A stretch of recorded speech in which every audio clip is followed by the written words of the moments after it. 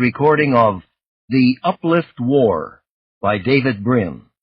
Now, galactic armadas clash in quest of the ancient fleet of the progenitors. A brutal alien race seizes the dying planet of Garth. The various uplifted inhabitants of Garth must battle their overlords or face ultimate extinction. And now, the Uplift War. Prelude. How strange that such an insignificant little world should come to matter so much. Traffic roared amid the towers of Capital City, just beyond the sealed crystal dome of the official palanquin. But no sound penetrated to disturb the bureaucrat of cost and caution, who concentrated only on the hollow image of a small planet turning slowly within reach of one down-covered arm. Blue seas and a jewel-bright spray of islands came into view as the bureaucrat watched, sparkling in the reflected glow of an out-of-view star. If I were one of the gods spoken of in wolfling legends, the bureaucrat imagined. Its pinions flexed. There was the feeling one had only to reach out with a talon and seize. But no, the absurd idea demonstrated that the bureaucrat had spent too much time studying the enemy. Crazy Terran concepts were infecting its mind.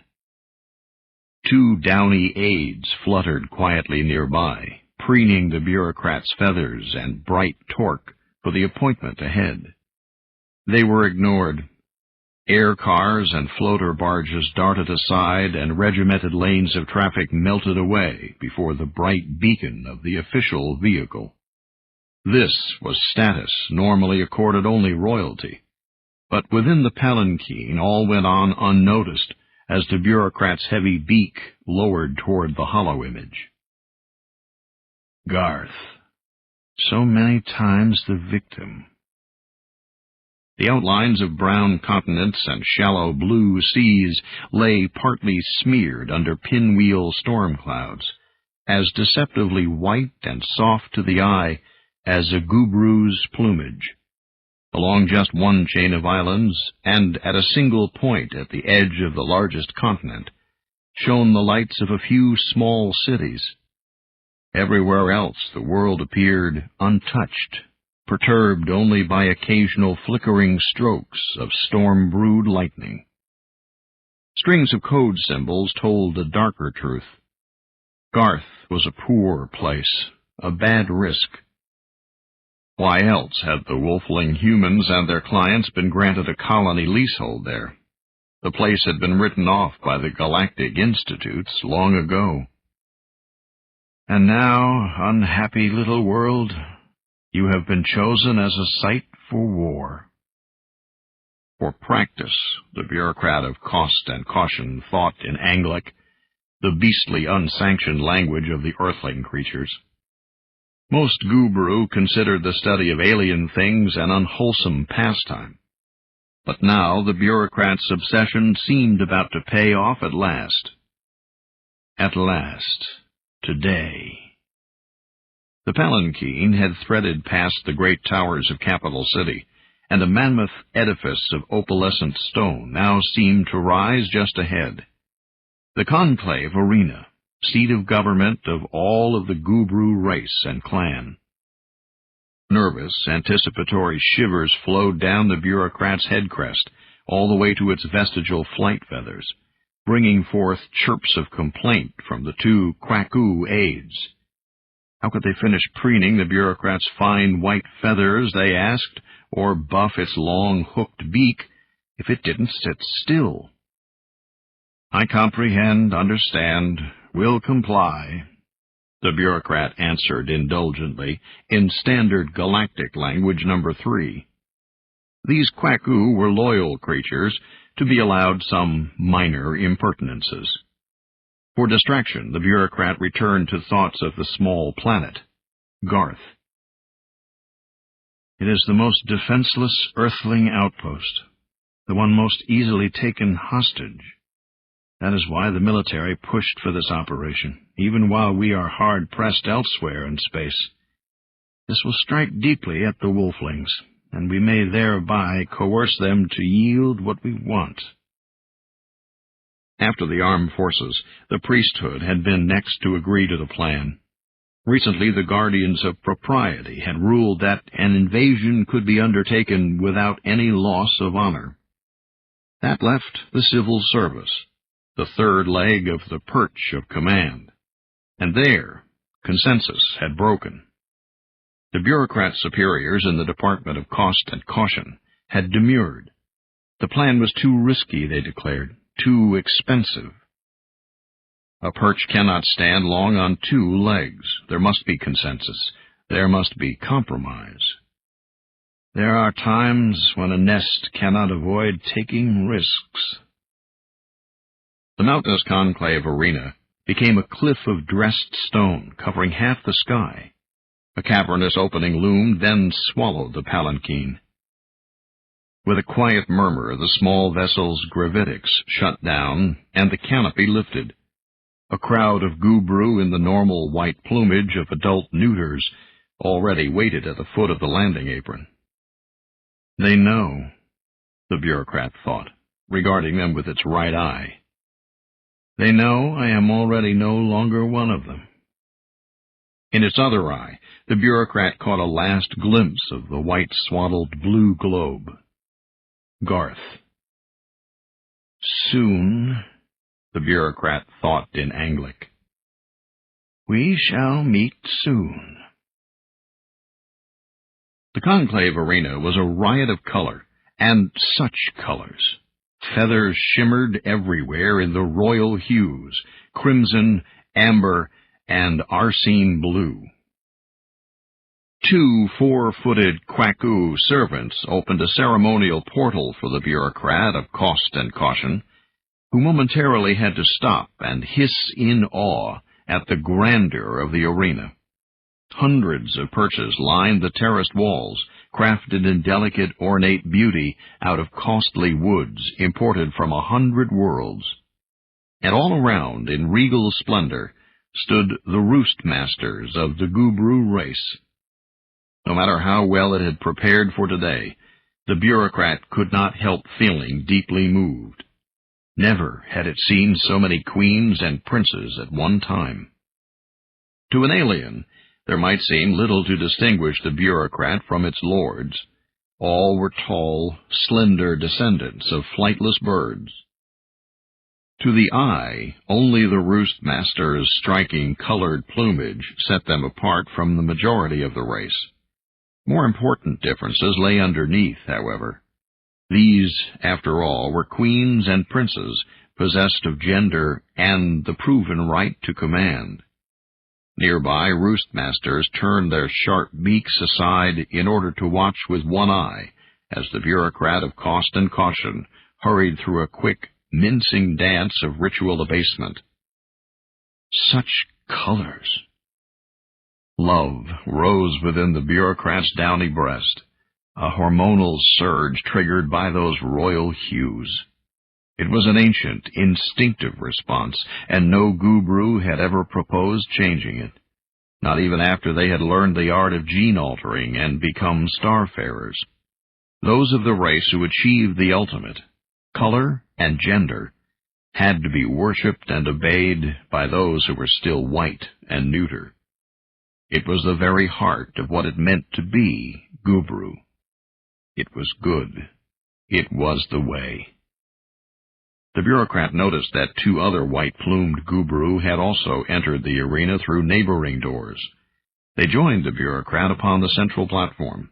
Together, the 3 of them took low perches facing the assembled roost masters.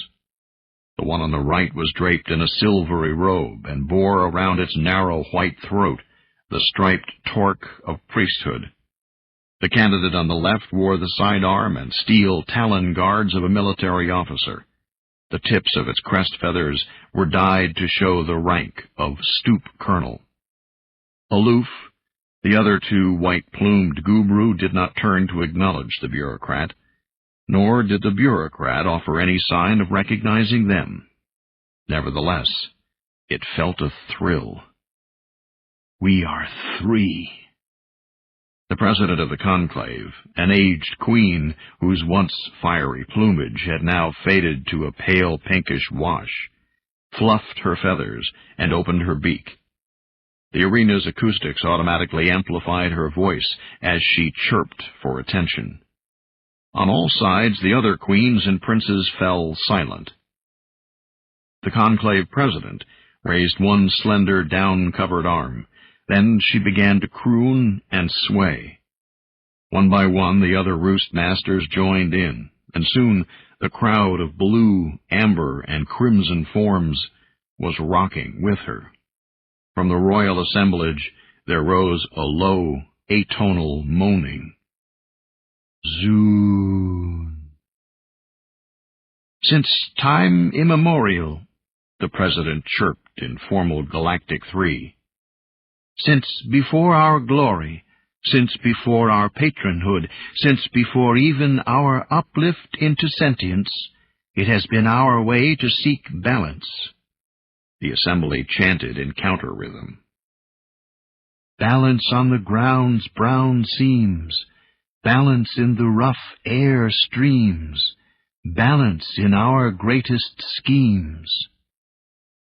Back when our ancestors were still pre-sentient beasts, back before our Guxiu patrons found us and uplifted us to knowledge, back before we even spoke or knew tools, we had already learned this wisdom, this way of coming to decision, this way of coming to consensus, this way of making love.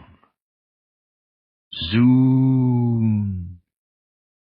As half-animals, our ancestors still knew that we must choose 3.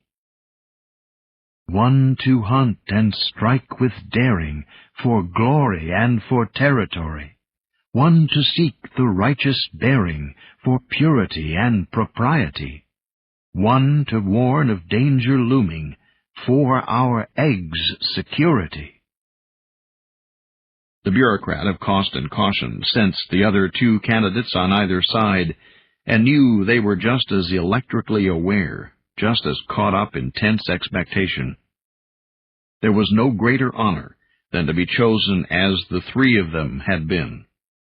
Of course, all young Gubru were taught that this way was best, for what other species so beautifully combined politics and philosophy with love-making and reproduction?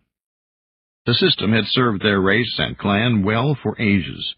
It had brought them to the heights of power in galactic society. And now it may have brought us to the brink of ruin. Perhaps it was sacrilegious even to imagine it, but the bureaucrat of cost and caution could not help wondering if one of the other methods it had studied might not be better after all. It had read of so many styles of government used by other races and clans, autarchies and aristocracies, technocracies and democracies, syndicates and meritocracies. Might not one of those actually be a better way of judging the right path in a dangerous universe? The idea might be irreverent, but such unconventional thinking was the reason certain roostmasters had singled out the bureaucrat for a role of destiny. Over the days and months ahead, someone among the 3 would have to be the doubting one. That was ever the role of cost and caution. In this way, we strike a balance. In this way, we seek consensus. In this way, we resolve conflict. Zoon, agreed the gathered queens and princes. Much negotiation had gone into selecting each of the candidates, one from the military, one from the priestly orders, and one from the civil service. If all worked out well, a new queen and 2 new princes would emerge from the molting ahead. And along with a vital new line of eggs for the race would also come a new policy, one arising out of the merging of their views. That was how it was supposed to end. The beginning, however, was another matter. Fated eventually to be lovers, the three would from the start also be competitors, adversaries, for there could be only one queen. We send forth this trio on a vital mission, a mission of conquest, a mission of coercion. We send them also in search of unity, in search of agreement, in search of consensus, to unite us in these troubled times.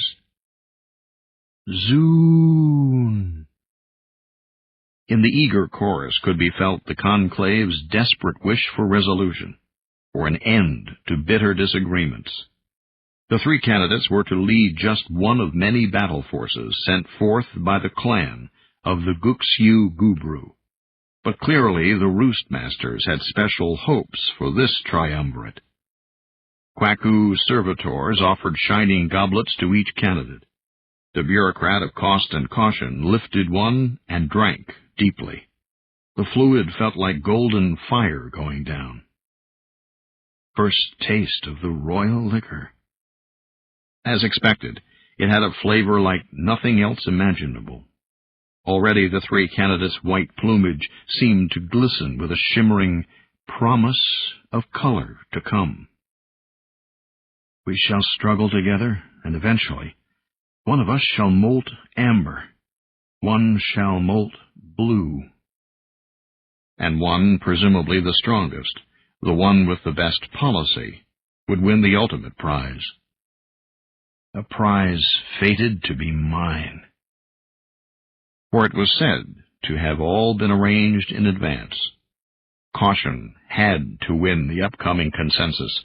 Careful analysis had shown that the alternatives would be unbearable. You shall go forth, then, the conclave president sang. You three new suzerains of our race and of our clan, you shall go forth and win conquest. You shall go forth and humble the wolfling heretics. Zoon! The assembly cheered. The president's beak lowered toward her breast, as if she were suddenly exhausted. Then the new suzerain of cost and caution faintly heard her add, You shall go forth and try your best to save us.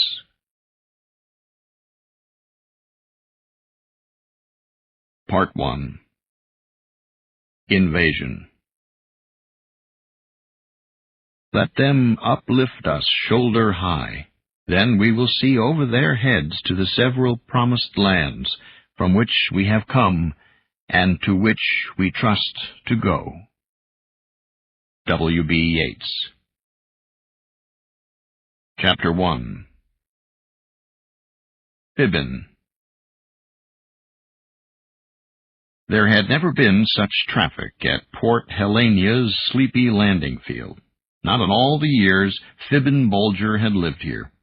The mesa overlooking Aspinall Bay reverberated with the numbing, infrasonic growl of engines. Dust plumes obscured the launching pits, but that did not prevent spectators from gathering along the peripheral fence to watch all the excitement. Those with a touch of psi talent could tell whenever a starship was about to lift off. Waves of muzzy uncertainty, caused by leaky gravitics, made a few onlookers blink quickly moments before another great strutted spacecraft rose above the haze and lumbered off into the cloud-dappled sky. The noise and stinging dust frayed tempers. It was even worse for those standing out on the tarmac, and especially bad for those forced to be there against their will. Fibbin certainly would much rather have been just about anywhere else, preferably in a pub, applying pints of liquid anesthetic. But that was not to be. He observed the frenetic activity cynically. We're a sinking ship, he thought, and all the rats are saying adieu. Everything able to space and warp was departing Garth in indecent haste. Soon the landing field would be all but empty. Until the enemy arrives, whoever it turns out to be. Psst, Fibbin, quit fidgeting. Fibbin glanced to his right. The chim standing next to him in formation looked nearly as uncomfortable as Fibbin felt. Simon Levin's dress uniform cap was turning dark just above his bony eye ridges, where damp brown fur curled under the rim. With his eyes, Simon mutely urged Fibbin to straighten up and look forward. Fibbin sighed. He knew he should try to stand at attention. The ceremony for the departing dignitary was nearly over, and a member of the Planetary Honor Guard wasn't supposed to slouch. But his gaze kept drifting over toward the southern end of the mesa, far from the commercial terminal and the departing freighters. Over there, uncamouflaged, lay an uneven row of drab black cigar shapes with the blocky look of fighting craft. Several of the small scout boats shimmered as technicians crawled over them, tuning their detectors and shields for the coming battle. Fibbin wondered if command had already decided which craft he was to fly. Perhaps they would let the half-trained colonial militia pilots draw lots to see who would get the most decrepit of the ancient war machines, recently purchased cut rate off a passing Zatini scrap dealer. With his left hand, Fibbin tugged at the stiff collar of his uniform and scratched the thick hair below his collarbone. Old ain't necessarily bad, he reminded himself.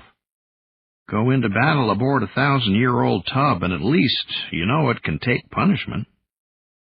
Most of those battered scout boats had seen action out on the star lanes before human beings ever heard of galactic civilization, before they had even begun playing with gunpowder rockets, singeing their fingers and scaring the birds back on home-world Earth. The image made Fibbin smile briefly. It wasn't the most respectful thing to think about one's patron race. But then humans hadn't exactly brought his people up to be reverent. Geez, this monkey suit itches. Naked apes like humans may be able to take this, but we hairy types just aren't built to wear this much clothing. At least the ceremony for the departing Cynthian consul seemed to be nearing completion. Swoyo Suchuan, that pompous ball of fur and whiskers, was finishing her speech of farewell to the tenants of Garth Planet, the humans and chims she was leaving to their fate. Fibbin scratched his chin again, wishing the little windbag would just climb into her launch and get the hell out of here, if she was in such a hurry to be going. An elbow jabbed him in the ribs. Simon muttered urgently, "Straighten up, Fibbin. Her nibs is looking this way."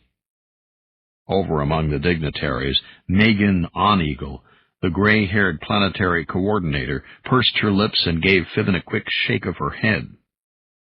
"Oh, hell," he thought. Megan's son, Robert, had been a classmate of Fibbin's at Garth's small university. Fibbin arched an eyebrow as if to say to the human administrator that he hadn't asked to serve on this dubious honor guard. And anyway, if humans had wanted clients who didn't scratch themselves, they never should have uplifted chimpanzees. He fixed his collar, though, and tried to straighten his posture. Form was nearly everything to these galactics, and Fibbin knew that even a lowly neo-chip had to play his part, or the clan of Earth might lose face. On either side of Coordinator Oneagle stood the other dignitaries who had come to see Swoyo Shochuhun off. To Megan's left was Colt, the hulking Thenanin envoy, leathery and resplendent in his brilliant cape and towering ridge crest. The breathing slits in his throat opened and closed like louvered blinds each time the big-jawed creature inhaled. To Megan's right stood a much more humanoid figure, slender and long-limbed, who slouched slightly, almost insouciantly in the afternoon sunshine. "Uther Calding's amused by something," Fibbin could tell. "So what else is new?" Of course, Ambassador Uther Calding thought everything was funny. In his posture, and the gently waving silvery tendrils that floated above his small ears, and in the glint in his golden, wide-cast eyes, the pale Timbrimi envoy seemed to say what could not be spoken aloud. Something just short of insulting to the departing Cynthian diplomat. Swovio Shochuhun sleeked back her whiskers before stepping forward to say farewell to each of her colleagues in turn. Watching her make ornate, formal paw motions in front of Colt, Fibbin was struck by how much she resembled a large, rotund raccoon, dressed up like some ancient Oriental courtier. Colt, the huge Thenanin, puffed up his crest as he bowed in response. The two uneven-sized galactics exchanged pleasantries in fluting, highly inflected galactic six. Fibbin knew that there was little love to be lost between them. "Well, you can't choose your friends, can you?" Simon whispered. "Damn right," Fibbin agreed. It was ironic. The furry, canny Cynthians were among Earth's few allies in the political and military quagmire of the 5 galaxies, but they were also fantastically self-centered and famous cowards. Swovio's departure as much as guaranteed there would be no armadas of fat, furry warriors coming to Garth's aid in her hour of need. Just like there won't be any help from Earth, nor Timbrim, them having enough problems of their own right now. Fibbin understood Gal 6 well enough to follow some of what the big Thenanin said to Swovio. Colt apparently did not think much of ambassadors who skip out on their posts. Give the Thenanin that much, Fibbin thought. Colt's folk might be fanatics. Certainly they were listed among Earth's present official enemies. Nevertheless, they were known everywhere for their courage and severe sense of honor. No, you can't always choose your friends or your enemies. Swovio stepped over to face Megan Oneagle. The Cynthian's bow was marginally shallower than the one she had given Colt. After all, humans ranked pretty low among the patron races of the galaxy. And you know what that makes you, Fibbin reminded himself. Megan bowed in return. I am sorry to see you go, she told Swovio in thickly accented Gal 6. Please pass on to your people our gratitude for their good wishes. Right, Fibbin muttered. Tell all the other raccoons thanks a whole bunch. He wore a blank expression, though, when Colonel Maven, the human commander of the Honor Guard, looked sharply his way. Swovio's reply was filled with platitudes. Be patient, she urged. The 5 galaxies are in turmoil right now. The fanatics among the great powers are causing so much trouble because they think the millennium, the end of a great era, is at hand. They are the first to act. Meanwhile, the moderates and the galactic institutes must move slower, more judiciously. But act they would, she assured, in due time. Little Garth would not be forgotten. Sure, Fibbin thought sarcastically. Why, help might be no more than a century or 2 away. The other Chims in the Honor Guard glanced at one another and rolled their eyes in disgust. The human officers were more reserved, but Fibbin saw that one was rotating his tongue firmly in his cheek.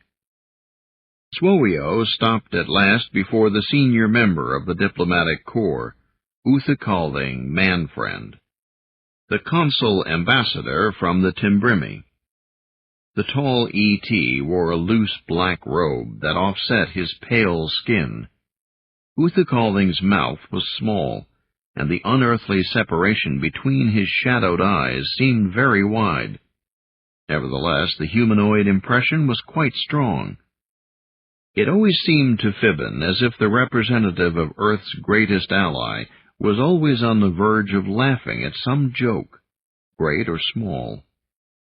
Uthakalding, with his narrow scalp ruff of soft brown fur bordered by waving delicate tendrils, with his long delicate hands and ready humor, was the solitary being on this mesa who seemed untouched by the tension of the day.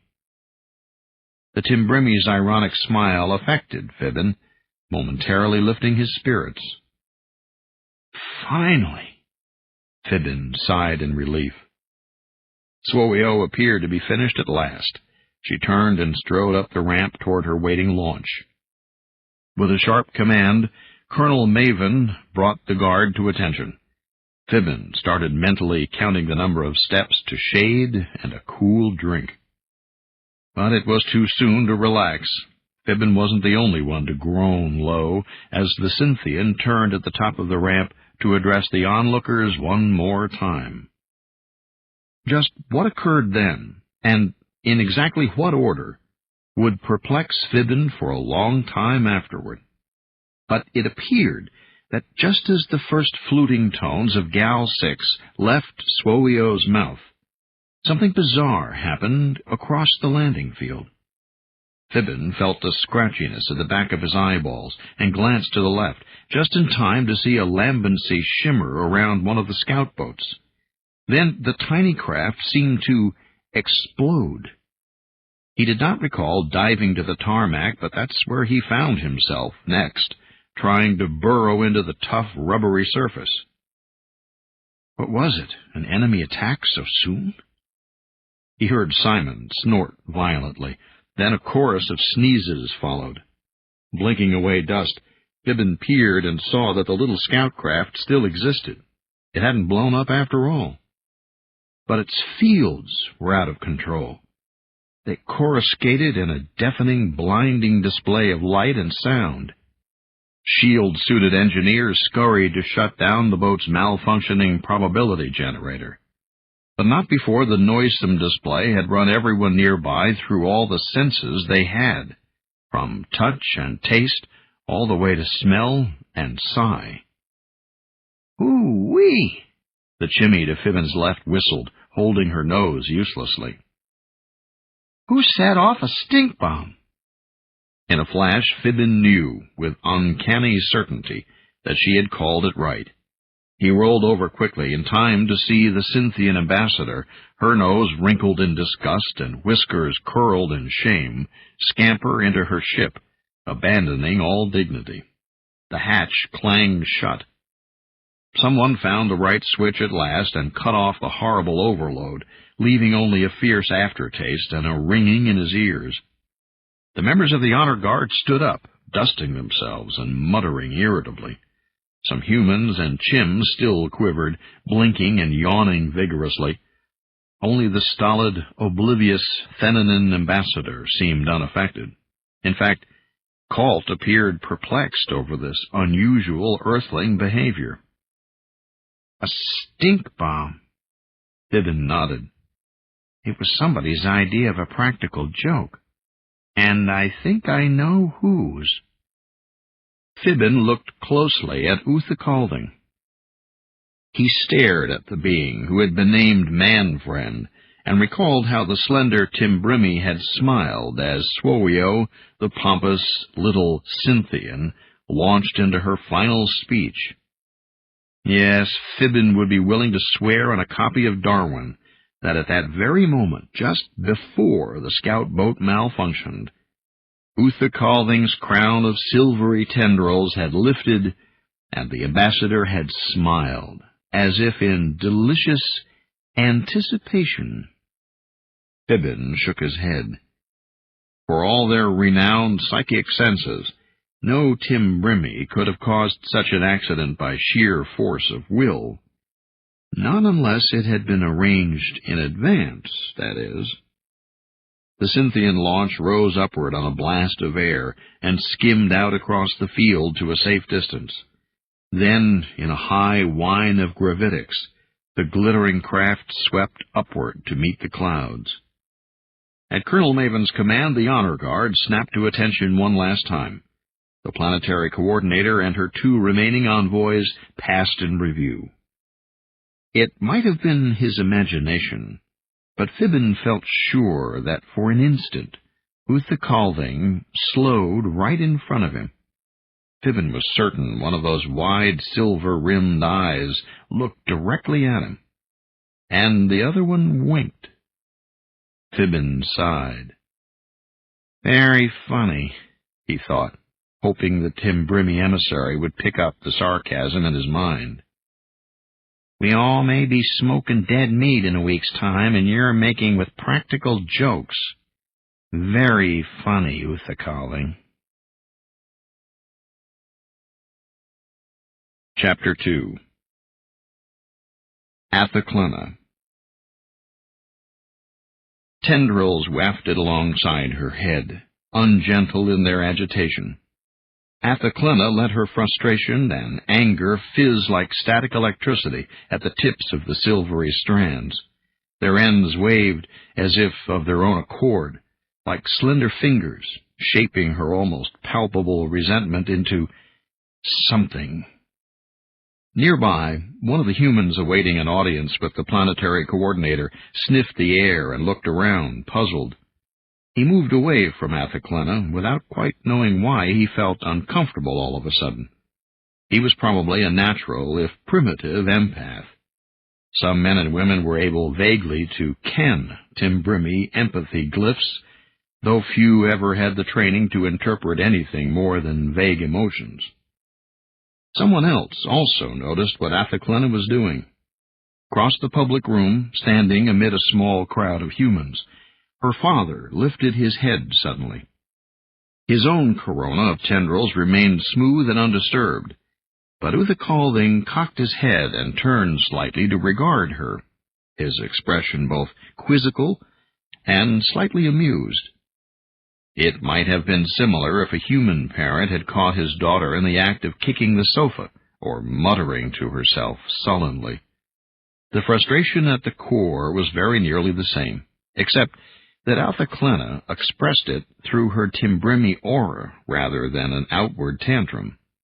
At her father's glance, she hurriedly drew back her waving tendrils and wiped away the ugly sense glyph she had been crafting overhead. That did not ease her resentment, however. In this crowd of earthlings, it was hard to forget. Caricatures was Athaclena's contemptuous thought, knowing full well it was both unkind and unfair. Of course earthlings couldn't help being what they were, one of the strangest tribes to come upon the galactic scene in eons. But that did not mean she had to like them. It might have helped if they were more alien, less like hulking, narrow-eyed, awkward versions of Timbrimi, wildly varied in color and hairiness, eerily off in their body proportions, and so often dour and moody, they frequently left Athaclena feeling depressed after too long a time spent in their company. Another thought unbecoming the daughter of a diplomat. She chided herself and tried to redirect her mind. After all, the humans could not be blamed for radiating their fear right now, with a war they hadn't chosen about to fall crushingly upon them. She watched her father laugh at something said by one of the Earthling officers, and wondered how he did it, how he bore it so well. I'll never learn that easy, confident manner. I'll never be able to make him proud of me. Athaclena wished Uthakathing would finish up with these Terrans, so she could speak to him alone. In a few minutes, Robert On-Eagle would arrive to pick her up, and she wanted to have one more try at persuading her father not to send her away with the young human. I can be useful. I know I can. I don't have to be coddled off into the mountains for safety like some child. Quickly, she clamped down before another glyph of resentment could form above her head.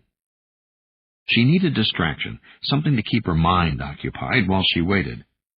Restraining her emotions, Athaclena stepped quietly toward 2 human officers standing nearby, heads lowered in earnest conversation. They were speaking Anglic, the most commonly used Earth tone. "Look," the first one said. "All we really know is that one of Earth's survey ships stumbled onto something weird and totally unexpected out in one of those ancient star clusters on the galactic fringe." "But what was it?" the other militiaman asked. "What did they find? You're in alien studies, Alice. Don't you have any idea what those poor dolphins uncovered that could stir up such a ruckus?" The female Earthman shrugged. "Search me. But it didn't take anything more than the hints in the Streaker's first beamed report to set the most fanatic clans in the 5 galaxies fighting each other at a level that hasn't been seen in mega-years. The latest dispatches say some of the skirmishes have gotten pretty damn rough. You saw how scared that Cynthian looked a week ago, before she decided to pull out." The other man nodded gloomily. Neither human spoke for a long moment. Their tension was a thing which arched the space between them. Athaclena kenned it as a simple but dark glyph of uncertain dread. "It's something big," the first officer said at last in a low voice. "This may really be it." Athaclena moved away when she sensed the humans begin to take notice of her.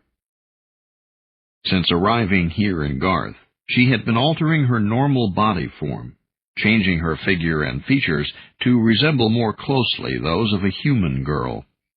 Nevertheless, there were limits to what such manipulations could accomplish, even using Timbrimi body imagery methods.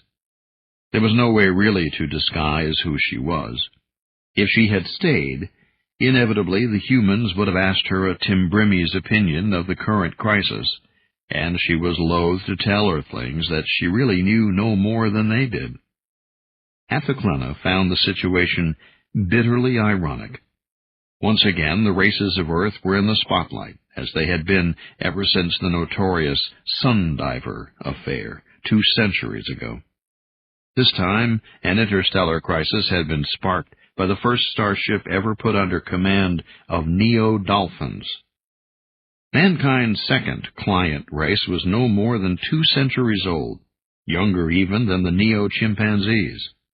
How the cetacean spacers would ever find a way out of the mess they had inadvertently created was anyone's guess. But the repercussions were already spreading halfway across the central galaxy, all the way to isolated colony worlds such as Garth. "Athaclena," she whirled. Ultha Calving stood at her elbow, looking down at her with an air of benign concern. "Are you all right, daughter?" She felt so small in Ultha Calving's presence. Athaclena couldn't help being intimidated, however gentle he always was. His art and discipline were so great that she hadn't even sensed his approach until he touched the sleeve of her robe. Even now, all that could be kenned from his complex aura was the whirling empathy glyph called Karaduo, a father's love. "Yes, Father, I am fine." "Good. Are you all packed and ready for your expedition, then?" His words were in Anglic. She answered in Timbrim dialect, Galactic 7. "Father, I do not wish to go into the mountains with Robert Oneagle." Ultha Calving frowned.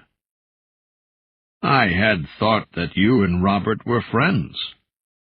Athaclena's nostrils flared in frustration. Why was Ultha Calving purposely misunderstanding her?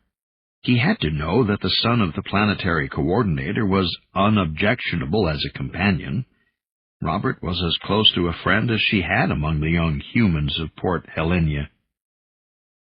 "It is partly for Robert's sake that I urge you to reconsider," she told her father. "He is shamed at being ordered to nursemaid me, as they say, while his comrades and classmates are all in the militia preparing for war. And I certainly cannot blame him for his resentment." When Ultha Calving started to speak, she hurried on. "Also, I do not wish to leave you, Father.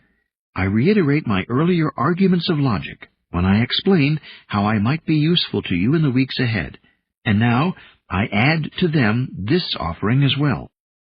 With great care, she concentrated on crafting the glyph she had composed earlier in the day. She had named it K'ipithia, a plea out of love to be allowed to face danger at love's side. Her tendrils trembled above her ears, and the construct quavered slightly over her head as it began to rotate. Finally, though, it stabilized.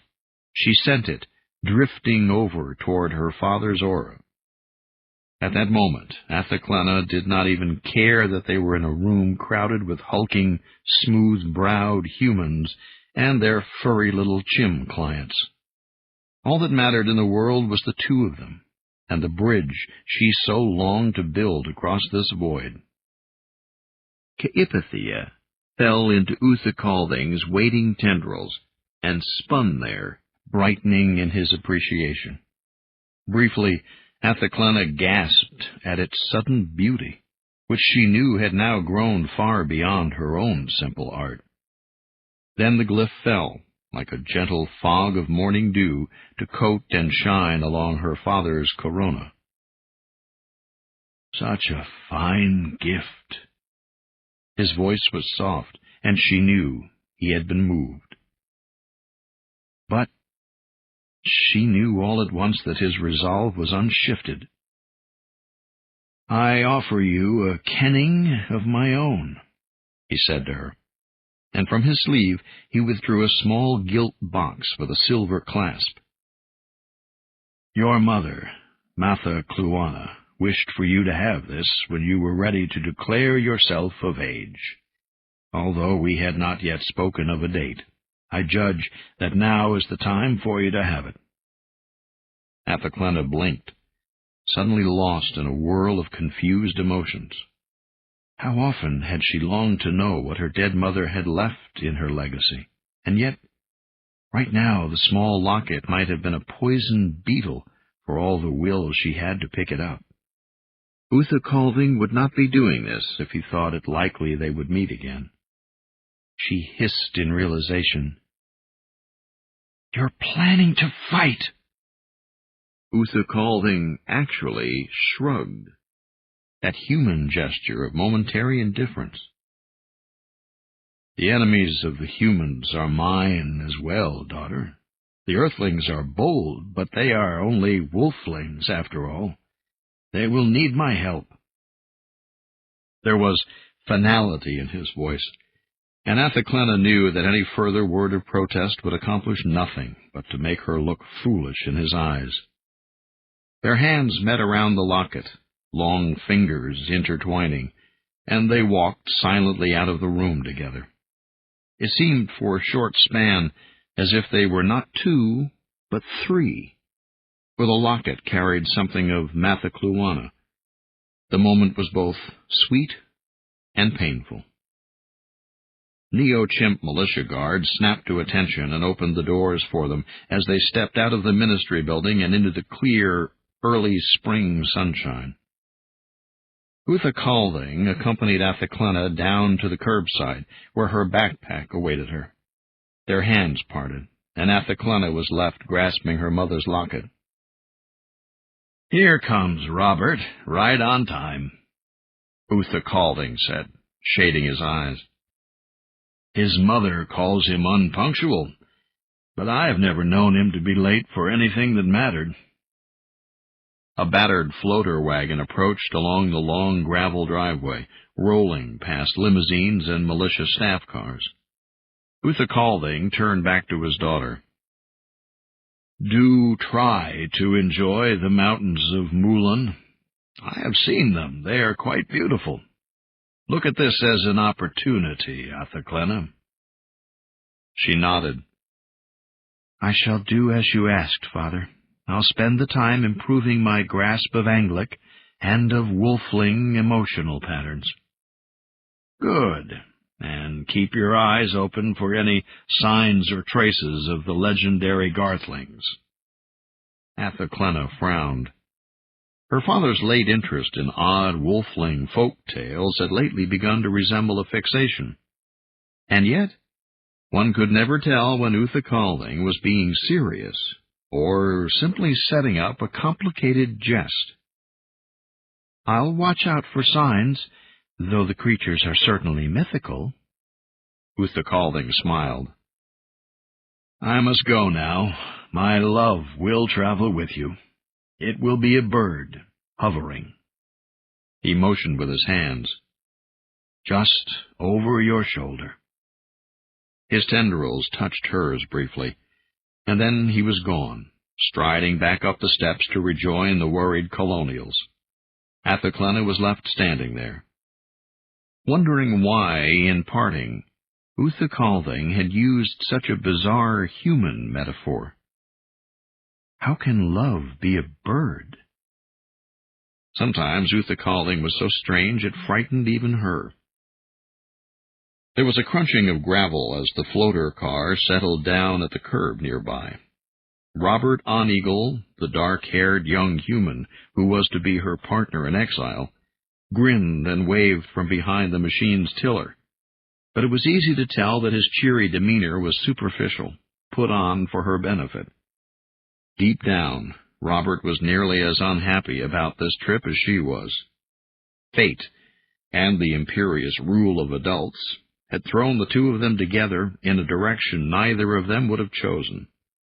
The crude glyph Athaclena formed, invisible to Robert, was little more than a sigh of resignation and defeat.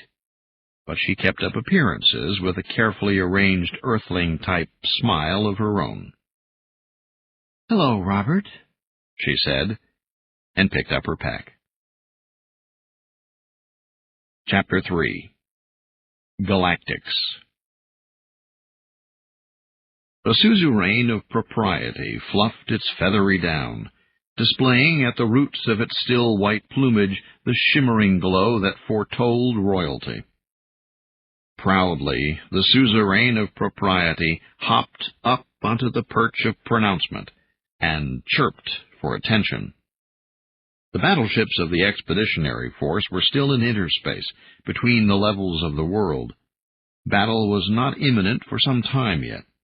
Because of this, the suzerain of propriety was still dominant and could interrupt the activities of the flagship's crew. Across the bridge, the suzerain of beam and talon looked up from its own perch of command. The admiral shared with the suzerain of propriety the bright plumage of dominance. Nevertheless, there was no question of interfering when a religious pronouncement was about to be made. The admiral at once interrupted the stream of orders it had been chirping to subordinates, and shifted into a stance of attentive reverence. All through the bridge, the noisy clamor of Gubru engineers and spacers quieted to a low chittering. Their four-footed Kwaku clients ceased their cooing as well, and settled down to listen. Still, the suzerain of propriety waited. It would not be proper to begin until all three were present. A hatchway dilated. In stepped the last of the masters of the expedition, the third member of the triarchy. As appropriate, the suzerain of cost and caution wore the black torque of suspicion and doubt as it entered and found a comfortable perch, followed by a small covey of its accountants and bureaucrats. For a moment their eyes met across the bridge. The tension among the three had already begun, and it would grow in the weeks and months ahead, until the day when consensus was finally achieved, when they molted and a new queen emerged. It was thrilling, sexual, exhilarating. None of them knew how it would end. Beam and Talon started with an advantage, of course, since this expedition would begin in battle. But that dominance did not have to last. This moment, for instance, was clearly one for the priesthood. All brakes turned as the suzerain of propriety lifted and flexed one leg, then the other, and prepared to pronounce. Soon a low crooning began to rise from the assembled avians. Zzzzoon. We embark on a mission. holy mission, the suzerain fluted. Zoom. Embarking on this mission, we must persevere. Zoom. Persevere to accomplish 4 great tasks. Zoom. Tasks which include conquest for the glory of our clan. Zoon. Zoon. Conquest and coercion, so we may gain the secret that the animal earthlings clutch talon tight, clutch to keep from us. Zoon. Zoon. Conquest, coercion, and counting coup upon our enemies, winning honor, and submitting our foes to shame, avoiding shame ourselves. Zoon. Zoon. Avoiding shame as well as conquest and coercion, and last, to prove our worthiness before our ancestrals, our worthiness before the progenitors whose time of return has surely come, our worthiness of mastery. Zoon. The refrain was enthusiastic. Zoon.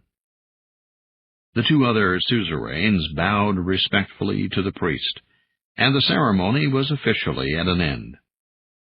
The Talon soldiers and spacers returned to work at once, but as the bureaucrats and civil servants retreated toward their own sheltered offices, they could be heard clearly but softly crooning. All of that. But one thing more. First of all, survival of the nest. The priest looked up sharply and saw a glint in the eye of the suzerain of cost and caution, and in that instant it knew that its rival had won a subtle but important point.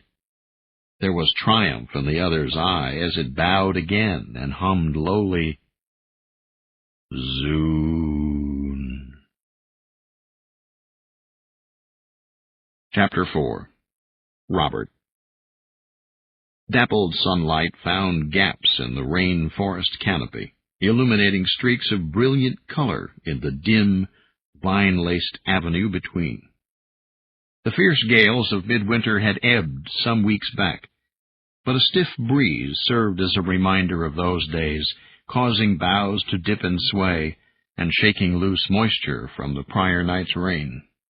Droplets made fat, plinking sounds as they landed in little shaded pools. It was quiet in the mountains overlooking the Vale of Sind, perhaps more silent than a forest ought to be. The woods were lush, and yet their superficial beauty masked a sickness, a malaise arising from ancient wounds. Though the air carried a wealth of fecund odors, one of the strongest was a subtle hint of decay. It did not take an empath to know that this was a sad place, a melancholy world. Indirectly, that sadness was what had brought Earthlings here. History had not yet written the final chapter on Garth, but the planet was already on a list of dying worlds. One shaft of daylight spotlighted a fan of multicolored vines, dangling in apparent disorder from the branches of a giant tree. Robert On-Eagle pointed in that direction. "You might want to examine those, Athaclena," he said. "They can be trained, you know." The young Timbrimi looked up from an orchid-like bloom she had been inspecting. She followed his gesture, peering past the bright, slanting columns of light. She spoke carefully in accented but clearly enunciated Anglic. "What can be trained, Robert? All I see there are vines." Robert grinned. "Those very forest vines, Athaclena. They're amazing things." Athaclena's frown looked very human, in spite of the wide set of her oval eyes and the alien gold-flecked green of their large irises. Her slightly curved, delicate jaw and angled brow made the expression appear faintly ironic.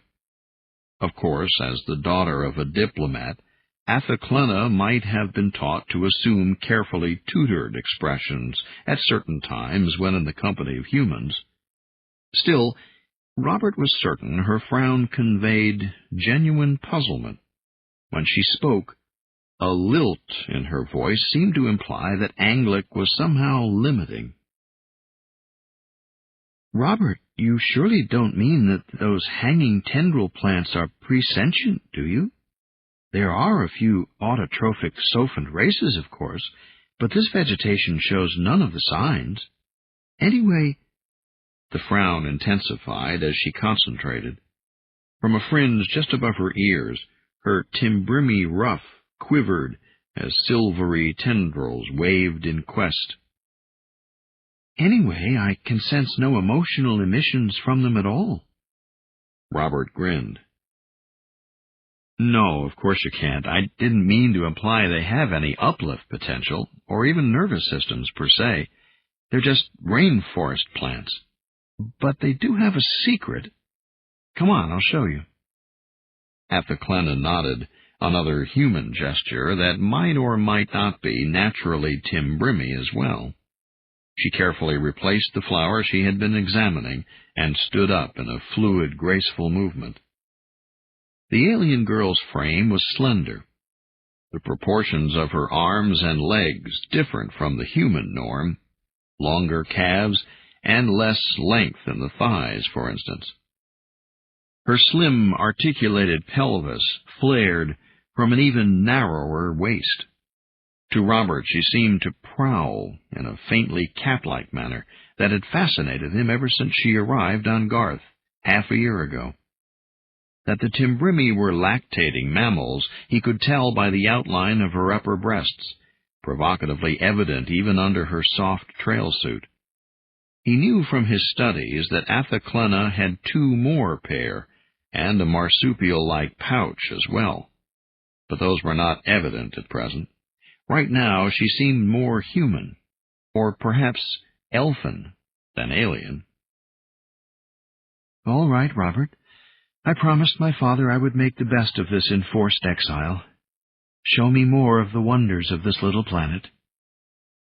The tone of her voice was so heavy, so resigned, that Robert decided she had to be exaggerating for effect.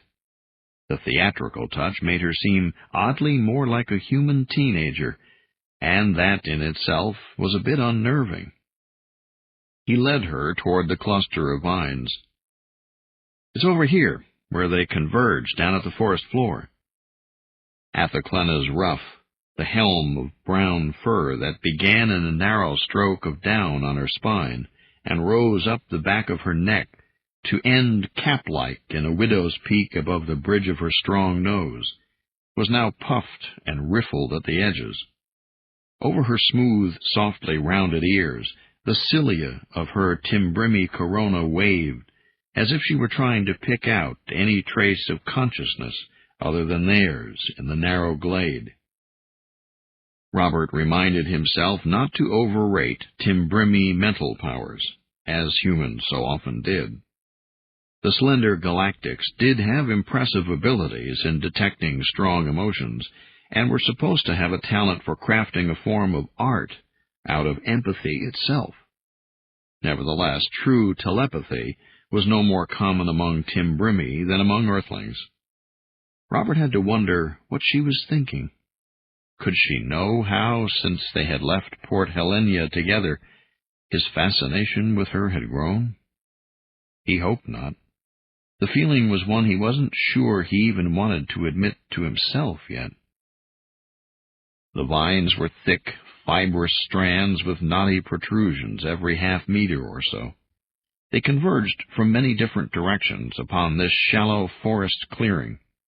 Robert shoved a cluster of the multicolored cables aside to show Athaklena that all of them terminated in a single small pool of umber-colored water. He explained, These ponds are found all over this continent, each connected to the others by this vast network of vines. They play a vital role in the rainforest ecosystem. No other shrubs grow near these catchments where the vines do their work. Athaklana knelt to get a better view. Her corona still waved, and she seemed interested. Why is the pool colored so? Is there an impurity in the water? Yes, that's right. If we had an analysis kit, I could take you from pond to pond and demonstrate that each little puddle has a slight overabundance of a different trace element or chemical. The vines seem to form a network among the giant trees, carrying nutrients abundant in one area to other places where they're lacking. A trade compact. Athaklana's ruff expanded in one of the few purely Timbrimi expressions Robert was certain he understood. For the first time since they had left the city together, he saw her clearly excited by something. He wondered if she was at that moment crafting an empathy glyph, that weird art form that some humans swore they could sense and even learn to understand a little. Robert knew the feathery tendrils of the Timbrimi corona were involved in the process somehow. Once, while accompanying his mother to a diplomatic reception, he'd noticed something that had to have been a glyph, floating, it seemed, above the ruff of the Timbrimi ambassador, Uthakalding. It had been a strange, fleeting sensation, as if he had caught something which could only be looked at with the blind spot of his eye, which fled out of view whenever he tried to focus on it. Then, as quickly as he had become aware of it, the glimpse vanished. In the end, he was left unsure it had been anything but his imagination after all. The relationship is symbiotic, of course, Athaklana pronounced. Robert blinked. She was talking about the vines, of course. Right again. The vines take nourishment from the great trees, and in exchange they transport nutrients the trees' roots can't draw out of the poor soil. They also flush out toxins and dispose of them at great distances. Pools like this one serve as banks where the vines come together to stockpile and trade important chemicals. Incredible. Athaklana examined the rootlets. It mimics the self-interest trade patterns of sentient beings, and I suppose it is logical that plants would evolve this technique sometime, somewhere.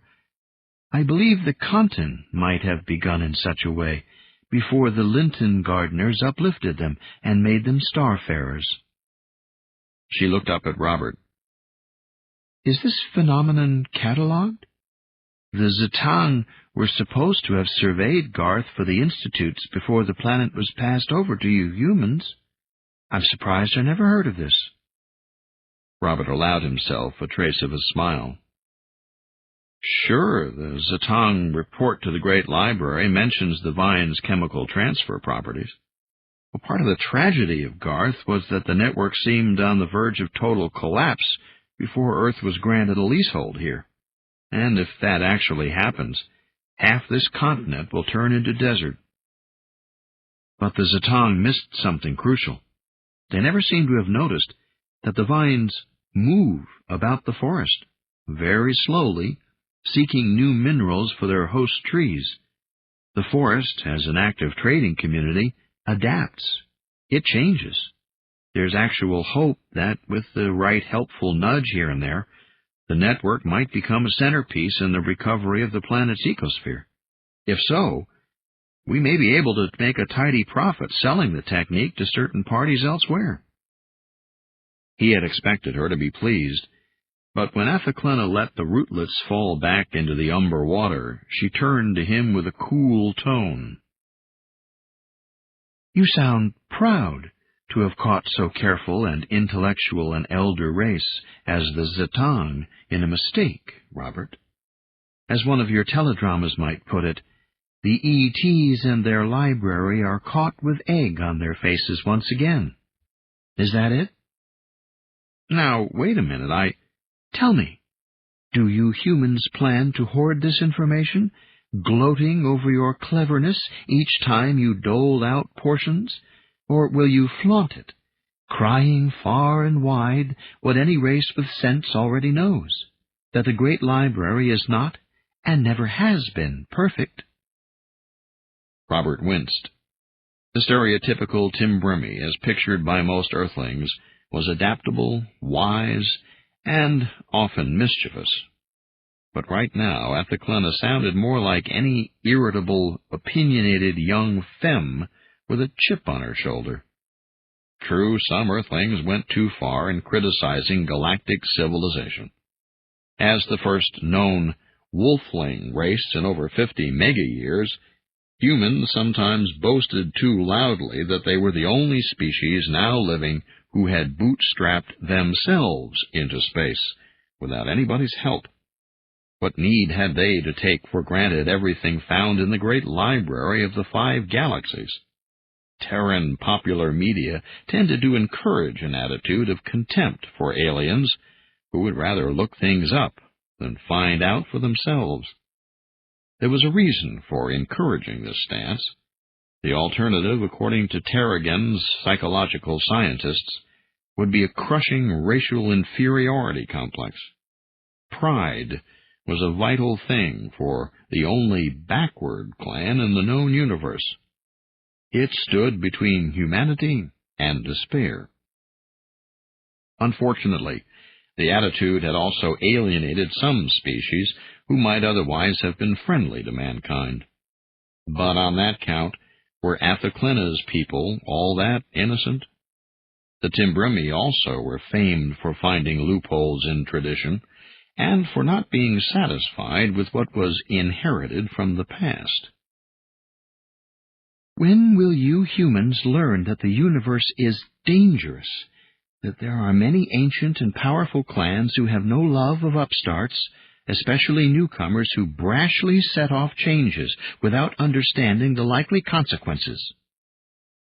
Now Robert knew what Athelclena was referring to, what the real source of this outburst was.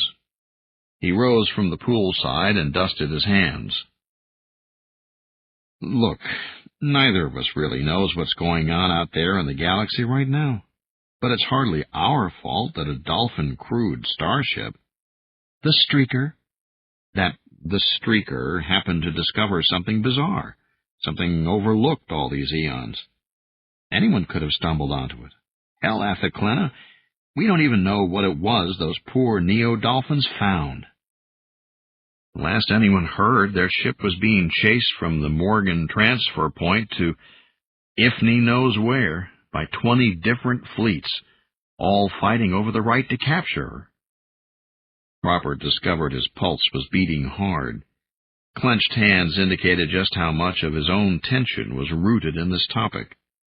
After all, it is frustrating enough whenever your universe threatens to topple in on you, but all the more so when the events that set it all off took place kiloparsecs away, amid dim red stars too distant even to be seen from home. Athelclena's dark-lidded eyes met his, and for the first time he felt he could sense a touch of understanding in them. Her long-fingered left hand performed a fluttering half-turn. I hear what you are saying, Robert, and I know that sometimes I am too quick to cast judgment. It is a fault my father constantly urges me to overcome. But you ought to remember that we Timbrimi have been Earth's protectors and allies ever since your great lumbering slow ships stumbled into our part of space 89 Pactars ago. It grows wearying at times, and you must forgive if on occasion it shows. What grows wearying? Robert was confused. Well, for one thing, ever since contact, we have had to learn and endure this assemblage of wolfling clicks and growls you have the effrontery to call a language. Athelclena's expression was even, but now Robert believed he could actually sense a faint something emanating from those waving tendrils. It seemed to convey what a human girl might communicate with a subtle facial expression. Clearly, she was teasing him. Ha, very funny. He looked down at the ground. Seriously, though, Robert, have we not, in the 7 generations since contact, constantly urged that you humans and your clients go slow? The streaker simply should not have been prying into places where she did not belong, not while your small clan of races is still so young and helpless. You cannot keep on poking at the rules to see which are rigid and which are soft. Robert shrugged. It's paid off a few times. Yes, but now what is the proper beastly idiom? Your cows have come home to roost? Robert, the fanatics won't let go now that their passions are aroused.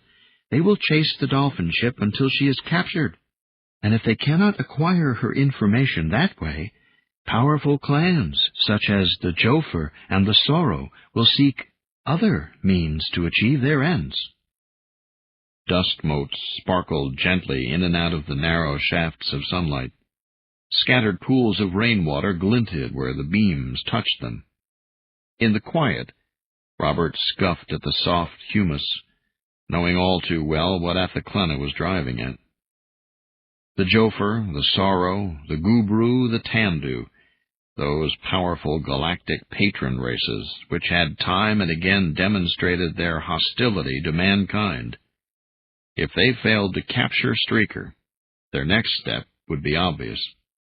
Sooner or later, some clan would turn its attention to Garth, or At Last, or Calafia, Earth's most distant and unprotected outposts, seeking hostages in an effort to pry loose the dolphin's mysterious secret. The tactic was even permissible under the loose strictures established by the ancient Galactic Institute for Civilized Warfare. Some civilization, Robert thought bitterly. The irony was that the dolphins weren't even likely to behave as any of the stodgy galactics expected them to. By tradition, a client race owed allegiance and fealty to its patrons, the star-faring species that had uplifted it to full sentience. This had been done for pan-chimpanzees and Terciops dolphins by humans even before contact with star-faring aliens. In doing so, mankind had unknowingly mimicked a pattern that had ruled the 5 galaxies for perhaps 3 billion years. By tradition, client species served their patrons for 1,000 centuries or more, until release from indenture freed them to seek clients of their own. Few galactic clans believed or understood how much freedom had been given dolphins and chims by the humans of Earth. It was hard to say exactly what the neo-dolphins on the Streaker's crew would do if humans were taken hostage, but that apparently wouldn't stop the ETs from trying. Distant listening posts had already confirmed the worst. Battle fleets were coming, approaching Garth, even as he and Athaclena stood here talking. Which is worth more, Robert? Athaclena asked softly. That collection of ancient space hulks the dolphins are supposed to have found, derelicts that have no meaning at all to a clan as young as yours? Or your worlds, with their farms and parks and orbit cities? I cannot understand the logic of your Tarragon's council, ordering Streaker to guard her secret, when you and your clients are so vulnerable. Robert looked down at the ground again. He had no answer for her. It did sound illogical when looked at in that way. He thought about his classmates and friends, gathering now to go to war without him, to fight over issues none of them understood. It was hard. For Athaclena, it would be as bad, of course, banished from her father's side, trapped on a foreign world by a quarrel that had little or nothing to do with her. Robert decided to let her have the last word. She had seen more of the universe than he anyway, and had the advantage of coming from an older, higher-status clan. "Maybe you're right," he said. "Maybe you're right." Perhaps, though, he reminded himself as he helped her lift her backpack and then hoisted his own for the next stage of their trek. Perhaps a young Tim Brimmy can be just as ignorant and opinionated as any human youth, a little frightened and far away from home. Chapter 5. Fibbin. TAASF Scout Ship Bonobo calling Scout Ship Proconsul. Fibbin, you're out of alignment again. Come on, old chim, try to straighten her out, will you? Fibbin wrestled with the controls of his ancient, alien-built spacecraft. Only the open mic kept him from expressing his frustration in rich profanity. Finally, in desperation, he kicked the makeshift control panel the technicians had installed back on Garth. That did it. A red light went out as the anti-gravity verniers suddenly unfroze. Fibbin sighed. At last. Of course, in all the exertion, his faceplate had steamed up. You'd think they'd come up with a decent ape suit after all this time, he grumbled as he turned up the defogger. It was more than a minute before the stars reappeared. What was that, Fibbin? What'd you say? I said I'll have this old crate lined up in time, he snapped. The ETs won't be disappointed. The popular slang term for alien galactics had its roots in an acronym for extraterrestrials, but it also made Fibbin think about food. He had been living on ship paste for days. What he wouldn't give for a fresh chicken and palm leaf sandwich right now. Nutritionists were always after chims to curb their appetite for meat, said too much was bad for the blood pressure. Fibbin sniffed. Heck, I'd settle for a jar of mustard in the latest edition of the Port Helena Times, he thought. Say, Fibbin, you're always up on the latest scuttlebutt. Has anyone figured out yet who's invading us? Well, I know a chimney in the coordinator's office who told me she had a friend on the intelligence staff who thought the bastards were Sorrow, or maybe Tandu. Tandu? You're kidding, I hope. Simon sounded aghast, and Fibbin had to agree. Some thoughts just weren't to be contemplated. Well, my guess is it's probably just a bunch of Linton gardeners dropping by to make sure we're treating the plants all right. Simon laughed, and Fibbin felt glad. Having a cheerful wingman was worth more than a reserve officer's half pay. He got his tiny space skiff back onto its assigned trajectory. The scout boat, purchased only a few months back from a passing Zatini scrap hauler, was actually quite a bit older than his own sapient race. While his ancestors were still harassing baboons beneath African trees, this fighter had seen action under distant suns, controlled by the hands, claws, tentacles of other poor creatures similarly doomed to skirmish and die in pointless interstellar struggles. Fibbin had only been allowed 2 weeks to study schematics and remember enough galactoscript to read the instruments. Fortunately, designs changed slowly in the eons-old galactic culture, and there were basics most spacecraft shared in common. One thing was certain. Galactic technology was impressive. Humanity's best ships were still bought, not Earth-made, and although this old tub was creaky and cranky, it would probably outlive him this day.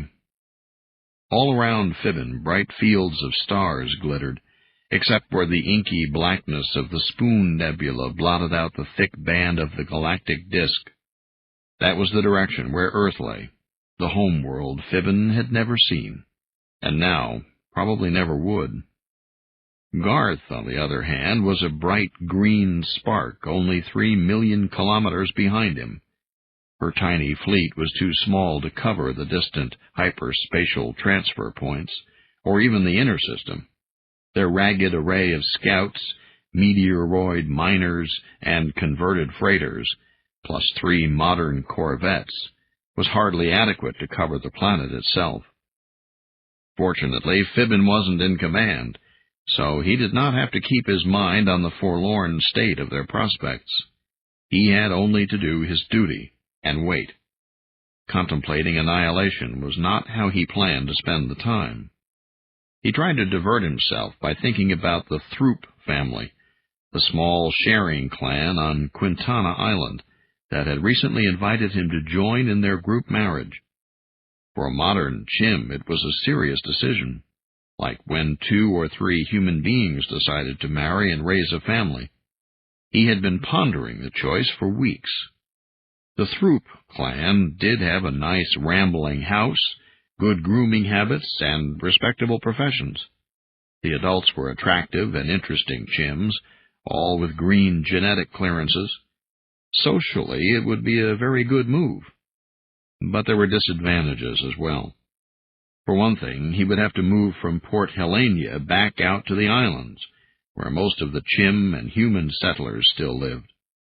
Fibbin wasn't sure he was ready to do that. He liked the open spaces of the mainland, the freedom of mountains and wild Garth countryside. And there was another important consideration.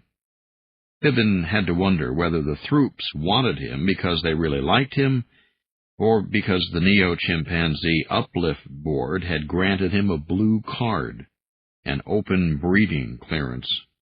Only a white card was higher. Blue status meant he could join any marriage group and father children with only minimal genetic counseling. It couldn't help but have influenced the Throop clan's decision. "Oh, quit kidding yourself," he muttered at last. The matter was moot anyway. Right now, he wouldn't take long odds on his chances of ever even seeing home again alive. "Fibbin, you still there, kid?" "Yeah, Simon, what you got?" There was a pause.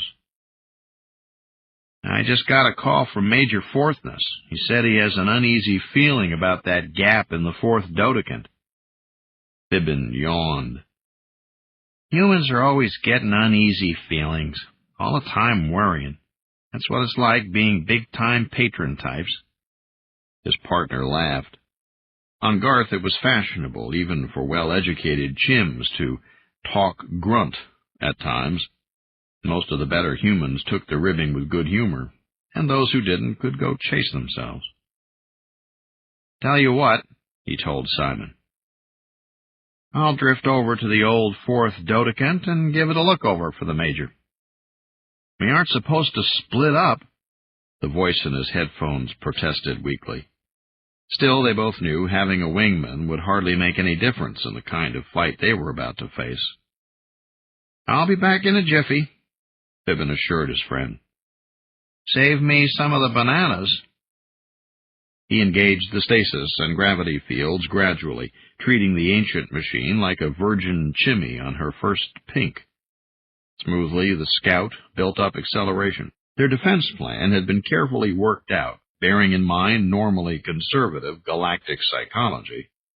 The Earthlings' forces were laid out in a mesh, with the larger ships held in reserve.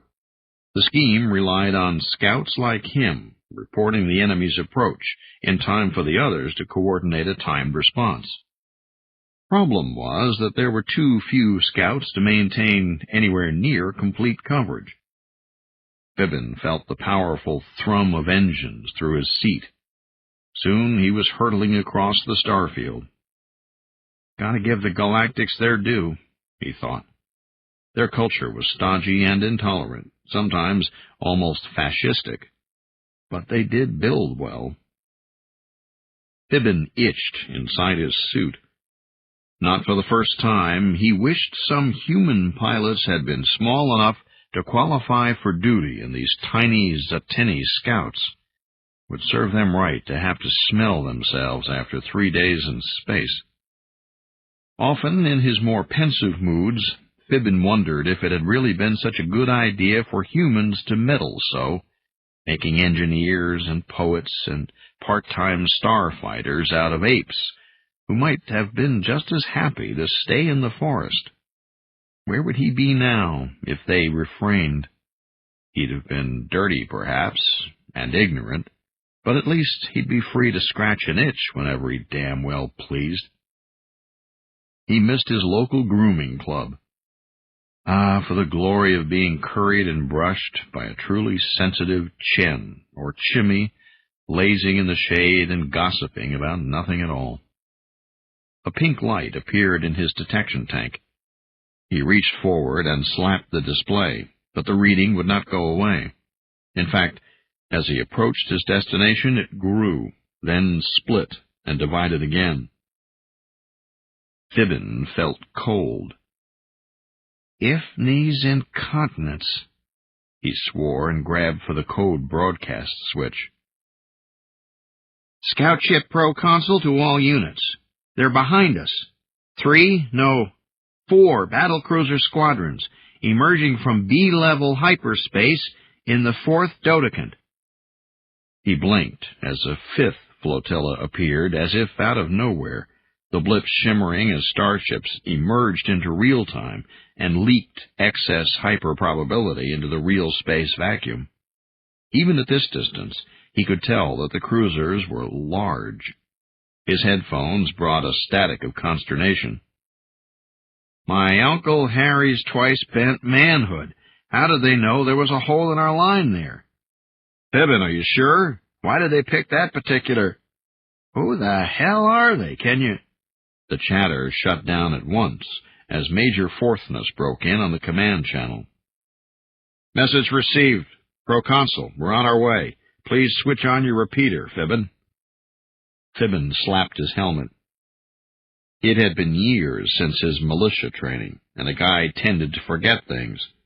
He switched over to telemetry so the others could share everything his instruments picked up. Of course, broadcasting all that data made him an easy target, but that hardly mattered. Clearly, their foe had known where the defenders were, perhaps down to the last ship. Already, he detected seeker missiles streaking toward him. So much for stealth and surprise as the advantages of the weak.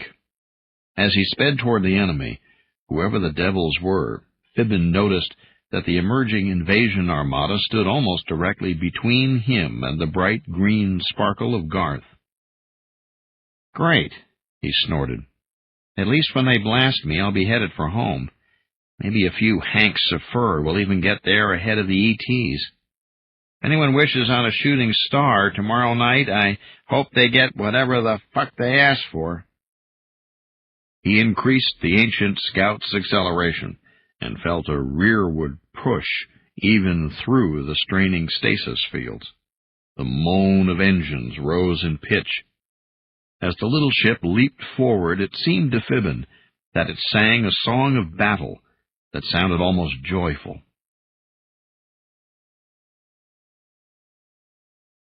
Chapter 6. Uthakalding.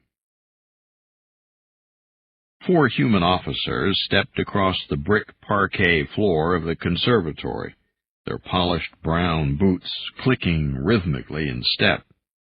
3 stopped a respectful distance from the large window where the ambassador and the planetary coordinator stood waiting. But the 4th continued forward and saluted crisply. Madam Coordinator, it has begun. The graying militia commander pulled a document from his dispatch pouch and held it out. Uthakalding admired Megan On-Eagle's poise as she took the proffered flimsy. Her expression betrayed none of the dismay she must be feeling, as their worst fears were confirmed. "Thank you, Colonel Maven," she said.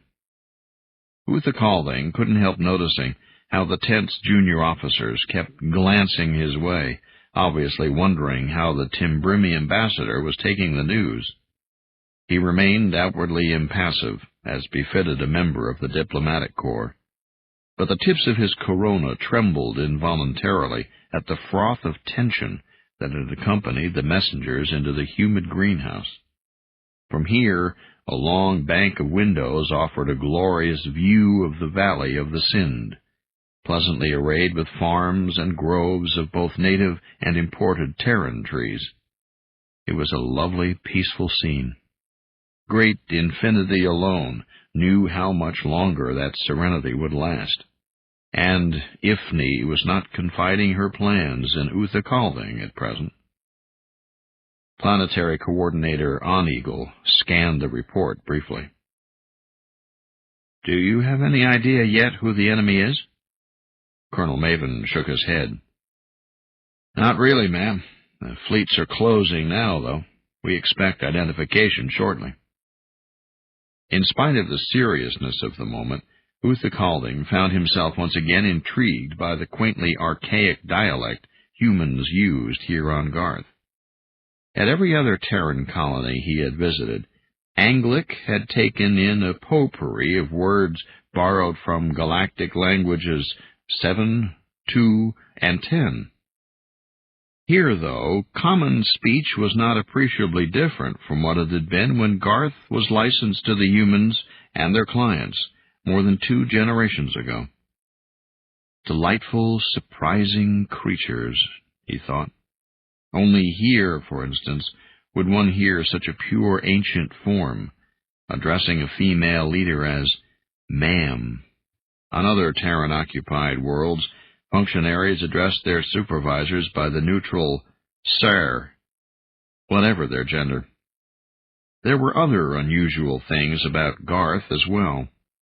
In the month since his arrival here, Uther Calding had made a private pastime of listening to every odd story, every strange tale brought in from the wild lands by farmers, trappers, and members of the Ecological Recovery Service. There had been rumors of strange things going on up in the mountains. Of course, they were silly stories, mostly. Exaggerations and tall tales. Just the sort of thing you would expect from wolflings living at the edge of a wilderness.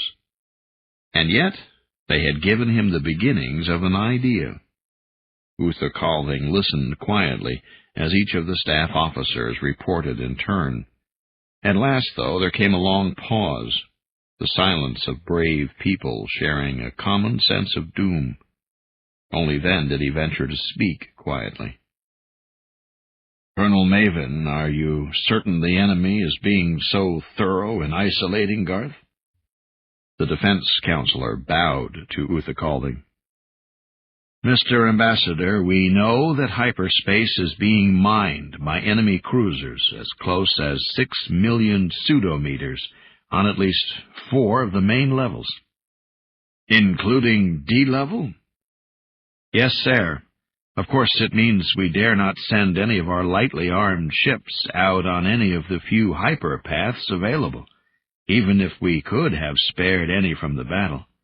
It also means anyone trying to get into Garth's system would have to be mighty determined." Uther Calding was impressed.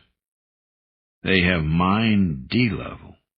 I would not have expected them to bother. They certainly don't want anybody interfering in this operation." This spoke of substantial effort and cost.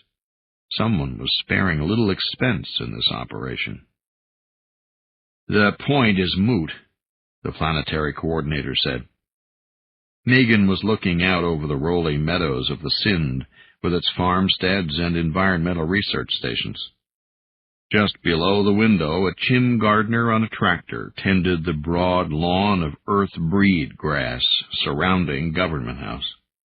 She turned back to the others.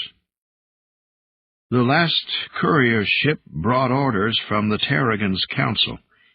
We are to defend ourselves as best we can, for honor's sake and for the record. But beyond that, all we can hope to do is maintain some sort of underground resistance until help arrives from the outside." Uther Calding's deep self almost laughed out loud, for at that moment each human in the room tried hard not to look at him. Colonel Maven cleared his throat and examined his report. His officers pondered the brilliant flowering plants. Still, it was obvious what they were thinking. Of the few galactic clans that Earth could count as friends, only the Timbrimi had the military strength to be of much assistance in this crisis. Men had faith that Timbrim would not let humans and their clients down. And that was true enough. Uthakalding knew the Allies would face this crisis together. But it was also clear that little Garth was a long way out on the fringes of things. And these days, the home worlds had to take first priority. No matter, Uthakalding thought. The best means to an end are not always those that appear most direct. Uthakalding did not laugh out loud, much as he wanted to, for it might only discomfit these poor, grief-stricken people. In the course of his career, he had met some Earthlings who possessed a natural gift for high-quality pranksterism, a few even on a par with the best Timbrimi. Still, so many of them were such terribly dour, sober folk. Most tried so desperately hard to be serious at the very moments when humor could most help them through their troubles. Uthakalding wondered. As a diplomat, I have taught myself to watch every word, lest our clan's penchant for japes cause costly incidents. But has this been wise? My own daughter has picked up this habit from me, this shroud of seriousness. Perhaps that is why she has grown into such a strange, earnest little creature. Thinking of Athaklana made him wish all the more he could openly make light of the situation. Otherwise he might do the human thing and consider the danger she was in. He knew that Megan worried about her own son. She underrates Robert, Uthakalding thought. She should better know the lad's potential. Dear ladies and gentlemen, he said, savoring the archaisms. His eyes separated only slightly in amusement. We can expect the fanatics to arrive within days. You have made conventional plans to offer what resistance your meager resources will allow. Those plans will serve their function. However, it was Megan Oneagle who posed the question, one eyebrow arched above those brown irises, big and set almost far enough apart to look attractive in the classic Timbrimi sense. There was no mistaking the look. She knows as well as I that more is called for. If Robert has half his mother's brains, I'll not fear for Athaklana, wandering in the dark forests of this sad, barren world. Uthakalding's corona trembled. However, he echoed, it does occur to me that now might be a good time to consult the branch library. Uthakalding picked up some of their disappointment. Astonishing creatures. Timbrimi skepticism toward modern galactic culture never went so far as the outright contempt so many humans felt for the great library. Wolflings. Uthakalding sighed to himself. In the space above his head he crafted the glyph called Sealtha, anticipation of a puzzle almost too ornate to solve. The spectre revolved in expectancy, invisible to the humans, although for a moment Megan's attention seemed to flutter, as if she were just on the edge of noticing something. Poor Wolflings. For all of its faults, the library is where everything begins and ends. Always, somewhere in its treasure trove of knowledge, can be found some gem of wisdom and solution. Until you learn that, my friends, little inconveniences like ravening enemy battle fleets will go on ruining perfectly good spring mornings like this one. Chapter 7. Athaklana. Robert led the way a few feet ahead of her, using a machete to lop off the occasional branch encroaching on the narrow trail. The bright sunshine of the sun, Gimil high, filtered softly through the forest canopy, and the spring air was warm. Athaklana felt glad of the easy pace. With her weight redistributed from its accustomed pattern, walking was something of an adventure in itself. She wondered how human women managed to go through most of their lives with such a wide-hipped stance. Perhaps it was a sacrifice they paid for having big-headed babies, instead of giving birth early and then sensibly slipping the child into a postpartum pouch. This experiment, subtly changing her body shape to make it seem more human-like, was one of the more fascinating aspects of her visit to an Earth colony. She certainly could not have moved among local crowds as inconspicuously on a world of the reptiloid sorrow or the sap-ring creatures of Joffer. And in the process, she had learned a lot more about physiological control than the instructors had taught her back in school. Still, the inconveniences were substantial, and she was considering putting an end to the experiment. Oh, Ifni! A glyph of frustration danced at her tendril tips. Changing back at this point might be more effort than it's worth. There were limits to what even the ever-adaptable Timbrimi physiology could be expected to do. Attempting too many alterations in a short time ran the risk of triggering enzyme exhaustion. Anyway, it was a little flattering to ken the conflicts taking shape in Robert's mind. Athelclena wondered, is he actually attracted to me? A year ago, the very idea would have shocked her. Even Timbrimi boys made her nervous, and Robert was an alien. Now, though, for some reason, she felt more curiosity than revulsion. There was something almost hypnotic about the steady rocking of the pack on her back, the rhythm of soft boots on the rough trail, and the warming of leg muscles too long leashed by city streets. Here in the middle altitudes, the air was warm and moist. It carried 1,000 rich scents, oxygen, decaying humus, and the musty smell of human perspiration. As Athelclena trudged, following her guide along the steep-sided ridgeline, a low rumbling could soon be heard coming from the distance ahead of them. It sounded like a rumor of great engines, or perhaps an industrial plant. The murmur faded and then returned with every switchback, just a little more forceful each time they drew near its mysterious source. Apparently Robert was relishing a surprise, so Athelclena bit back her curiosity and asked no questions. At last, though, Robert stopped and waited at a bend in the trail. He closed his eyes, concentrating, and Athelclena thought she caught, just for a moment, the flickering traces of primitive emotion glyph. Instead of true kenning, it brought to mind a visual image, a high, roaring fountain painted in garish, uninhibited blues and greens. He really is getting much better, Athelclena thought. Then she joined him at the bend and gasped in surprise. Droplets, trillions of tiny liquid lenses, sparkled in the shafts of sunlight that cut sharply through the cloud forest. The low rumble that had drawn them onward for an hour was suddenly an earth-shaking growl that rattled tree limbs left and right, reverberating through the rocks and into their bones.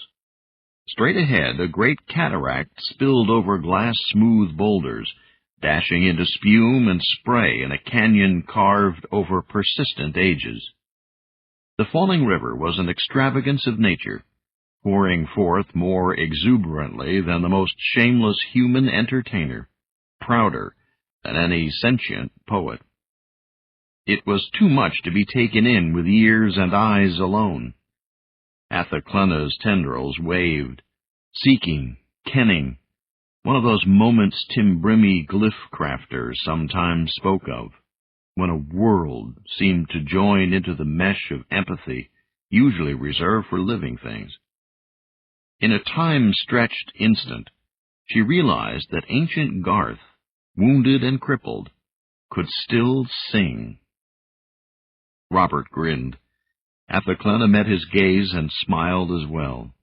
Their hands met and joined. For a long, wordless time they stood together and watched the shimmering, ever-changing rainbows arch over nature's percussive flood. Strangely, the epiphany only made Athaclena feel sad, and even more regretful she had ever come to this world. She had not wanted to discover beauty here. It only made the little world's fate seem more tragic. How many times had she wished Uthakalding had never accepted this assignment? But wishing seldom made things so. As much as she loved him, Athaclena had always found her father inscrutable. His reasoning was often too convoluted for her to fathom, his actions too unpredictable, such as taking this posting when he could have had a more prestigious one simply by asking. And sending her into these mountains with Robert, it hadn't been just for her safety. She could tell that much. Was she actually supposed to chase those ridiculous rumors of exotic mountain creatures? Unlikely. Probably Uthakalding only suggested the idea in order to distract her from her worries. Then she thought of another possible motive. Could her father actually imagine that she might enter into a self-other bond with a human? Her nostrils flared to twice their normal size at the thought. Gently suppressing her corona in order to keep her feelings hidden, she relaxed her grip on Robert's hand and felt relieved when he did not hold on. Athaclena crossed her arms and shivered. Back home, she had taken part in only a few tentative practice bondings with boys, and those mostly as class assignments. Before her mother's death, this had been a cause of quite a few family arguments. Mathacluana had almost despaired of her oddly reserved and private daughter, but Athaclena's father, at least, had not pestered her to do more than she was ready for. Until now, maybe? Robert was certainly charming and likable. With his high cheekbones and eyes pleasantly set apart, he was about as handsome as a human might hope to get, and yet the very fact that she might think in such terms shocked Athaclena. Her tendrils twitched. She shook her head and wiped out a nascent glyph before she could even realize what it would have been. This was a topic she had no wish to consider right now, even less than the prospect of war.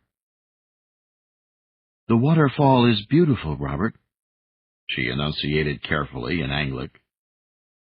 "But if we stay here much longer, we shall soon be quite damp." He seemed to return from a distant contemplation. "Oh, yeah, Clenny, let's go."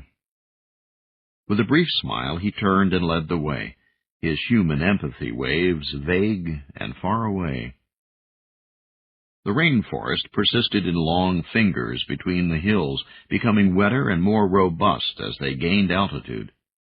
Little Garthian creatures, timid and scarce at the lower levels, now made frequent skittering rustles behind the lush vegetation, occasionally even challenging them with impudent squeaks. Soon they reached the summit of a foothill ridge, where a chain of spine stones jutted up, bare and gray, like the bony plates along the back of one of those ancient reptiles Uthakalding had shown her in a lesson book on Earth history. As they removed their packs for a rest, Robert told her that no one could explain the formations, which topped many of the hills below the mountains of Mulan. "Even the branch library on Earth has no reference," he said, as he brushed a hand along one of the jagged monoliths. "We submitted a low-priority inquiry to the district branch at Tanith. Maybe in a century or so, the Library Institute's computers will dig up a report from some long-extinct race that once lived here, and then we'll know the answer." "Yet you hope they do not," she suggested. Robert shrugged. "I guess I'd rather it were left a mystery. Maybe we could be the first to figure it out." He looked pensively at the stones. A lot of Timbrimi felt the same way, preferring a good puzzle to any written fact. Not Athaclina, however. This attitude, this resentment of the great library, was something she found absurd. Without the library and the other galactic institutes, oxygen-breathing culture dominant in the 5 galaxies would long ago have fallen into total disarray, probably ending in savage total war. True, most starfaring clans relied far too much on the library, and the institutes only moderated the bickering of the most petty and vituperative senior patron lines. The present crisis was only the latest in a series that stretched back long before any now living race had come into existence. Still, this planet was an example of what could happen when the restraint of tradition broke down. Athaclina listened to the sounds of the forest. Shading her eyes, she watched a swarm of small, furry creatures glide from branch to branch in the direction of the afternoon sun. Superficially, one might not even know this was a Holocaust world, she said softly. Robert had set their packs in the shade of a towering spine stone and began cutting slices of soya stick salami and bread for their luncheon. It's been 50,000 years since the Bururali made a mess of Garth, Athaclina. That's enough time for lots of surviving animal species to radiate and fill some of the emptied niches. Right now, I guess you'd probably have to be a zoologist to notice the sparse species list. Athaclina's corona was at full extension, kenning faint traceries of emotion from the surrounding forest. I notice, Robert, she said. I can feel it. This watershed lives, but it is lonely. It has none of the life complexity a wild wood should know, and there is no trace of potential at all. Robert nodded seriously, but she sensed his distance from it all. The Bururali Holocaust happened a long time ago, from an Earthling's point of view. The Bururali had also been new back then, just released from indenture to the Nahali, the patron race that uplifted them to sentience. It was a special time for the Bururali, for only when its knot of obligations was loosened at last could a client species establish unsupervised colonies of its own. When their time came, the Galactic Institute of Migration had just declared the fallow world Garth ready again for limited occupation. As always, the Institute expected that local life forms, especially those which might someday develop uplift potential, would be protected at all cost by the new tenants. The Nahali boasted that they had found the Bururali a quarrelsome clan of pre-sentient carnivores, and uplifted them to become perfect galactic citizens, responsible and reliable, worthy of such a trust. The Nahali were proven horribly wrong. Well, what do you expect when an entire race goes completely crazy and starts annihilating everything in sight? Robert asked. Something went wrong, and suddenly the Bururali turned into berserkers, tearing apart a world they were supposed to take care of. It's no wonder you don't detect any potential in a Garth forest, Clenny. Only those tiny creatures who could burrow and hide escaped the Bururali's madness. The bigger, brighter animals are all one with yesterday's snows. Athaclina blinked. Just when she thought she had a grasp of Anglic, Robert did this to her again, using that strange human penchant for metaphors. Unlike similes, which compared two objects, metaphors seemed to declare against all logic that unlike things were the same. No galactic language allowed such nonsense. Generally, she was able to handle those odd linguistic juxtapositions, but this one had her baffled. Above her waving corona, the small glyph Tiveness formed briefly, standing for the elusiveness of perfect communication. I have only heard brief accounts of that era. What happened to the murderous Burr-O'Reilly themselves? Robert shrugged. Oh, officials from the Institutes of Uplift and Migration finally dropped by about a century or so after the Holocaust began. The inspectors were horrified, of course.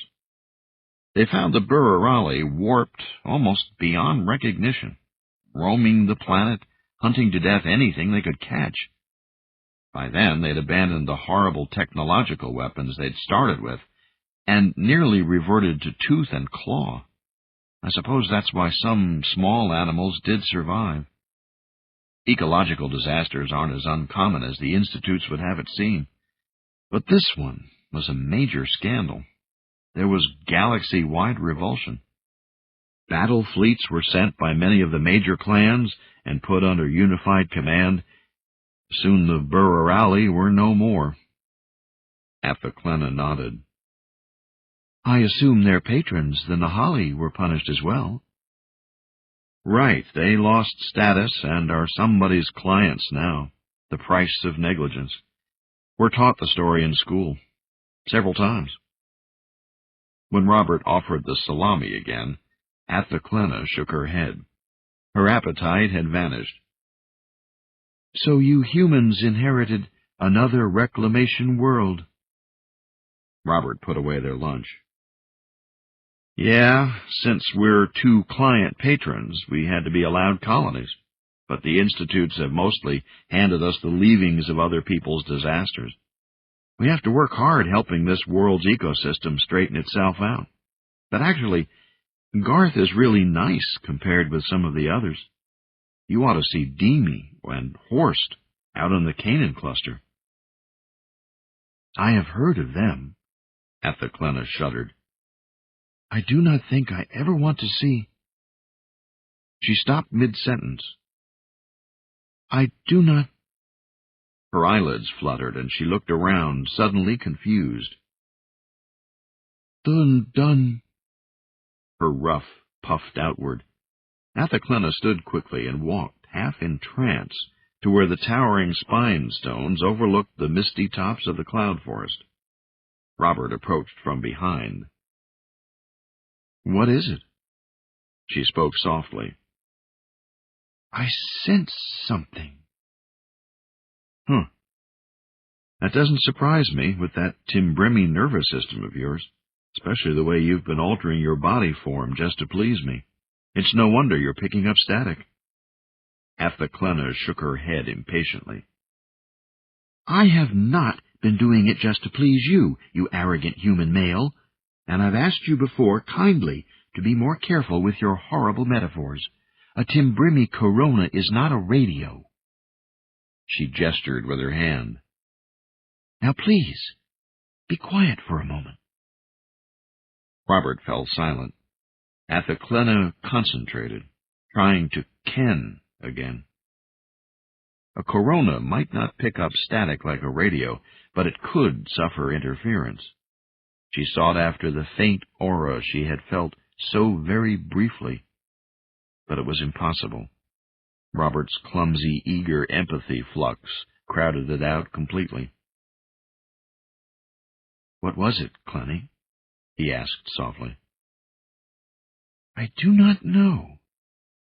Something not very far away, off toward the southeast. It felt like people. Men and neo-chimpanzees mostly. But there was something else as well. Robert frowned. Well, I guess it might have been one of the ecological management stations.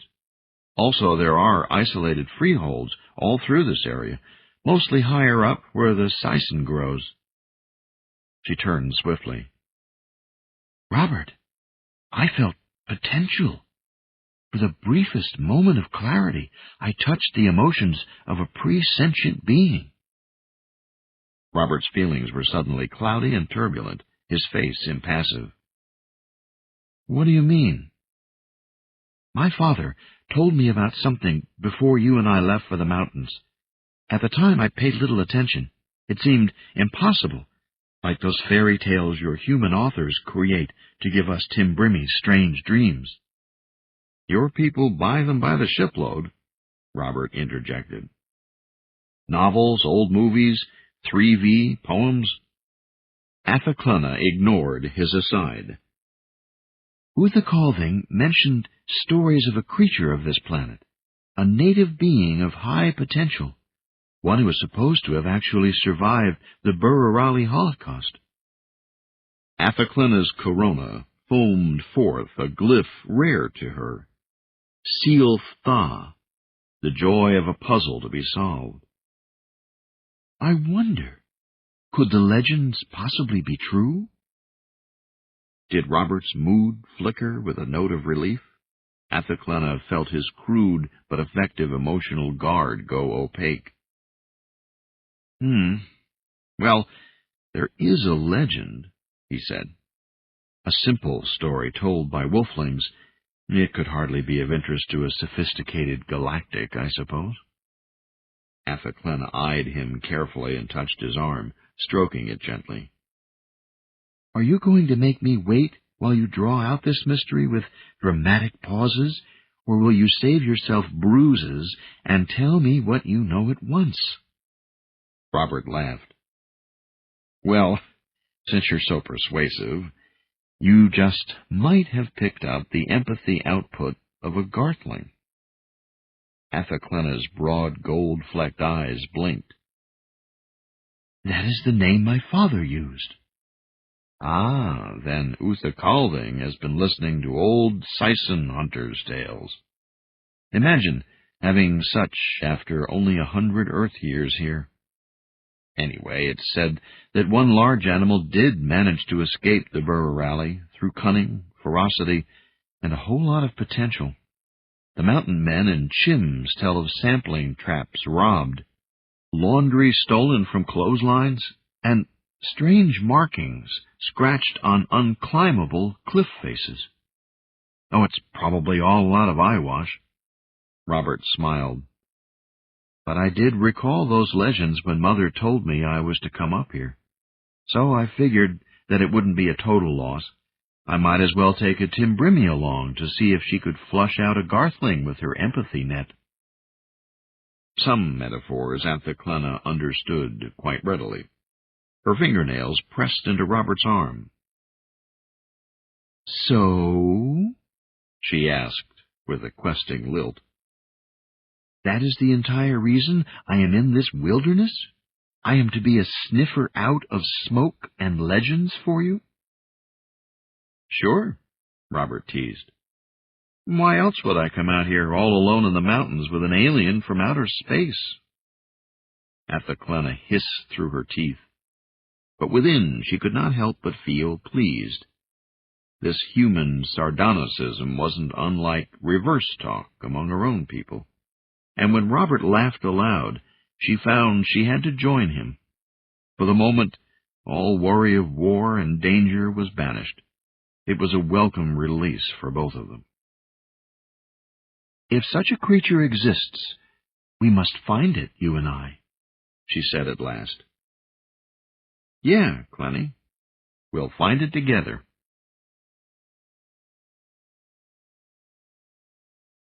Chapter 8. Fibbin.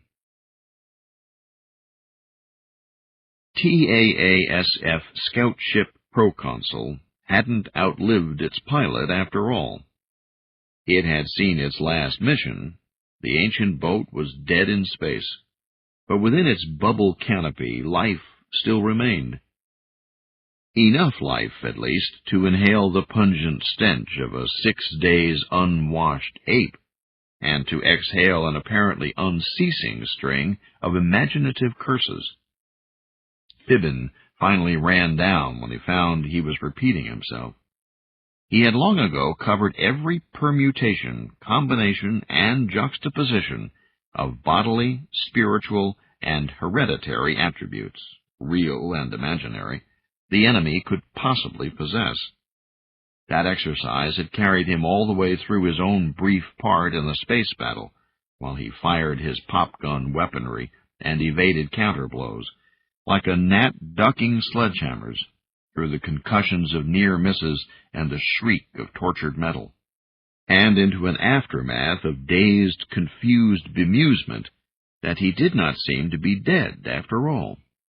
Not yet, at least.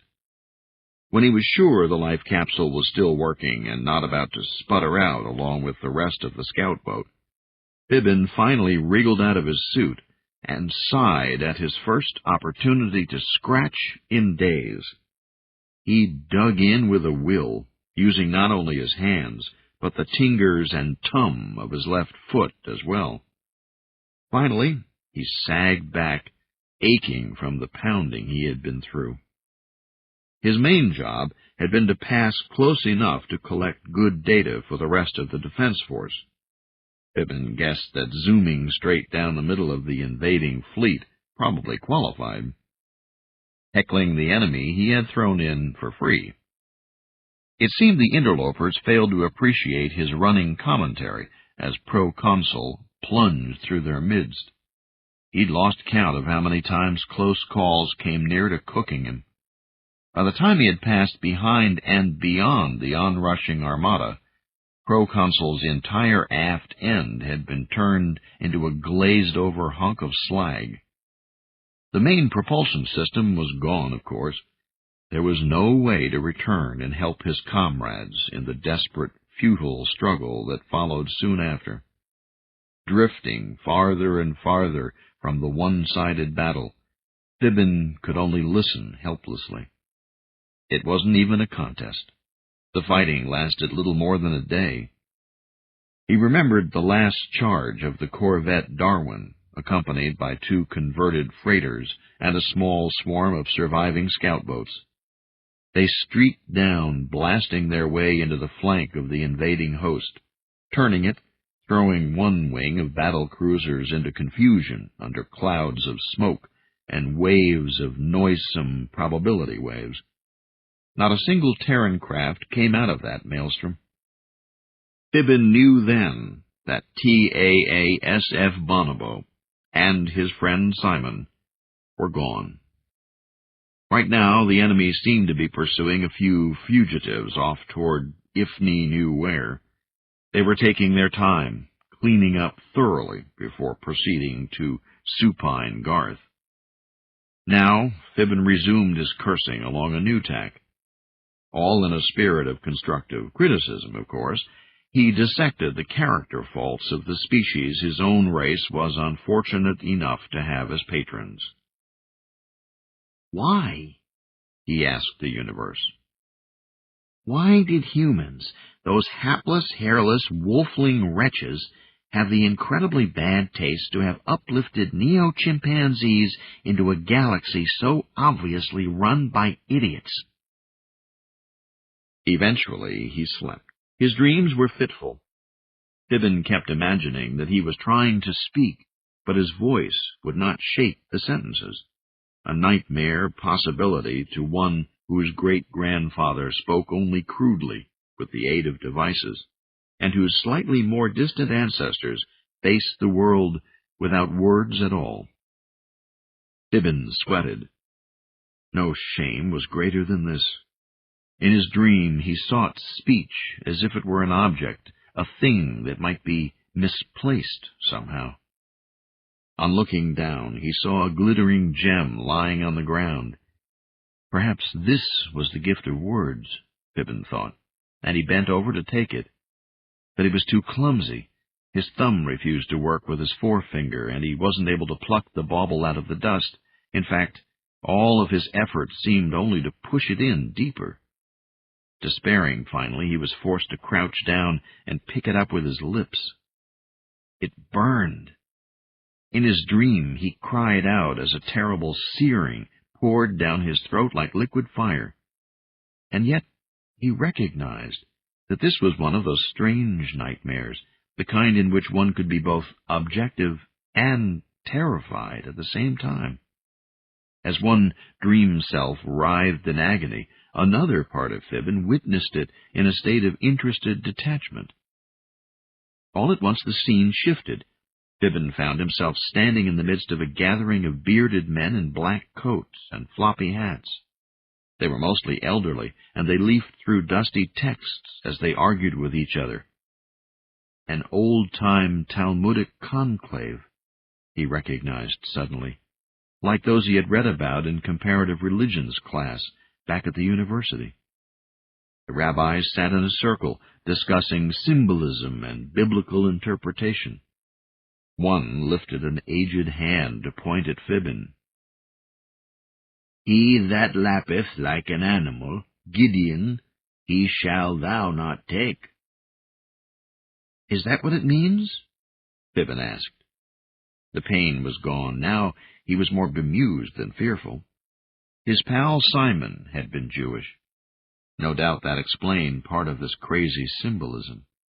What was going on here was obvious. These learned men, these wise human scholars, were trying to illuminate that frightening first part of his dream for him. "No, no," a second sage countered. "The symbols relate to the trial of the infant Moses.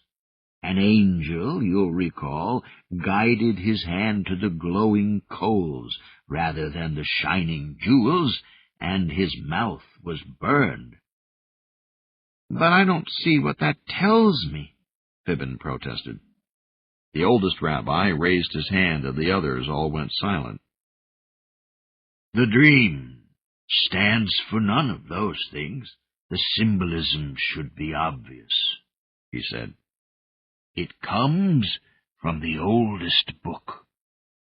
The sage's bushy eyebrows knotted with concern. "And Adam, too, ate from the fruit of the tree of knowledge." "Ah!" Fibbin groaned aloud, awakening in a sweat.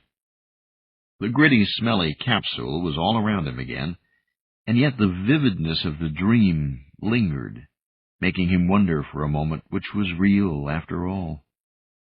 Finally, he shrugged it off.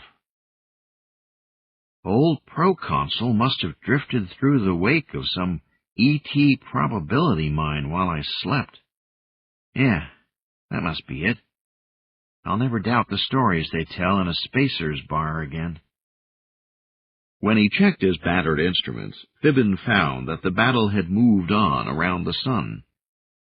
His own derelict, meanwhile, was on a nearly perfect intersect orbit with a planet. He grunted as he worked the computer.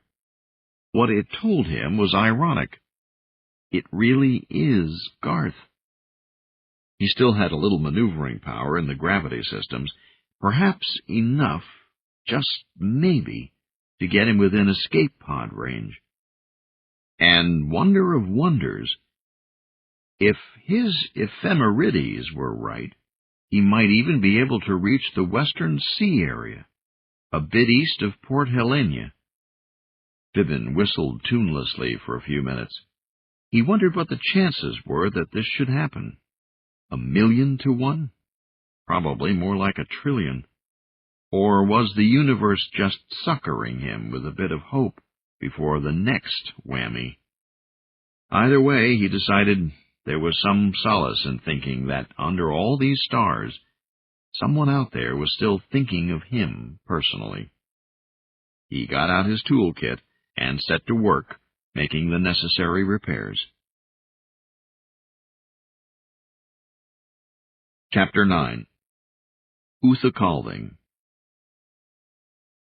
Uthakalding knew it was unwise to wait much longer. Still, he remained with the librarians, watching them try to coax forth one more valuable detail before it was time at last to go. He regarded the human and neo-chimpanzee technicians as they hurried about under the high-domed ceiling of the planetary branch library.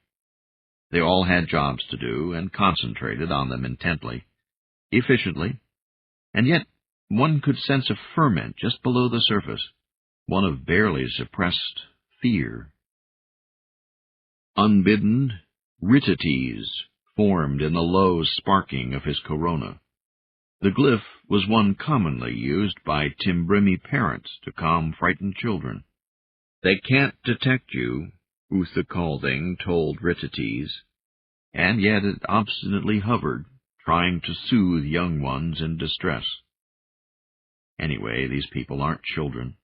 Humans have only known of the great library for 2 Earth centuries, but they had thousands of years of their own history before that. They may still lack galactic polish and sophistication, but that deficit has sometimes been an advantage to them. Rarely. Ritites was dubious. Uthakalding ended the argument by drawing the uncertain glyph back where it belonged, into his own well of being. Under the vaulted stone ceiling towered a 5-meter gray monolith, embossed with a rayed spiral sigil, symbol of the great library for 3 billion years. Nearby, data loggers filled crystalline memory cubes. Printers hummed and spat bound reports, which were quickly annotated and carted away. This library station, a Class K outlet, was a small one indeed. It contained only the equivalent of 1,000 times all the books humans had written before contact, a pittance compared with the full branch library on Earth, or Sector General on Tanith. Still, when Garth was taken, this room too would fall to the invader. Traditionally, that should make no difference. The library was supposed to remain open to all, even parties fighting over the territory it stood upon. In times like these, however, it was unwise to count on such niceties. The colonial resistance forces planned to carry off what they could, in hopes of using the information somehow later. A pittance of a pittance. Of course, it had been his suggestion that they do this, but Uthakalding was frankly amazed that the humans had gone along with the idea so vigorously. After all, why bother? What could such a small smattering of information accomplish? This raid on the planetary library served his purposes, but it also reinforced his opinion of Earth people. They just never gave up. It was yet another reason he found the creatures delightful. The hidden reason for this chaos, his own private jest, had called for the dumping and misplacing of a few specific megaphiles, easily overlooked in all of this confusion.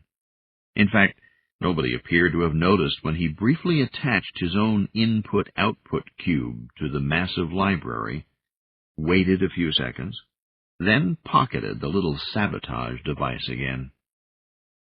Done. Now there was little to do but watch the wolflings while he waited for his car. Off in the distance, a wailing tone began to rise and fall. It was the keening of the spaceport siren across the bay, as another crippled refugee from the route in space came in for an emergency landing. They had heard that sound all too infrequently. Everyone already knew that there had been few survivors. Mostly the traffic consisted of departing aircraft. Many mainlanders had already taken flight to the chain of islands in the Western Sea, where the vast majority of the Earthling population still made its home. The government was preparing its own evacuation. When the sirens moaned, every man and chim looked up briefly. Momentarily, the workers broadcast a complex fugue of anxiety that Uthakalding could almost taste with his corona. Almost taste? Oh, what lovely, surprising things, these metaphors, Uthakalding thought. Can one taste with one's corona? Or touch with one's eyes? Anglic is so silly, yet so delightfully thought-provoking. And do not dolphins actually see with their ears? Zunor Thuzn formed above his waving tendrils, resonating with the fear of the men and chims.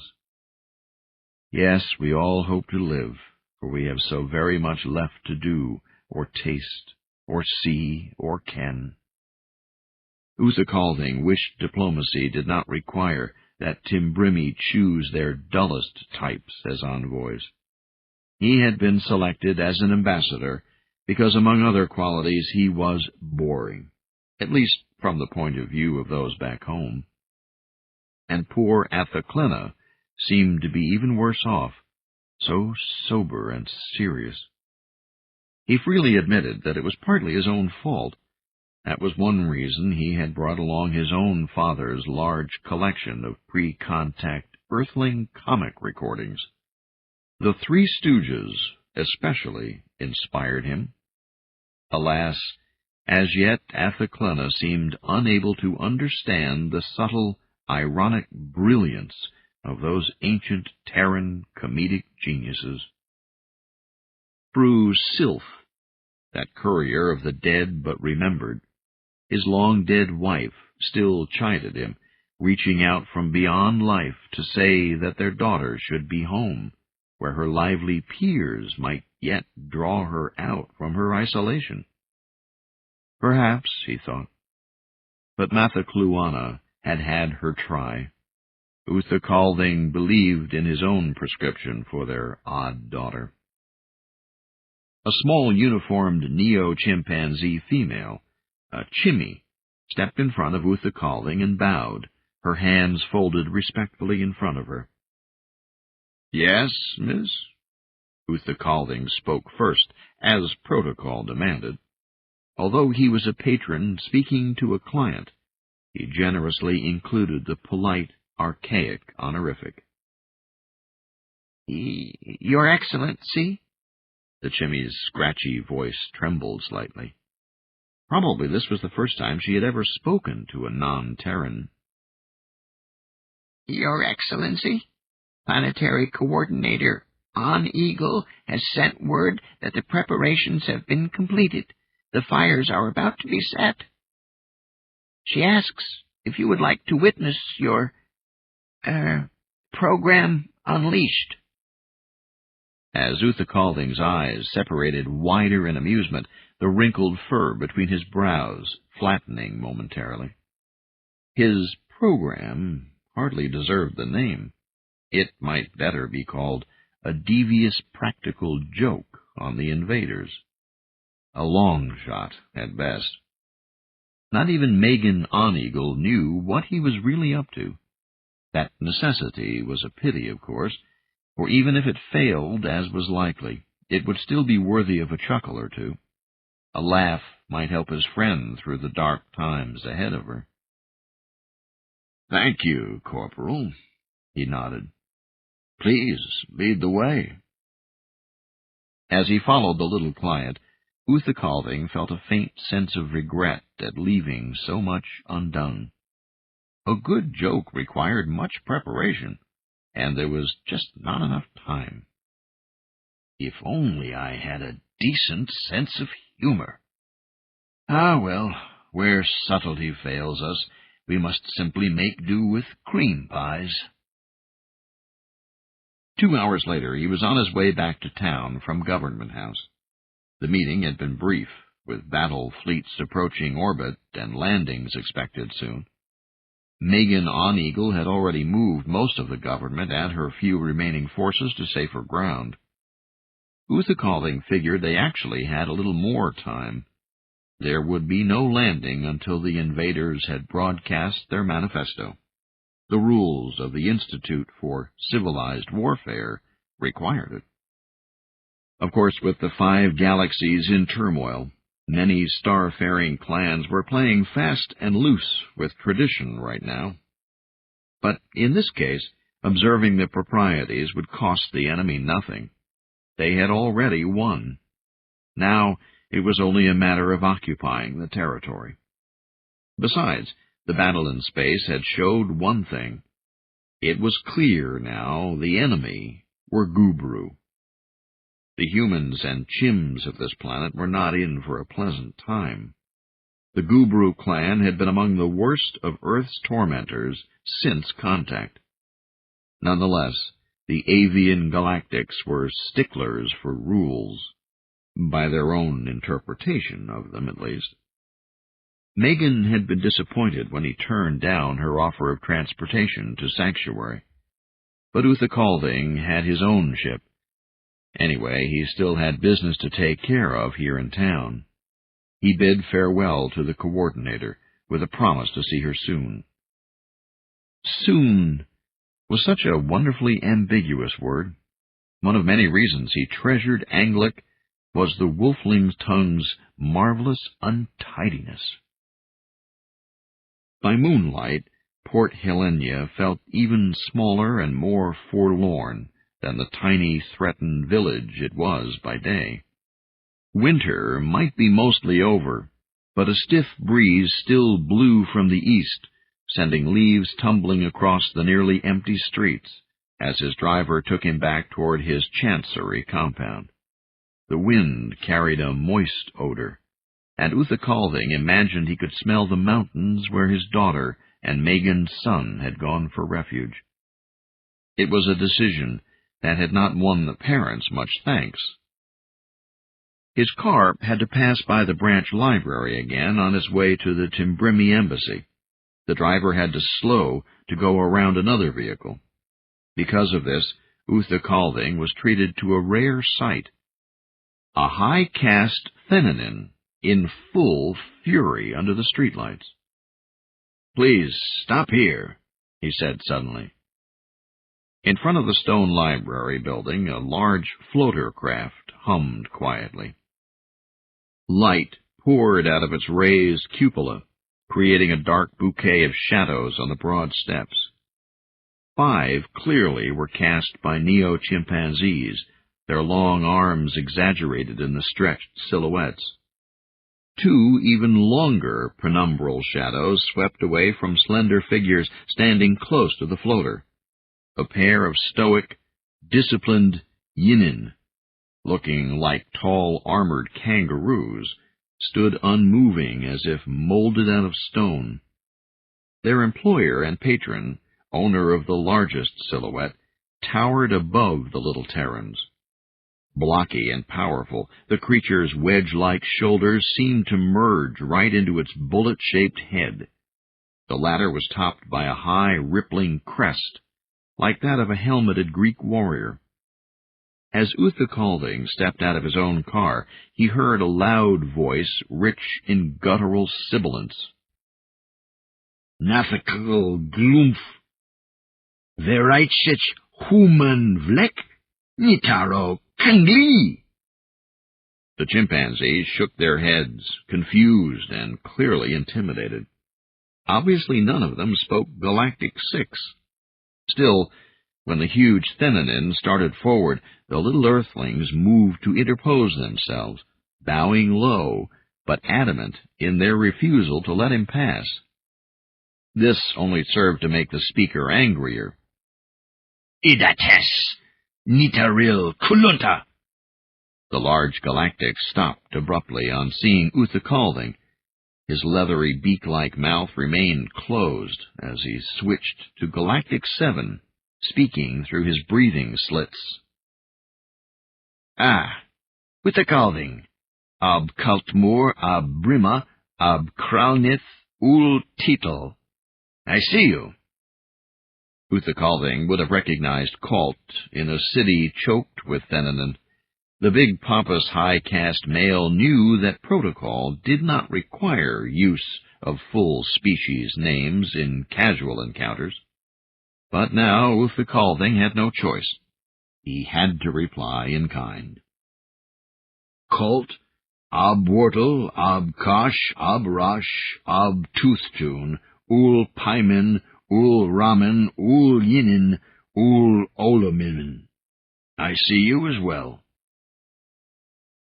Each ab in the lengthy patronymic told of one of the patron races from which the Thenanin clan was descended, back to the eldest still living.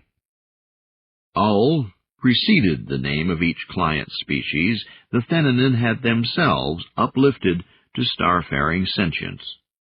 Colt's people had been very busy the last mega-year or so. They bragged incessantly of their long species name. The Thenanin were idiots. Uthakalding, you are adept in that garbage tongue the earthlings use. Please explain to these ignorant, half-uplifted creatures that I wish to pass. I have need to use the branch library, and if they do not stand aside, I shall be forced to have their masters chastise them." Uthakalding shrugged the standard gesture of regretful inability to comply. "They are only doing their jobs, Envoy Colt. When the library is fully occupied with matters of planetary defense, it is briefly allowable to restrict access solely to the lease owners." Colt stared unblinkingly at Uthakalding. His breathing slits puffed. "Babes," he muttered softly, in an obscure dialect of Galactic 12, unaware, perhaps, that Uthakalding understood. "Infants, ruled by unruly children, tutored by juvenile delinquents." Uthakalding's eyes separated, and his tendrils pulsed with irony. They crafted Psu Usturuatu, which sympathizes while laughing.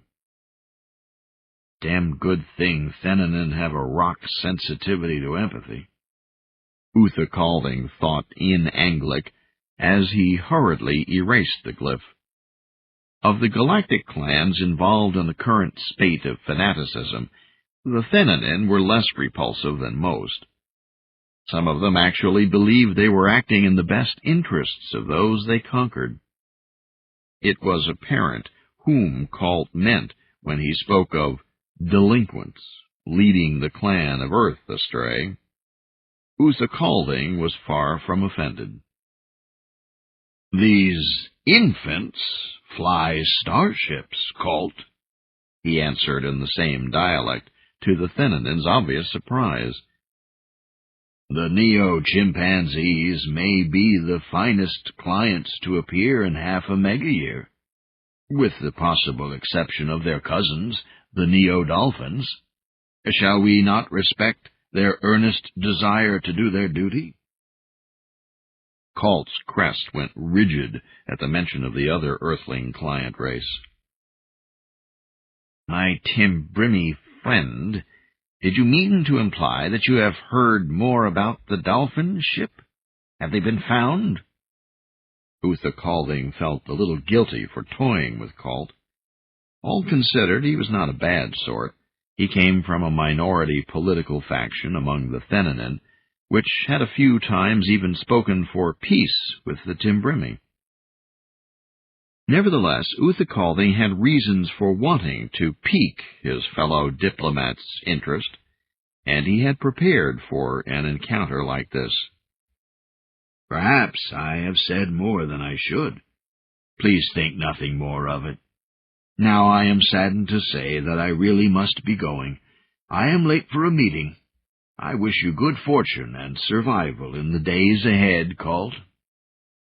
He bowed in the casual fashion of one patron to another, and turned to go. But within, Uthakalding was laughing, for he knew the real reason Colt was here at the library. The Thenanin could only have come looking for him. "Wait!" Colt called out in Anglic. Uthakalding looked back. "Yes, respected colleague?" Colt dropped back into Gal 7. "I must speak with you regarding the evacuation. You may have heard my ship is in disrepair. I am at the moment bereft of transport." The Thenanin's crest fluttered in discomfort.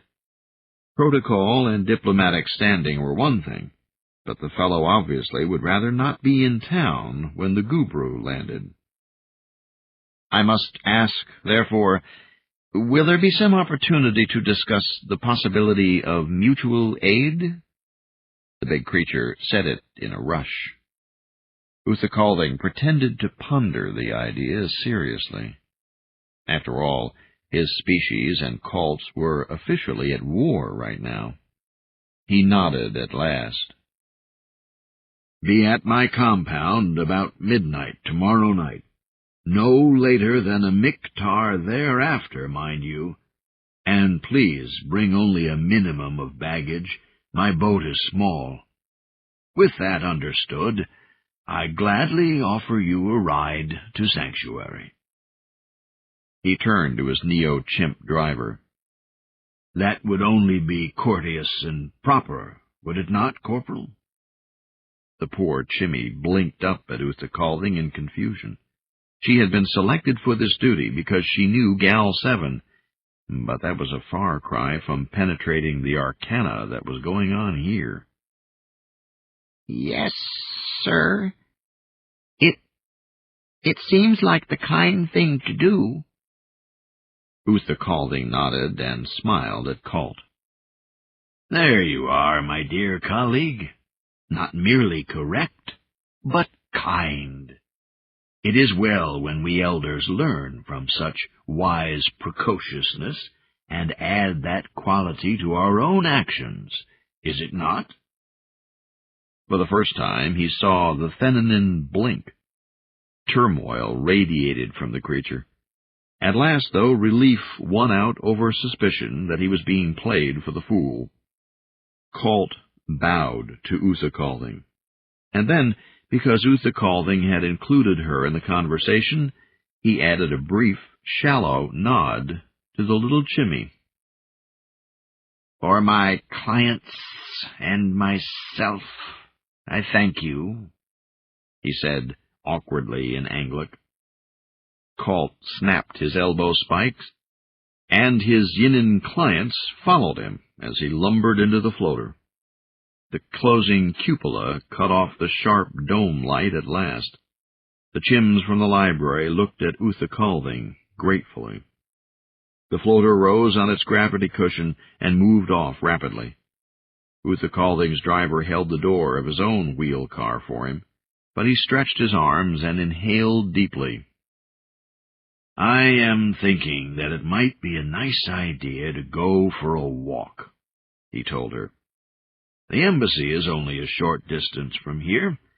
Why don't you take a few hours off, Corporal, and spend some time with your family and friends? But, sir...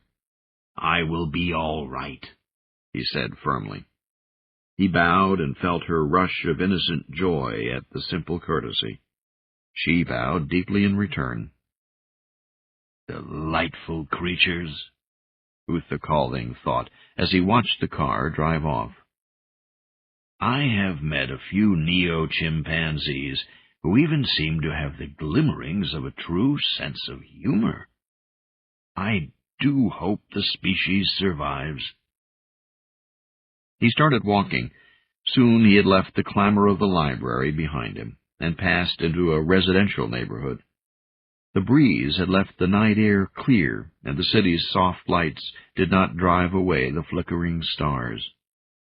At this time, the galactic rim was a ragged spill of diamonds across the sky. There were no traces to be seen of the battle in space. It had been too small a skirmish to leave much visible residue. All around Uthakalding were sounds that told of the difference of this evening. There were distant sirens and the growl of aircraft passing overhead. On nearly every block he heard someone crying, voices, human or chim, shouting or murmuring in frustration and fear. On the fluttering level of empathy, waves beat up against one another in a froth of emotion. His corona could not deflect the inhabitants' dread as they awaited morning. Uthakalding did not try to keep it out as he strolled up dimly lit streets lined with decorative trees. He dipped his tendrils into the churning emotional flux and drew forth above him a strange new glyph. It floated, nameless and terrible, time's ageless threat made momentarily palpable. Uthakalding smiled an ancient, special kind of smile. And at that moment, nobody, not even in the darkness, could possibly have mistaken him for a human being. There are many paths, he thought, again savoring the open, undisciplined nuances of Anglic. He left the thing he had made to hang in the air, dissolving slowly behind him, as he walked under the slowly wheeling pattern of the stars. Chapter 10. Robert awoke 2 hours before dawn. There was a period of disorientation as the strange feelings and images of sleep slowly dissipated. He rubbed his eyes, trying to clear his head of muzzy, clouded confusion. He had been running, he recalled. Running as one does sometimes, but only in dreams, in long, floating steps that reach for leagues and seem barely to touch down. Around him had shifted and drifted vague shapes, mysteries, and half-born images that slipped out of reach even as his waking mind tried to recall them. Robert looked over at Athaclena, lying nearby in her own sleeping bag. Her brown Timbrimi ruff, that tapered helm of soft brown fur, was puffed out. The silvery tendrils of her corona waved delicately, as if probing and grappling with something invisible in the space overhead. She sighed and spoke very low, a few short phrases in the rapid, highly syllabic Timbrimi dialect of Galactic 7. Perhaps that explained his own strange dreams, Robert realized. He must have been picking up traces of hers. Watching the waving tendrils, he blinked. For just a moment it had seemed as if something was there, floating in the air just above the sleeping alien girl. It had been like... Robert frowned, shaking his head. It hadn't been like anything at all. The very act of trying to compare it to something else seemed to drive the thing away, even as he thought about it. Athaclena sighed and turned over. Her corona settled down. There were no more half-glimmers in the dimness. Robert slid out of his bag and fumbled for his boots before standing. He felt his way around the towering spine stone beneath which they had made camp. There was barely enough starlight to find a path among the strange monoliths. He came to a promontory looking over toward the westward mountain chain and the northern plains to his right. Below this ridgetop vantage point, there lay a gently rippling sea of dark woods. The trees filled the air with a damp, heavy aroma. Resting his back against a spine stone, he sat down on the ground to try to think. If only the adventure were all there was to this trip, an idyllic interlude in the mountains of Mulan in the company of an alien beauty. But there was no forgetting, no escaping the guilty sureness that he should not be here. He really ought to be with his classmates, with his militia unit, facing the troubles alongside them. That was not to be, however. Once again, his mother's career had interfered with his own life. It was not the first time Robert had wished he were not the son of a politician. He watched the stars, sparkling in bright strokes that followed the meeting of two galactic spiral arms. Perhaps if I had known more adversity in my life, I might be better prepared for what's to come, better able to accept disappointment. It wasn't just that he was the son of the planetary coordinator, with all of the advantages that came with status. It went beyond that. All through childhood he had noticed that where other boys had stumbled and suffered growing pains, he had always somehow had the knack of moving gracefully. Where most had groped their way in awkwardness and embarrassment toward adolescence and sexuality, he had slipped into pleasure and popularity with all the comfort and ease of putting on an old shoe. His mother and his starfarer father, whenever Sam Tennant sojourned on Garth, had always emphasized that he should watch the interactions of his peers, not simply let things happen and accept them as inevitable. And indeed, he began to see how in every age group there were a few like him, for whom growing up was easier somehow. They stepped lightly through the morass of adolescence while everyone else slogged, overjoyed to find an occasional patch of solid ground. And it seemed many of those lucky ones accepted their happy fate as if it were some sign of divine election. The same was true of the most popular girls. They had no empathy, no compassion for more normal kids. In Robert's case, he had never sought a reputation as a playboy, but one had come over time almost against his will. In his heart, a secret fear had started to grow, a superstition that he had confided in nobody. Did the universe balance all things? Did it take away to compensate for whatever it gave? The cult of Ifni was supposed to be a starfarer's joke, and yet sometimes things seemed so contrived. It was silly to suppose that trials only hardened men, automatically making them wise. He knew many who were stupid, arrogant, and mean, in spite of having suffered. Still, like many humans, he sometimes envied the handsome, flexible, self-sufficient Timbrimi, a young race by galactic standards. They were nevertheless old and galaxy-wise compared with mankind. Humanity had discovered sanity, peace, and a science of mind only a generation before contact. There were still plenty of kinks to be worked out of Tarragon society. The Timbrimi, in comparison, seemed to know themselves so well. Is that the basic reason why I am attracted to Athaclena? Symbolically, she is the elder, the more knowledgeable one. It gives me an opportunity to be awkward and stumble and enjoy the role. It was all so confusing, and Robert wasn't even certain of his own feelings. He was having fun up here in the mountains with Athaclena, and that made him ashamed.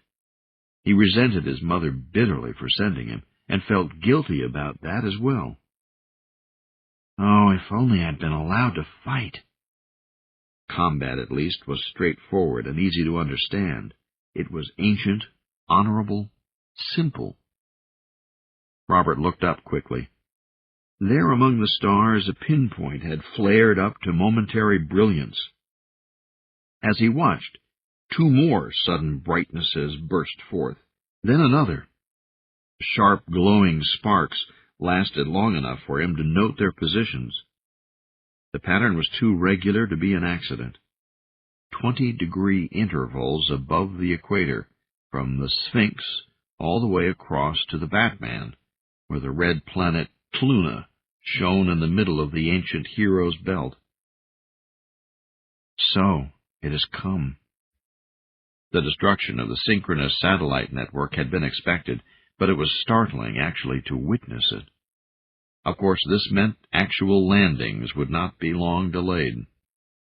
Robert felt a heaviness and hoped that not too many of his human and chim friends had died.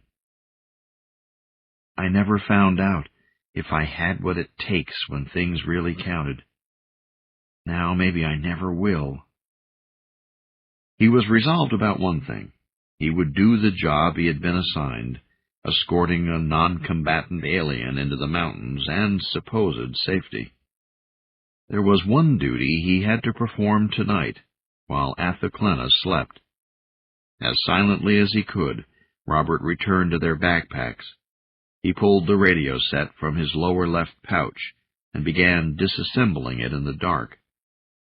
He was halfway finished when another sudden brightening made him look up at the eastern sky. A bolide streaked flame across the glittering starfield, leaving glowing embers in its wake. Something was entering fast, burning as it penetrated the atmosphere. The debris of war. Robert stood up and watched the man-made meteor lay a fiery trail across the sky. It disappeared behind a range of hills not more than 20 kilometers away, perhaps much closer.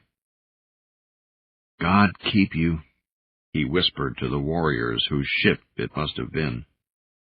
He had no fear of blessing his enemies, for it was clear which side needed help tonight, and would for a long time to come. Chapter 11. Galactics. The suzerain of propriety moved about the bridge of the flagship in short skips and hops, enjoying the pleasure of pacing, while Gubru and Kwaku soldiery ducked out of the way. It might be a long time before the Gubru high priest would enjoy such freedom of movement again. After the occupation force landed, the suzerain would not be able to set foot on the ground for many miktars, not until propriety was assured and consolidation complete could it touch the soil of the planet that lay just ahead of the advancing armada.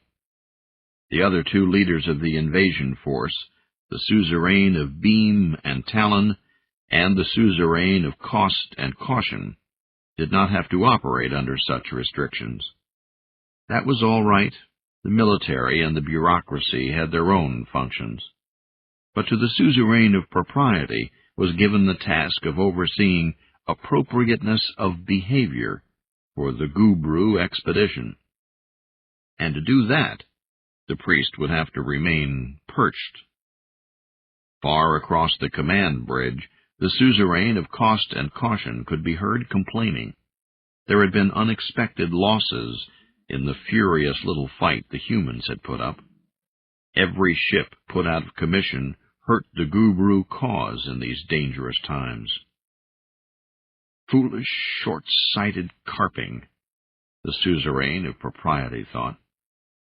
The physical damage done by the humans' resistance had been far less significant than the ethical and legal harm. Because the brief fight had been so sharp and effective, it could not simply be ignored. It would have to be credited. The Earth Wolflings had recorded in action their opposition to the arrival of Gubru might. Unexpectedly, they had done it with meticulous attention to the protocols of war. They may be more than mere clever beasts, more than beasts. Perhaps they and their client should be studied. Zoon. That gesture of resistance by the tiny Earthling flotilla meant that the suzerain would have to remain perched for at least the initial part of the occupation. It would have to find an excuse now, the sort of casus belli that would let the Gubru proclaim to the 5 galaxies that the Earthlings' lease on Garth was null and void. Until that happened, the rules of war applied, and in enforcing them, the suzerain of propriety knew there would be conflicts with the other 2 commanders, its future lovers and competitors. Correct policy demanded tension among them, even if some of the laws the priest had to enforce struck it deep down as stupid. Oh, for the time, may it be soon, soon when we are released from rules. Soon when change rewards the virtuous, when the progenitors return. Zoon. The suzerain fluttered its downy coat. It commanded one of its servitors, a fluffy, imperturbable Kwaku, to bring a feather blower and groomer. The Earthlings will stumble. They will give us justification. Zoon. Chapter 12. Athaclena. That morning, Athaclena could tell that something had happened the night before, but Robert said little in answer to her questions. His crude but effective empathy shield blocked her attempts at kenning. Athaclena tried not to feel insulted. After all, her human friend had only just begun learning to use his modest talents. He could not know the many subtle ways an empath could use to show a desire for privacy. Robert only knew how to close the door completely. Breakfast was quiet. When Robert spoke, she answered in monosyllables. Logically, Athaclena could understand his guardedness, but then there was no rule that said she had to be outgoing either. Low clouds crested the ridgelines that morning, to be sliced by rows of serrated spine stones. It made for an eerie, foreboding scene.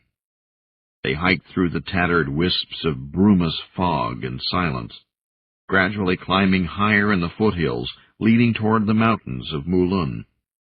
The air was still and seemed to carry a vague tension Athaclena could not identify.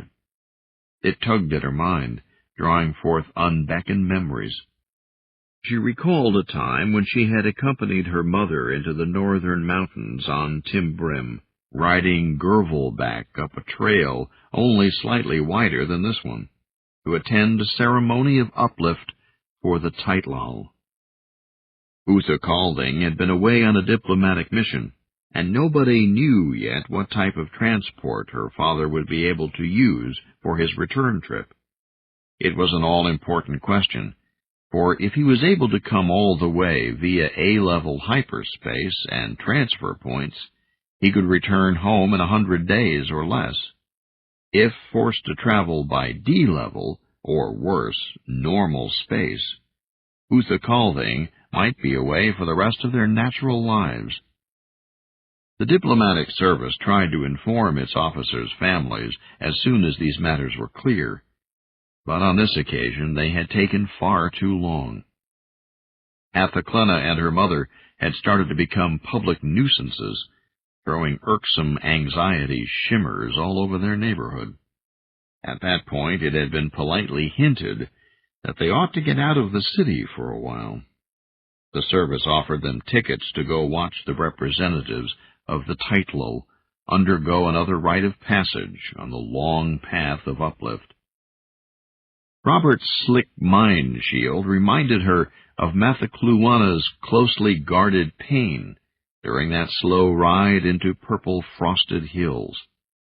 Mother and daughter hardly spoke to each other at all as they passed through broad fallow parklands, and at last arrived at the grassy plain of an ancient volcano caldera. There, near a solitary symmetrical hilltop, thousands of Timbrimi had gathered near a swarm of brightly colored canopies to witness the acceptance and choice of the Teitlal.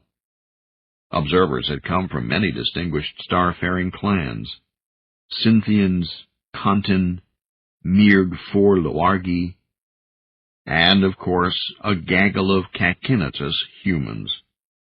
The Earthlings mixed with their Timbrimi allies down near the refreshment tables, making a boisterous high time of it. She remembered her attitude then, upon seeing so many of the atrichic Brahmopnian creatures. Was I really such a snob? Athaclena wondered. She had sniffed disdainfully at the noise the humans made with their loud, low laughter. Their strange, aplanate stares were everywhere as they strutted about displaying their bulging muscles. Even their females looked like caricatures of Timbrimi weightlifters. Of course, Athaclena had barely embarked on adolescence back on that day. Now, on reflection, she recalled that her own people were just as enthusiastic and flamboyant as the humans, waving their hands intricately and sparking the air with brief, flashing glyphs. This was, after all, a great day, for the Teitlal were to choose their patrons and their new Uplift sponsors. Various dignitaries rested under the bright canopies. Of course, the immediate patrons of the Timbrimi, the Kaltmoor, could not attend, being tragically extinct. But their colors and sigil were in view, in honor of those who had given the Timbrimi the gift of sapience. Those present were honored, however, by a delegation of the chattering, stalk-legged Brimma, who had uplifted the Cultmore long, long ago. Athaclina remembered gasping, her corona crackling in surprise, when she saw that another shape curled under a dark brown covering, high upon the ceremonial mount. It was a Kralnith. The senior-most race in their patron line had sent a representative. The Kralnith were nearly torpid by now, having given over most of their waning enthusiasm to strange forms of meditation. It was commonly assumed they would not be around many more epochs. It was an honor to have one of them attend and offer its blessing to the latest members of their clan. Of course, it was the Taitlal themselves who were the center of attention.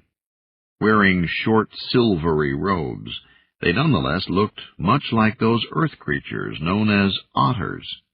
The Taitlal legatees fairly radiated pride as they prepared for their latest rite of uplift.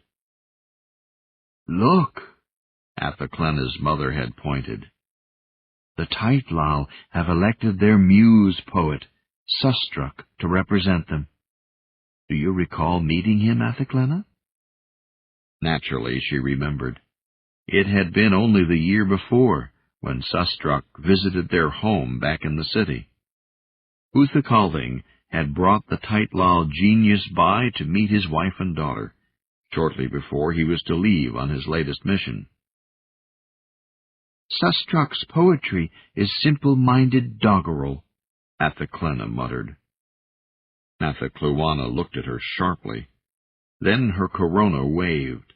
The glyph she crafted was Shakwan, the dark mirror only your own mother knew how to hold up before you. Athaclena's resentment reflected back at her, easily seen for what it was. She looked away, shamed. It was, after all, unfair to blame the poor Taitlal for reminding her of her absent father. The ceremony was indeed beautiful. A glyph choir of Timbrimi from the colony world Juthtath performed the apotheosis of Larancini, and even the bare-pated humans stared in slack-jawed awe, obviously kenning some of the intricate floating harmonies. Only the bluff, impenetrable Thenanin ambassadors seemed untouched, and they did not seem to mind at all being left out. After that, the Brima singer Kufkuft crooned an ancient atonal paean to the progenitors. One bad moment for Athaclena came when the hushed audience listened to a composition specially created for the occasion by one of the 12 great dreamers of Earth, the whale named 5 Bubble Spirals. While whales were not officially sentient beings, that fact did not keep them from being honored treasures. That they dwelled on Earth under the care of wolfling humans was one more cause for resentment by some of the more conservative galactic clans. Athaclena recalled sitting down and covering her ears, while everyone else swayed happily to the eerie cetacean music. To her it was worse than the sound of houses falling. Athacluana's glance conveyed her worry. "My strange daughter, what are we to do with you?" At least Athaclena's mother did not chide aloud or in glyph, embarrassing her in public. At last, to Athaclena's great relief, the entertainment ended. It was the turn of the Taitlal delegation, the time of acceptance and choice. Led by Sustruck, their great poet, the delegation approached the supine Kralnith dignitary and bowed low. Then they made their allegiance to the Brima representatives, and afterward expressed polite submissiveness to the humans and other patron-class alien visitors. The Timbrimi Master of Uplift received obeisance last. Sustruck and his consort, a Taitlal scientist named Kihimik, stepped ahead of the rest of their delegation as the mated pair chosen above all others to be race representatives. Alternately, they replied as the master of Uplift read a list of formal questions and solemnly noted their answers. Then the pair came under the scrutiny of the critics from the Galactic Uplift Institute. Thus far, it had been a perfunctory version of the fourth stage test of sentience, but now there was one more chance for the Titlal to fail.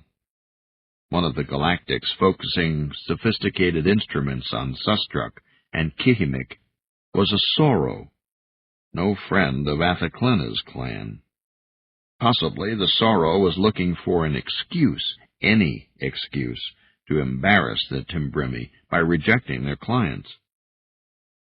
Discreetly buried under the caldera was equipment that had cost Athaklena's race plenty. Right now, the scrutiny of the Titlal was being cast all through the 5 galaxies. There was much to be proud of today, but also some potential for humiliation. Of course, Sustruck and Kihimik passed easily. They bowed low to each of the alien examiners. If the Sorrow examiner was disappointed, she did not show it. The delegation of furry, short-legged Titlal ambled up to a cleared circle at the top of the hill. They began to sing, swaying together in that queer, loose-limbed manner so common among the creatures of their native planet, that fallow world where they had evolved into pre-sentience, where the Timbrimi had found and adopted them for the long process of uplift. Technicians focused the amplifier, which would display for all those assembled, and billions on other worlds, the choice the Titlal had made. Underfoot, a deep rumbling told of powerful engines at work. Theoretically, the creatures could even decide to reject their patrons and abandon Uplift altogether, though there were so many rules and qualifications that in practice it was almost never allowed. Anyway, nothing like that was expected on that day. The Timbrimi had excellent relations with their clients. Still, a dry, anxious rustling swept the crowd as the rite of acceptance approached completion. The swaying Titlal moaned, and a low hum rose from the amplifier. Overhead, a holographic image took shape, and the crowd roared with laughter and approval. It was the face of a Timbrimi, of course, and one everyone recognized at once. Oshoyoi Thuna, trickster of the city of Foyon, who had included several Titlal as helpers in some of his most celebrated jests. Of course, the Titlal had reaffirmed the Timbrimi as their patrons, but choosing Oshoyoi Thuna as their symbol went far beyond that. It exclaimed the Titlal's pride in what it really meant to be part of their clan. After the cheering and laughter died down, there remained only one part of the ceremony to finish: the selection of the stage consort, the species who would speak for the Titlal during the next phase of their uplift. The humans, in their strange tongue, called it the Uplift Midwife. The stage consort had to be of a race outside of the Timbrimi's own clan, and while the position was mostly ceremonial, a consort could legally intervene on the new client species' behalf if the uplift process appeared to be in trouble. Wrong choices in the past had created terrible problems. No one had any idea what race the Titlal had chosen. It was one of those rare decisions that even the most meddlesome patrons, such as the Sorrow, had to leave to their charges. Sustruck and Kihimik crooned once more, and even from her position at the back of the crowd, Athaklena could sense a growing feeling of anticipation rising from the furry little clients. The little devils had cooked up something, that was certain. Again the ground shuddered, the amplifier murmured once more, and holographic projectors formed a blue cloudiness over the crest of the hill. In it, there seemed to float murky shapes, flicking back and forth as if through backlit water. Her corona offered no clue, for the image was strictly visual. She resented the humans, their sharper eyesight, as a shout of surprise rose from the area where most of the earthlings had congregated. All around her, Timbrimi were standing up and staring. She blinked. Then Athaclena and her mother joined the rest in amazed disbelief. One of the murky figures flicked up to the foreground and stopped, grinning out at the audience, displaying a long, narrow grin of white, needle-sharp teeth. There was a glittering eye, and bubbles rose from its glistening gray brow. The stunned silence lengthened, for in all of Ifni's starfield, nobody had expected the Titlau to choose dolphins. The visiting galactics were stricken dumb. Neo-dolphins. Why, the second client race of Earth were the youngest acknowledged sapients in all 5 galaxies, much younger than the Titlau themselves. This was unprecedented. It was astonishing. It was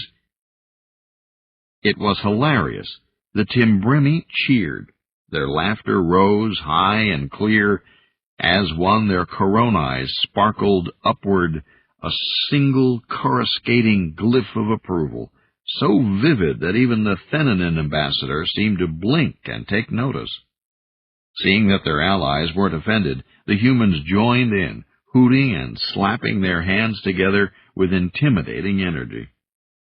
Kihimik and most of the other assembled Titlau bowed, accepting their patron's accolade. Good clients, it seemed. They had worked hard to come up with a fine jest for this important day. Only Sustrak himself stood rigid at the rear, still quivering from the strain. All around Athaclena crested waves of approval and joy. She heard her mother's laughter, joining in with the others. But Athaclena herself had backed away, edging out of the cheering crowd, until there was room to turn and flee. In a full gear flux, she ran and ran until she passed the caldera's rim and could drop down the trail out of sight or sound. There, overlooking the beautiful valley of lingering shadows, she collapsed to the ground while the waves of enzyme reaction shook her. That horrible dolphin! Never since that day had she confided in anyone what she had seen in the eye of the imaged cetacean. Not to her mother, nor even her father, had she ever told the truth. That she had sensed, deep within that projected hologram, a glyph, one rising from Sustrak himself, the poet of the Titlau. Those present thought it was all a grand jest, a magnificent blag. They thought they knew why the Titlau had chosen the youngest race of Earth as their stage consort, to honor the clan with a grand and harmless joke. By choosing dolphins, they seemed to be saying that they needed no protector, that they loved and honored their Timbrimi patrons without reservation.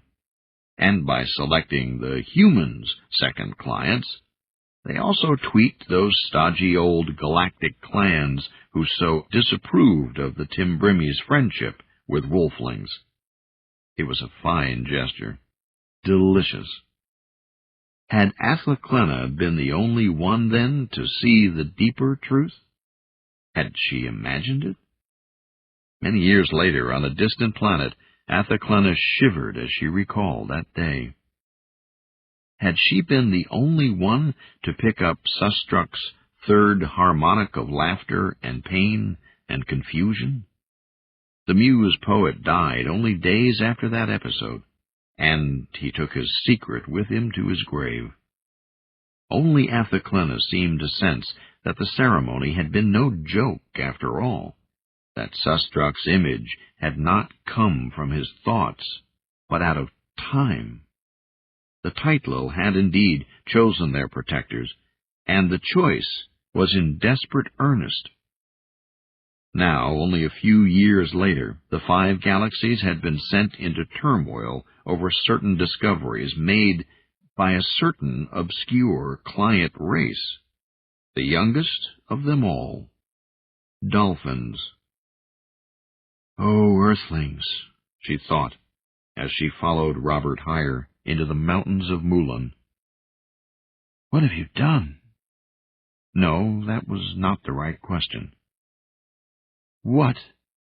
Oh, what is it you are planning to become? That afternoon, the 2 wanderers encountered a steep field of plate ivy. A plain of glossy, wide-brimmed plants covered the southeastward slope of the ridge, like green overlapping scales on the flank of some great slumbering beast. Their path to the mountains was blocked. I'll bet you're wondering how we'll get across all this to the other side, Robert asked. The slope looks treacherous, Athaclena ventured, and it stretches far in both directions. I suppose we'll have to turn around. There was something in the fringes of Robert's mind, though, that made that seem unlikely. These are fascinating plants, he said. Squatting next to one of the plates, a shield-like inverted bowl almost 2 meters across. He grabbed its edge and yanked backward, hard. The plate stretched away from the tightly bound field until Athaclena could see a tough, springy root attached to its center. She moved closer to help him pull, wondering what he had in mind. The colony buds a new generation of these caps every few weeks, each layer overlapping the prior one, Robert explained as he grunted and tugged the fibrous root taut. In late autumn, the last layers of caps flower and become wafer-thin. They break off and catch the strong winter winds, sailing into the sky, millions of them. It's quite a sight, believe me. All those rainbow-colored kites drifting under the clouds, even if it is a hazard to flyers. They are seeds, then? Athaclena asked. Well, spore carriers, actually, and most of the pods that litter the Sind in early winter are sterile. Seems the plate ivy used to rely on some pollinating creature that went extinct during the Bururali Holocaust. Just one more problem for the ecological recovery teams to deal with. Robert shrugged. Right now, though, in the springtime, these early caps are rigid and strong. It'll take some doing to cut one free. Robert drew his knife and reached under to slice away at the taut fibers holding the cap down. The strips parted suddenly, releasing the tension and throwing Athaclena back with the bulky plate on top of her. Oops, I'm sorry, Clenny. She felt Robert's effort to suppress laughter as he helped her struggle out from under the heavy cap. Just like a boy, Athaclena thought.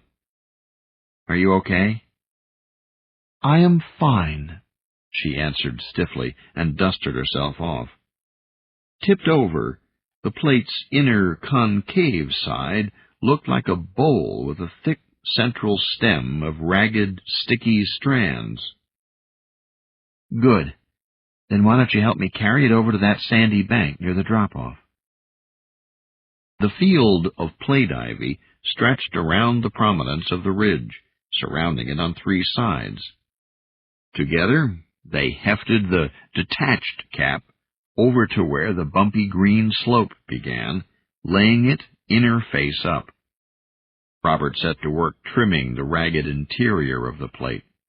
After a few minutes, he stood back and examined his handiwork. This should do. He nudged the plate with his foot. Your father wanted me to show you everything I could about Garth. In my opinion, your education would be truly lacking if I never taught you to ride plate ivy.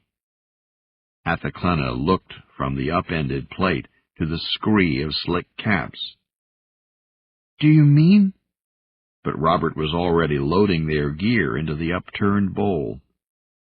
"You cannot be serious, Robert." He shrugged, looking up at her sidelong. "We can backtrack a mile or two and find a way around all this if you like." "You aren't joking," Athelclena sighed.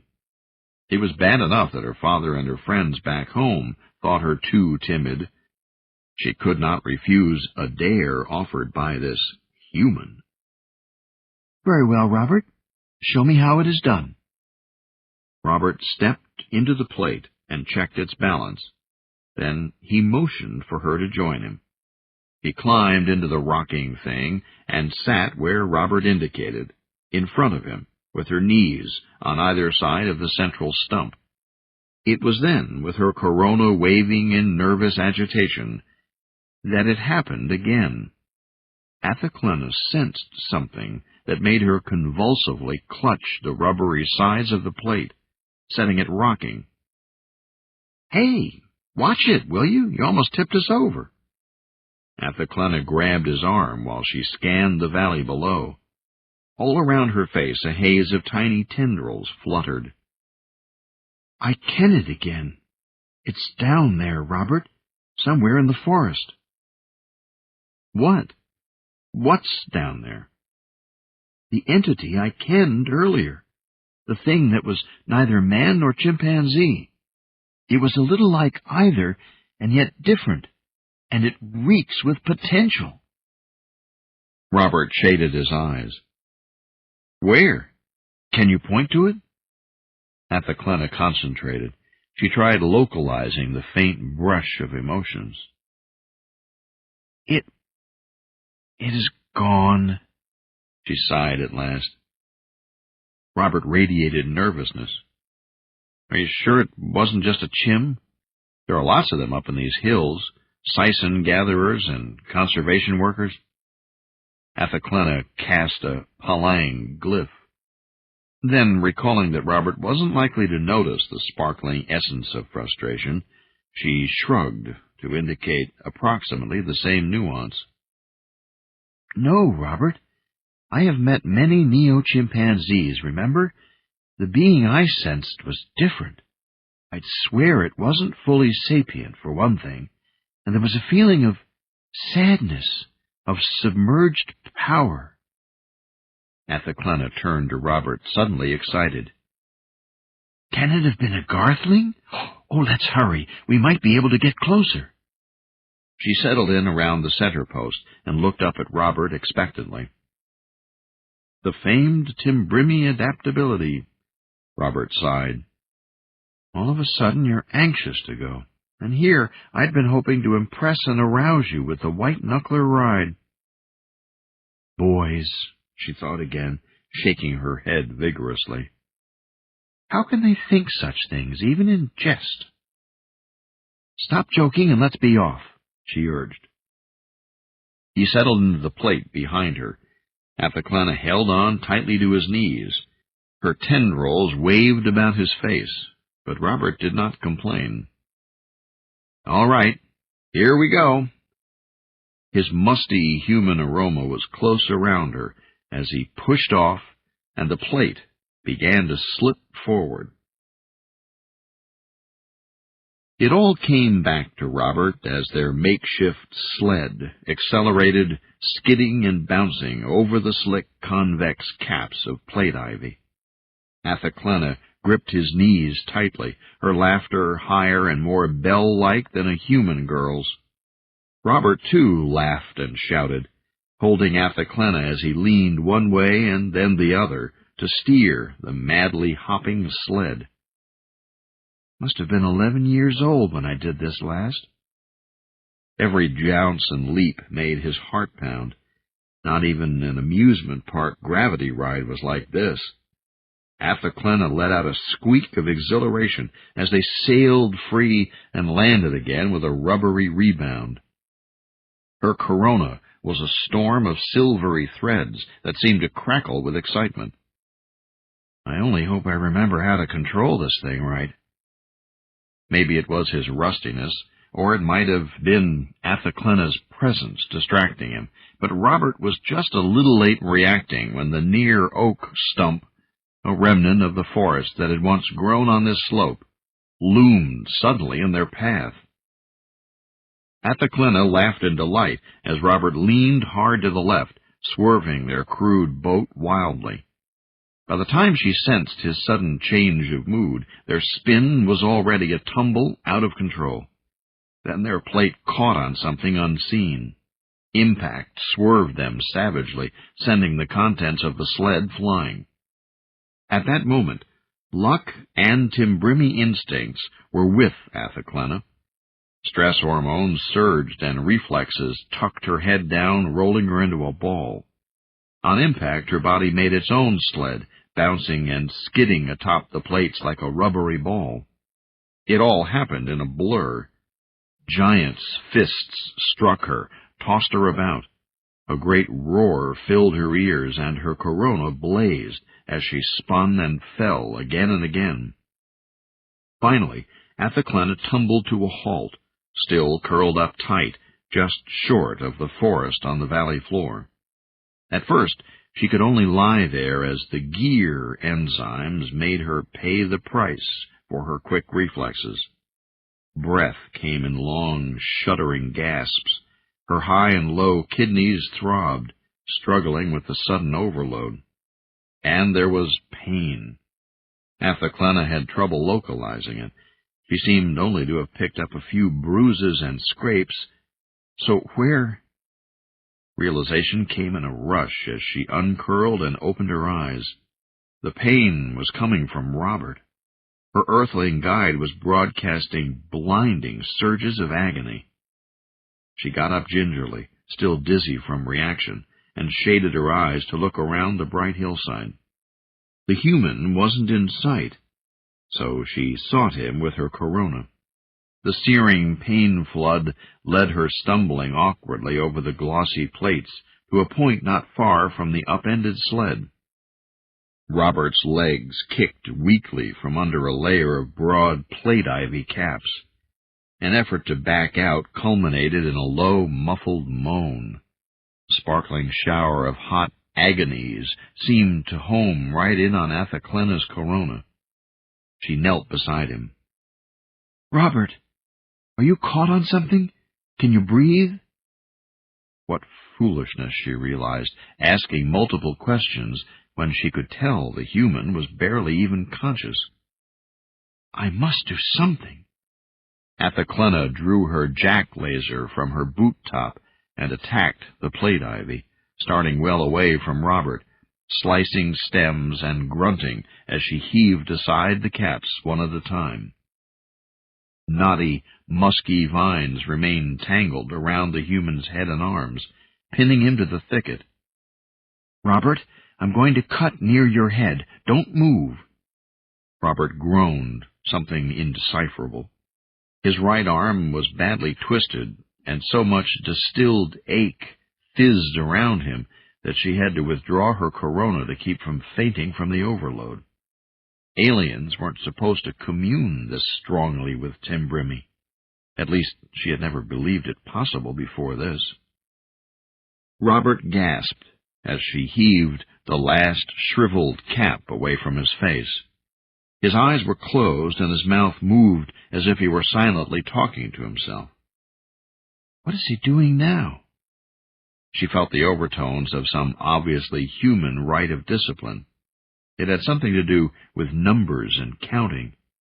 Perhaps it was that self-hypnosis technique all humans were taught in school. Though primitive, it seemed to be doing Robert some good.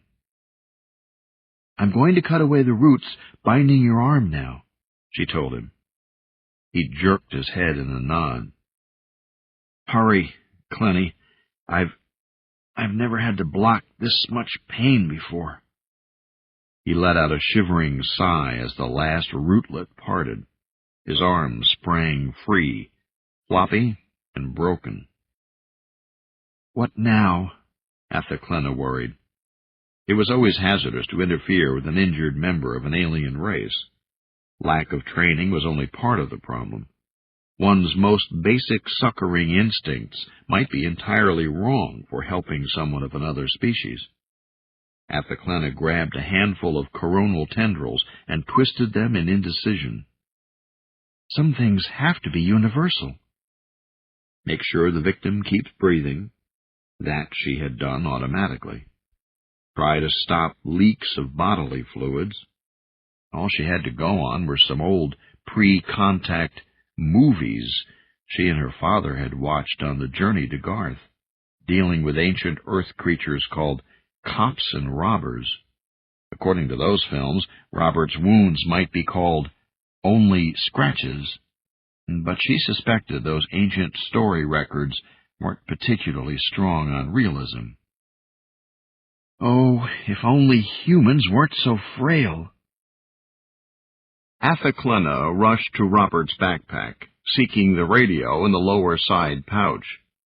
Aid could arrive from Port Helena in less than an hour, and rescue officials could tell her what to do in the meantime. The radio was simple, of Timbrimi design, but nothing happened when she touched the power switch. No, it has to work. She stabbed it again, but the indicator stayed blank. Athaclena popped the back cover. The transmitter crystal had been removed. She blinked in consternation. How could this be?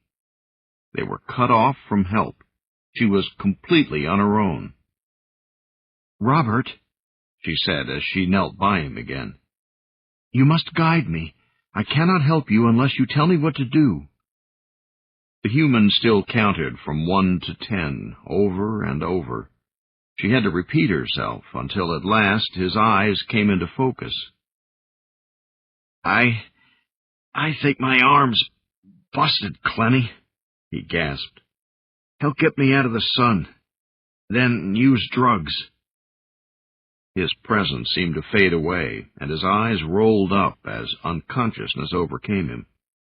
Athaclena did not approve of a nervous system that overloaded with pain, leaving its owner unable to help himself. It wasn't Robert's fault. He was brave, but his brain had shorted out. There was one advantage, of course. Fainting damped down his broadcast agony. That made it easier for her to drag him backward over the spongy, uneven field of plate ivy, attempting all the while not to shake his broken right arm unduly. Big-boned, huge-thewed, over-muscled human. She cast a glyph of great pungency as she pulled his heavy body all the way to the shady edge of the forest. Athaclena retrieved their backpacks and quickly found Robert's first aid kit. There was a tincture she had seen him use only 2 days before, when he had caught his finger on a wood sliver. This she slathered liberally over his lacerations. Robert moaned and shifted a little. She could feel his mind struggle upward against the pain. Soon, half automatically, he was mumbling numbers to himself once again. Her lips moved as she read the Anglic instructions on a container of flesh foam. Then she applied the sprayer onto his cuts, sealing them under a medicinal layer. That left the arm, and the agony. Robert had mentioned drugs, but which drugs? There were many little ampules clearly labeled in both Anglic and Gal-7, but directions were sparse. There was no provision for a non-Terran having to treat a human without benefit of advice. She used logic. Emergency medicines would be packaged in gas ampules for easy, quick administration. Athaclena pulled out 3 likely-looking glassine cylinders. She bent forward until the silvery strands of her corona fell around Robert's face, bringing close his human aroma, musty, and, in this case, so very male. "Robert," she whispered carefully in Anglic, "I know you can hear me. Rise within yourself. I need your wisdom out in the here and now." Apparently she was only distracting him from his rite of discipline, for she sensed the pain increase. Robert grimaced and counted out loud. Timbrimi do not curse as humans do. A purist would say they make stylistic statements of record instead. But at times like this, few would be able to tell the difference. Athaclena muttered caustically in her native tongue. Clearly, Robert was not an adept, even at this crude self-hypnosis technique. His pain pummeled the fringes of her mind, and Athaclena let out a small trill, like a sigh. She was unaccustomed to having to keep out such an assault. The fluttering of her eyelids blurred vision, as would a human's tears. There was only one way, and it meant exposing herself more than she was accustomed, even with her family. The prospect was daunting, but there didn't seem to be any choice. In order to get through to him at all, she had to get a lot closer than this. I am here, Robert. Share it with me. She opened up to the narrow flood of sharp, discreet agonies, so un-Timbrimi and yet so eerily familiar, almost as if they were recognizable somehow. The quanta of agony dripped to an uneven pump beat.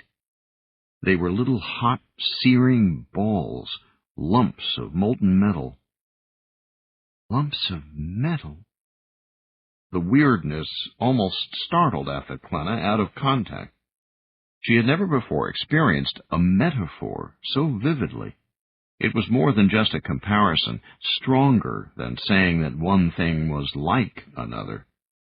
For a moment, the agonies had been glowing iron globs that burned to touch. To be human is strange indeed. Athaclena tried to ignore the imagery. She moved toward the agony nexus until a barrier stopped her. Another metaphor? This time it was a swiftly flowing stream of pain, a river that lay across her path. What she needed was an unsultlan, a protection field to carry her up the flood to its source, but how did one shape the mind stuff of a human? Even as she wondered, drifting smoke images seemed to fall together around her. Mist patterns flowed, solidified, became a shape. Athaclena suddenly found she could visualize herself standing in a small boat, and in her hands she held an oar. Was this how unsultlan manifested in the human's mind? As a metaphor? Amazed, she began to row upstream into the stinging maelstrom. Forms floated by, crowding and jostling in the fog surrounding her. Now one blur drifted past as a distorted face. Next, some bizarre animal figure snarled at her. Most of the grotesque things she glimpsed could never have existed in any real universe. Unaccustomed to visualizing the networks of a mind, it took Athaclena some moments to realize that the shapes represented memories, conflicts, emotions.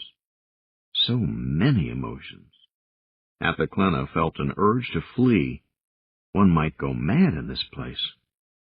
It was Timbrimi curiosity that made her stay. That and duty. This is so strange, she thought, as she rode through the metaphorical swamp. Half blinded by drifting drops of pain, she stared in wonderment.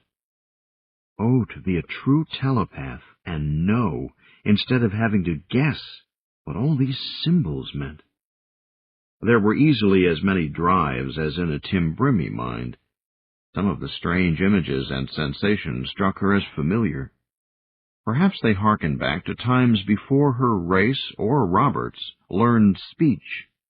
Her own people by Uplift, and humans doing it the hard way, back when two tribes of clever animals lived very similar lives in the wild, on far separated worlds. It was most odd seeing with two pairs of eyes at once. There was the set that looked in amazement about the metaphorical realm, and her real pair, which saw Robert's face inches from her own, under the canopy of her corona. The human blinked rapidly. He had stopped counting in his confusion. She at least understood some of what was happening, but Robert was feeling something truly bizarre. A word came to her. Déjà vu. Quick half-rememberings of things at once both new and old. Athaclena concentrated and crafted a delicate glyph, a fluttering beacon to beat in resonance with his deepest brain harmonic. Robert gasped as she felt him reach out after it. His metaphorical self took shape alongside her in the little boat, holding another oar. It seemed to be the way of things at this level, that he did not even ask how he came to be there. Together they cast off through the flood of pain, the torrent from his broken arm. They had to row through a swirling cloud of agonies, which struck and bit at them like swarms of vampire bugs.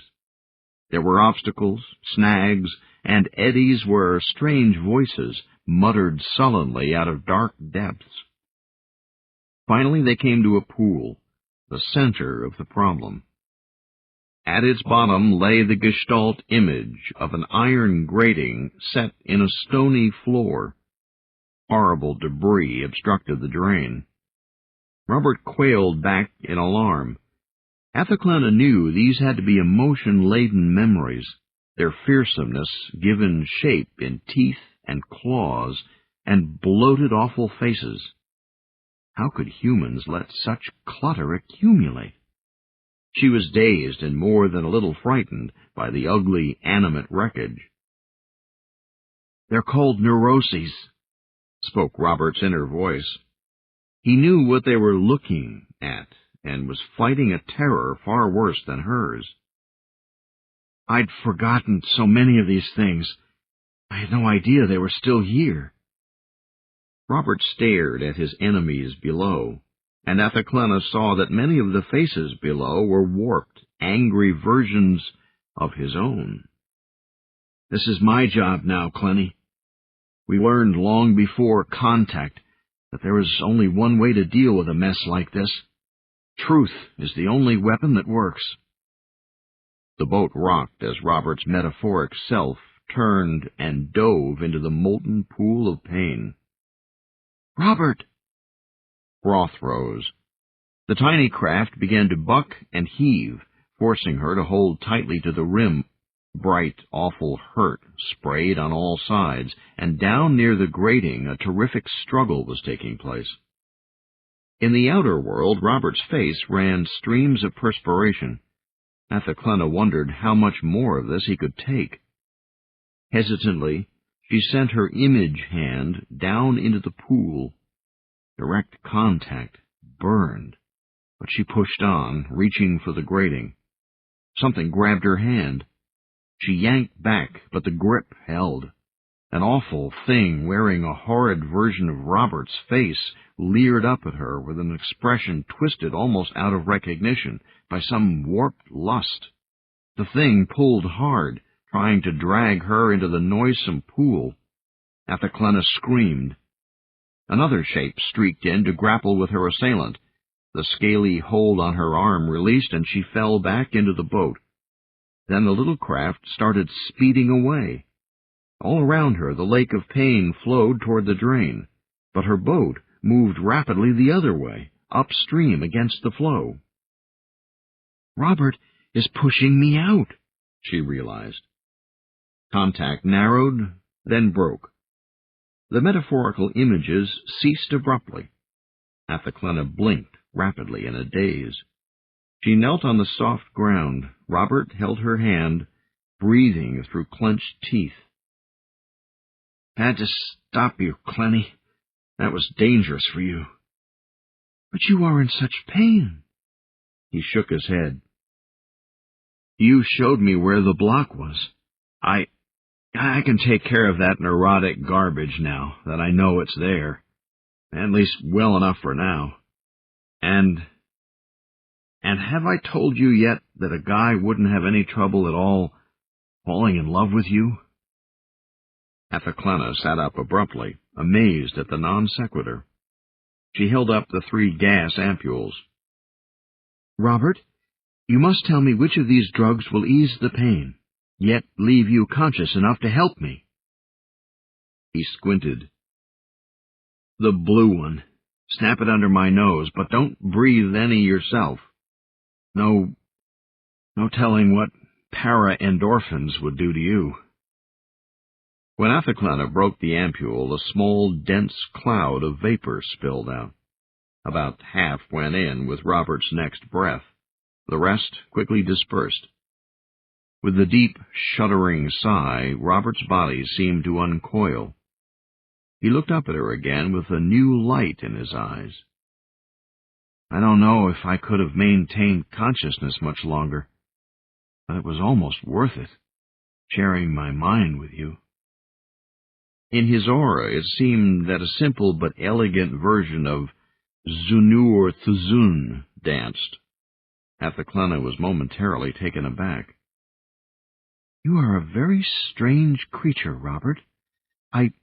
She paused. The Zunur Thuzun. It was gone now, but she had not imagined kinning that glyph. How could Robert have learned to make it? Athaklana nodded and smiled. The human mannerisms came easily, as if imprinted. "I was just thinking the same thing, Robert. I too, found it worthwhile." Chapter 13. Fibbin. Just above a cliff face, near the rim of a narrow mesa, dust still rose in plumes where some recent crashing force had torn a long, ugly furrow in the ground. A dagger-shaped stretch of forest had been shattered in a few violent seconds by a plunging thing that roared and skipped and struck again, sending earth and vegetation spraying in all directions, before finally coming to rest just short of the sheer precipice. It had happened at night. Not far away, other pieces of even hotter sky debris had cracked stone and set fires, but here the impact had been only a glancing blow. Long minutes after the explosive noise of collision ebbed, there remained other disturbances. Landslides rattled down the nearby cliff, and trees near the tortured path creaked and swayed. At the end of the furrow, the dark object that had wreaked this havoc emitted crackling, snapping sounds as superheated metal met a cool fog sweeping up from the valley below. At last, things settled down and began returning to normal. Native animals nosed out into the open again. A few even approached, sniffed the hot thing in distaste, then moved on about the more serious business of living one more day. It had been a bad landing. Within the escape pod, the pilot did not stir. That night and another day passed without any sign of motion. At last, with a cough and a low groan, Fibbin awoke. "Where? What?" he croaked. His first organized thought was to notice that he had just spoken Anglic. "That's good," he considered numbly. "No brain damage, then." A neo-chimpanzee's ability to use language was his crucial possession, and far too easily lost. Speech aphasia was a good way to get reassessed, maybe even registered as a genetic probationer. Of course, samples of Fibbin's plasm had already been sent to Earth, and it was probably too late to recall them. So, did it really matter if he were reassessed? He had never really cared what color his procreation card was, anyway. Or, at least, he didn't care any more than the average chim did. "Oh, so we're getting philosophical now. Delaying the inevitable? No dithering, Fibbin, old chim. Move. Open your eyes. Grope yourself. Make sure everything's still attached." Wryly put, but less easily done.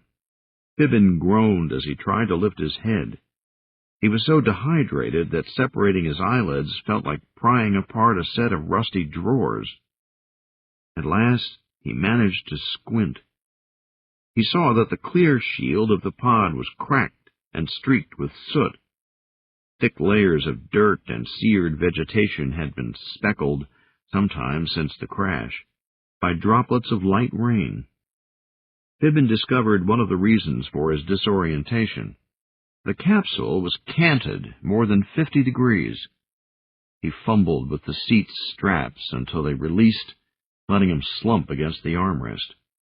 He gathered a little strength, then pounded on the jammed hatch, muttering hoarse curses until the catch finally gave way in a rain of leaves and small pebbles. Several minutes of dry sneezing ensued, finishing with him draped over the hatch rim, breathing hard. Pippin gritted his teeth. "Come on," he muttered subvocally. "Let's get out of here."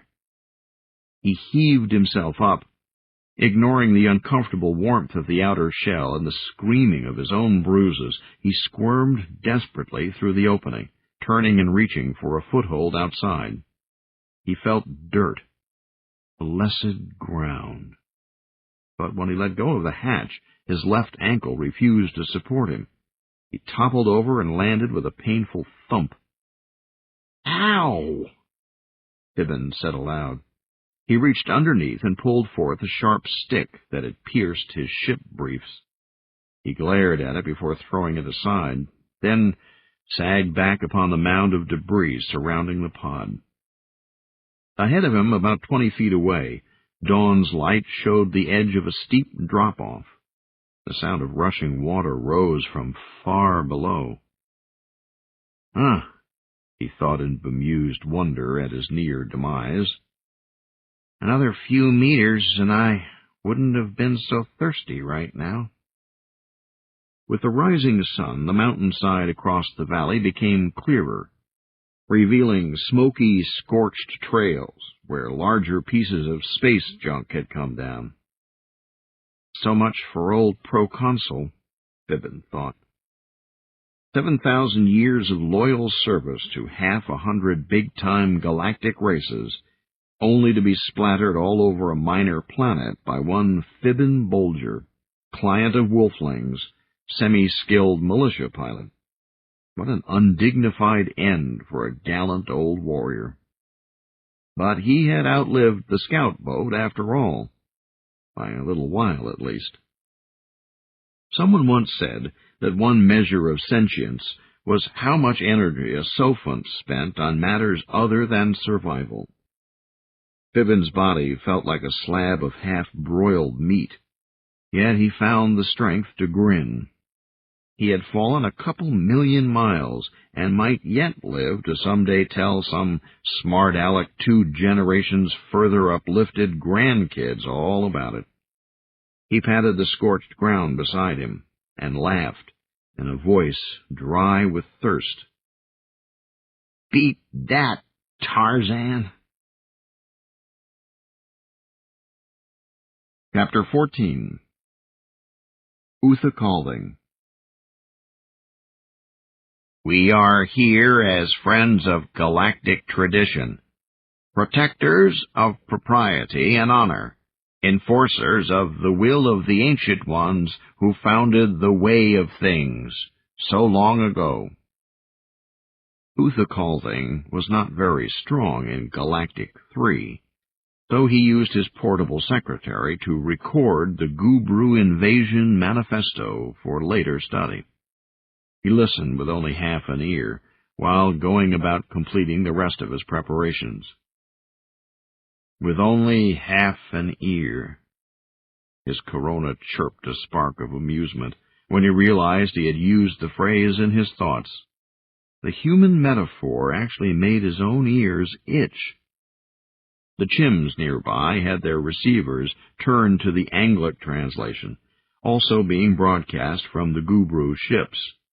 It was an unofficial version of the manifesto, since Anglic was considered only a wolfling tongue, unsuitable for diplomacy. Uthakalding crafted Liuthsaka, the approximate equivalents of a nose, thumb, and raspberry, at the invaders. One of his neo-chimpanzee assistants looked up at him with a puzzled expression. The chim must have some latent psi ability, he realized. The other 3 hairy clients crouched under a nearby tree, listening to the doctrine of the invading armada. In accordance with protocol and all of the rules of war, a rescript has been delivered to Earth, explaining our grievances and our demands for redress. Uthakalding set one last seal into place over the hatch of the diplomatic cache. The pyramidal structure stood on a bluff overlooking the Sea of Silmar, just southwest of the other buildings of the Timbrimi embassy. Out over the ocean, all seemed fair and spring-like. Even today, small fishing boats cruised out on the placid waters, as if the sky held nothing unfriendlier than the dappled clouds. In the other direction, though, past a small grove of Thula greatgrass, transplanted from his home world, Uthakalding's chancery and official quarters lay empty and abandoned. Strictly speaking, he could have remained at his post, but Uthakalding had no wish to trust the invaders' word that they were still following all the rules of war.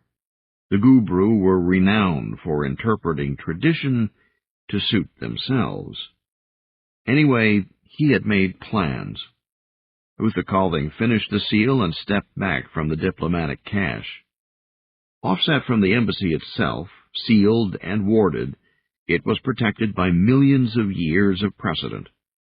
The chancery and other embassy buildings might be fair game, but the invader would be hard-pressed to come up with a satisfactory excuse for breaking into this sacrosanct depository. Still, Uthakalding smiled. He had confidence in the Gubru. When he had backed away about 10 meters, he concentrated and crafted a simple glyph, then cast it toward the top of the pyramid, where a small blue globe spun silently. The warder brightened at once and let out an audible hum. Uthakalding then turned and approached the waiting chims. List as our first grievance that the Earthlings' client race, formerly known as Tersiops amicus or Neo-Dolphin, has made a discovery which they do not share. It is said that this discovery portends major consequences to galactic society. The clan of Guxiu Gubru, as a protector of tradition and the inheritance of the progenitors, will not be excluded. It is our legitimate right to take hostages to force those half-formed water creatures and their wolfling masters to divulge their hoarded information. A small corner of Uthakalding's thoughts wondered just what the humans' other client race had discovered out there beyond the galactic disk. He sighed wistfully. The way things worked in the 5 galaxies, he would have to take a long voyage through D-level hyperspace and emerge 1,000,000 years from now to find out the entire story. By then, of course, it would be ancient history. In fact, exactly what Streaker had done to trigger the present crisis hardly mattered, really. The Timbrimi Grand Council had calculated that an explosion of some sort was due within a few centuries anyway. The Earthlings had just managed to set it off a bit early. That was all. Set it off early. Uthakalding hunted for the right metaphor. It was as if a child had escaped from a cradle, crawled straight into a den of Vilkorg beasts, and slapped the queen right in the snout. Second grievance, and the precipitate cause for our enomic intervention here, is our strong suspicion that uplift irregularities are taking place on the planet Garth. In our possession is evidence that the semi-sentient client species known as neo-chimpanzee is being given improper guidance and is not being properly served by either its human patrons or its Timbrimi consorts. The Timbrimi? Improper consorts? Oh, you arrogant avian shall pay for that insult, Uther Calding vowed. The Chims hurried to their feet and bowed low when he approached. Sealf Kuan glimmered briefly at the tips of his corona as he returned the gesture. I wish to have certain messages delivered. Will you serve me? They all nodded. The Chims were obviously uncomfortable with each other, coming as they did from such different social strata. One was dressed proudly in the uniform of a militia officer. 2 others wore bright civilian clothes. The last and most shabbily dressed Chim bore a kind of breast panel display, with an array of keys on both sides, which let the poor creature perform a semblance of speech. This one stood a little behind and apart from the others, and barely lifted his gaze from the ground. "We are at your service," said the clean-cut young lieutenant, snapping to attention. He seemed completely aloof to the sour glances the gaudily clad civilians cast his way. That is good, my young friend. Uther Calding grasped the Chim's shoulder and held out a small black cube. Please deliver this to Planetary Coordinator On Eagle, with my compliments. Tell her that I had to delay my own departure to Sanctuary, but I hope to see her soon. I am not really lying, Uther Calding reminded himself. Bless Anglic and its lovely ambiguity. The Chim lieutenant took the cube and bowed again at precisely the correct angle for showing bipedal respect to a senior patron ally. Without even looking at the others, he took off at a run toward his courier bike. One of the civilians, apparently thinking Uther Calding would not overhear, whispered to his brightly clad colleague, "I hope the blue-card Palm skids on a mud puddle and gets his shiny uniform all wet." Uther Calding pretended not to notice. It sometimes paid to let others believe Timbrimi hearing was as bad as their eyesight. These are for you, he told the 2 in the flashy clothes, and he tossed each of them a small bag. The money inside was gal coin, untraceable and unquestionable through war and turmoil, for it was backed by the contents of the great library itself. The 2 Chims bowed to Uther Calding, trying to imitate the officer's precision. He had to suppress a delighted laugh, for he sensed their foci, each Chim's center of consciousness, had gathered in the hand holding the purse, excluding nearly all else from the world. Go then, and spend it as you will. I thank you for your past services. The 2 members of Port Helenia's small criminal underworld spun about and dashed off through the grove. Borrowing another human metaphor, they had been his eyes and ears since he had arrived here. No doubt they considered their work completed now. And thank you for what you are about to do, Uther Calding thought after them.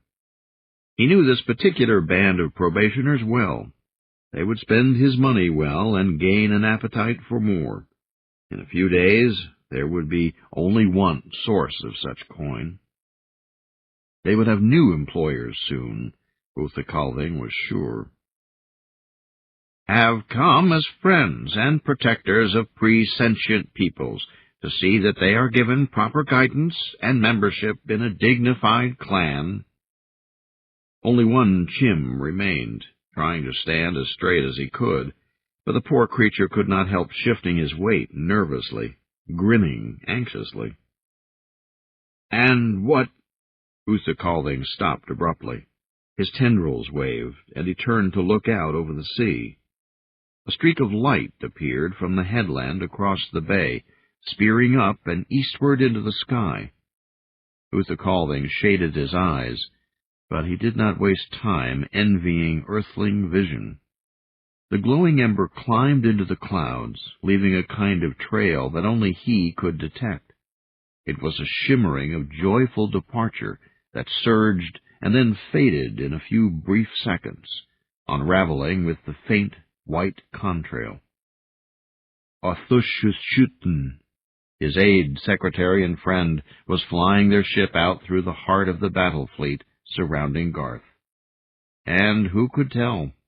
Their Timbrimi-made craft was specially built. He even might get through. That was not Athushushten's job, of course. His task was merely to make the attempt. Uthakalding reached forth in kenning. Yes, something did ride down that burst of light. A sparkling legacy. He drew in Athushushten's final glyph and stored it in a cherished place, should he ever make it home to tell the brave Tim's loved ones. Now there were only 2 Timbrimi on Garth, and Athaclena was as safe as could be provided for. It was time for Uthakalding to see to his own fate. To rescue these innocent creatures from the warped uprearing they are receiving at the hands of wolflings and criminals. He turned back to the little Chim, his last helper. And what about you, Jojo? Do you want a task as well?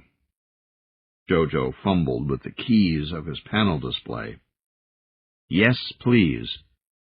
Help you is all I ask. Uthakalding smiled. He had to hurry off and meet Colt. By now, the Thenanin ambassador would be nearly frantic, pacing beside Uthakalding's pinnace, but the fellow could just wait a few moments more. Yes, he told Jojo. I think there is something you can do for me. Do you think you can keep a secret? The little genetic reject nodded vigorously, his soft brown eyes filled with earnest devotion. Uthakalding had spent a lot of time with Jojo, teaching him things the schools here on Garth had never bothered to try. Wilderness survival skills and how to pilot a simple flitter, for instance. Jojo was not the pride of Neo-Chimp Uplift, but he had a great heart, and more than enough of a certain type of cunning that Uthakalding appreciated. Do you see that blue light atop the cairn, Jojo? Jojo remembers. The Chim keyed. Jojo remembers all you said. Good, Uthakalding nodded. I knew you would. I shall count on you, my dear little friend. He smiled, and Jojo grinned back eagerly. Meanwhile, the computer-generated voice from space droned on, completing the manifesto of invasion. And give them over for adoption by some appropriate elder clan, one that will not lead them into improper behavior. Wordy birds, Uthakalding thought. Silly things, really. We'll show them some improper behavior, won't we, Jojo? The little Chim nodded nervously. He grinned, even though he did not entirely understand. Chapter 15. Athaclena. That night their tiny campfire cast yellow and orange flickerings against the trunks of the near oaks. I was so hungry, even Vakpak stew tasted delicious. Robert sighed as he put aside his bowl and spoon. I'd planned to make us a meal of baked plate ivy roots, but I don't guess either of us will have much appetite for that delicacy soon.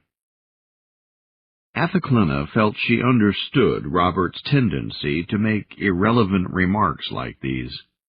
Timbrimi and Terran Both had ways of making light of disaster, part of the unusual pattern of similarity between the two species. She had eaten sparingly herself. Her body had nearly purged the peptides left over from the gear reaction, but she still felt a little sore after this afternoon's adventure. Overhead, a dark band of galactic dust clouds spanned fully 20% of the sky, outlined by bright hydrogen nebulae. Athaklena watched the starry vault, her corona only slightly puffed out above her ears. From the forest she felt the tiny anxious emotions of little native creatures. Robert? Yes, Clenny? Robert, why did you remove the crystals from our radio? After a pause, his voice was serious, subdued. I'd hoped not to have to tell you for a few days, Athaklena, but last night I saw the communication satellites being destroyed. That could only mean the Galactics have arrived, as our parents expected. The radio's crystals can be picked up by shipborne resonance detectors, even when they aren't powered. I took ours out so that there'd be no chance of being found that way. It's standard doctrine. Athaklena felt a tremor at the tip of her ruff, just above her nose, that shivered over her scalp and down her back. So it has begun. Harder longed to be with her father. It still hurt that he had sent her away rather than allow her to stay at his side where she could help him. The silence stretched. She kenned Robert's nervousness. Twice he seemed about to speak, then stopped, thinking better of it. Finally she nodded.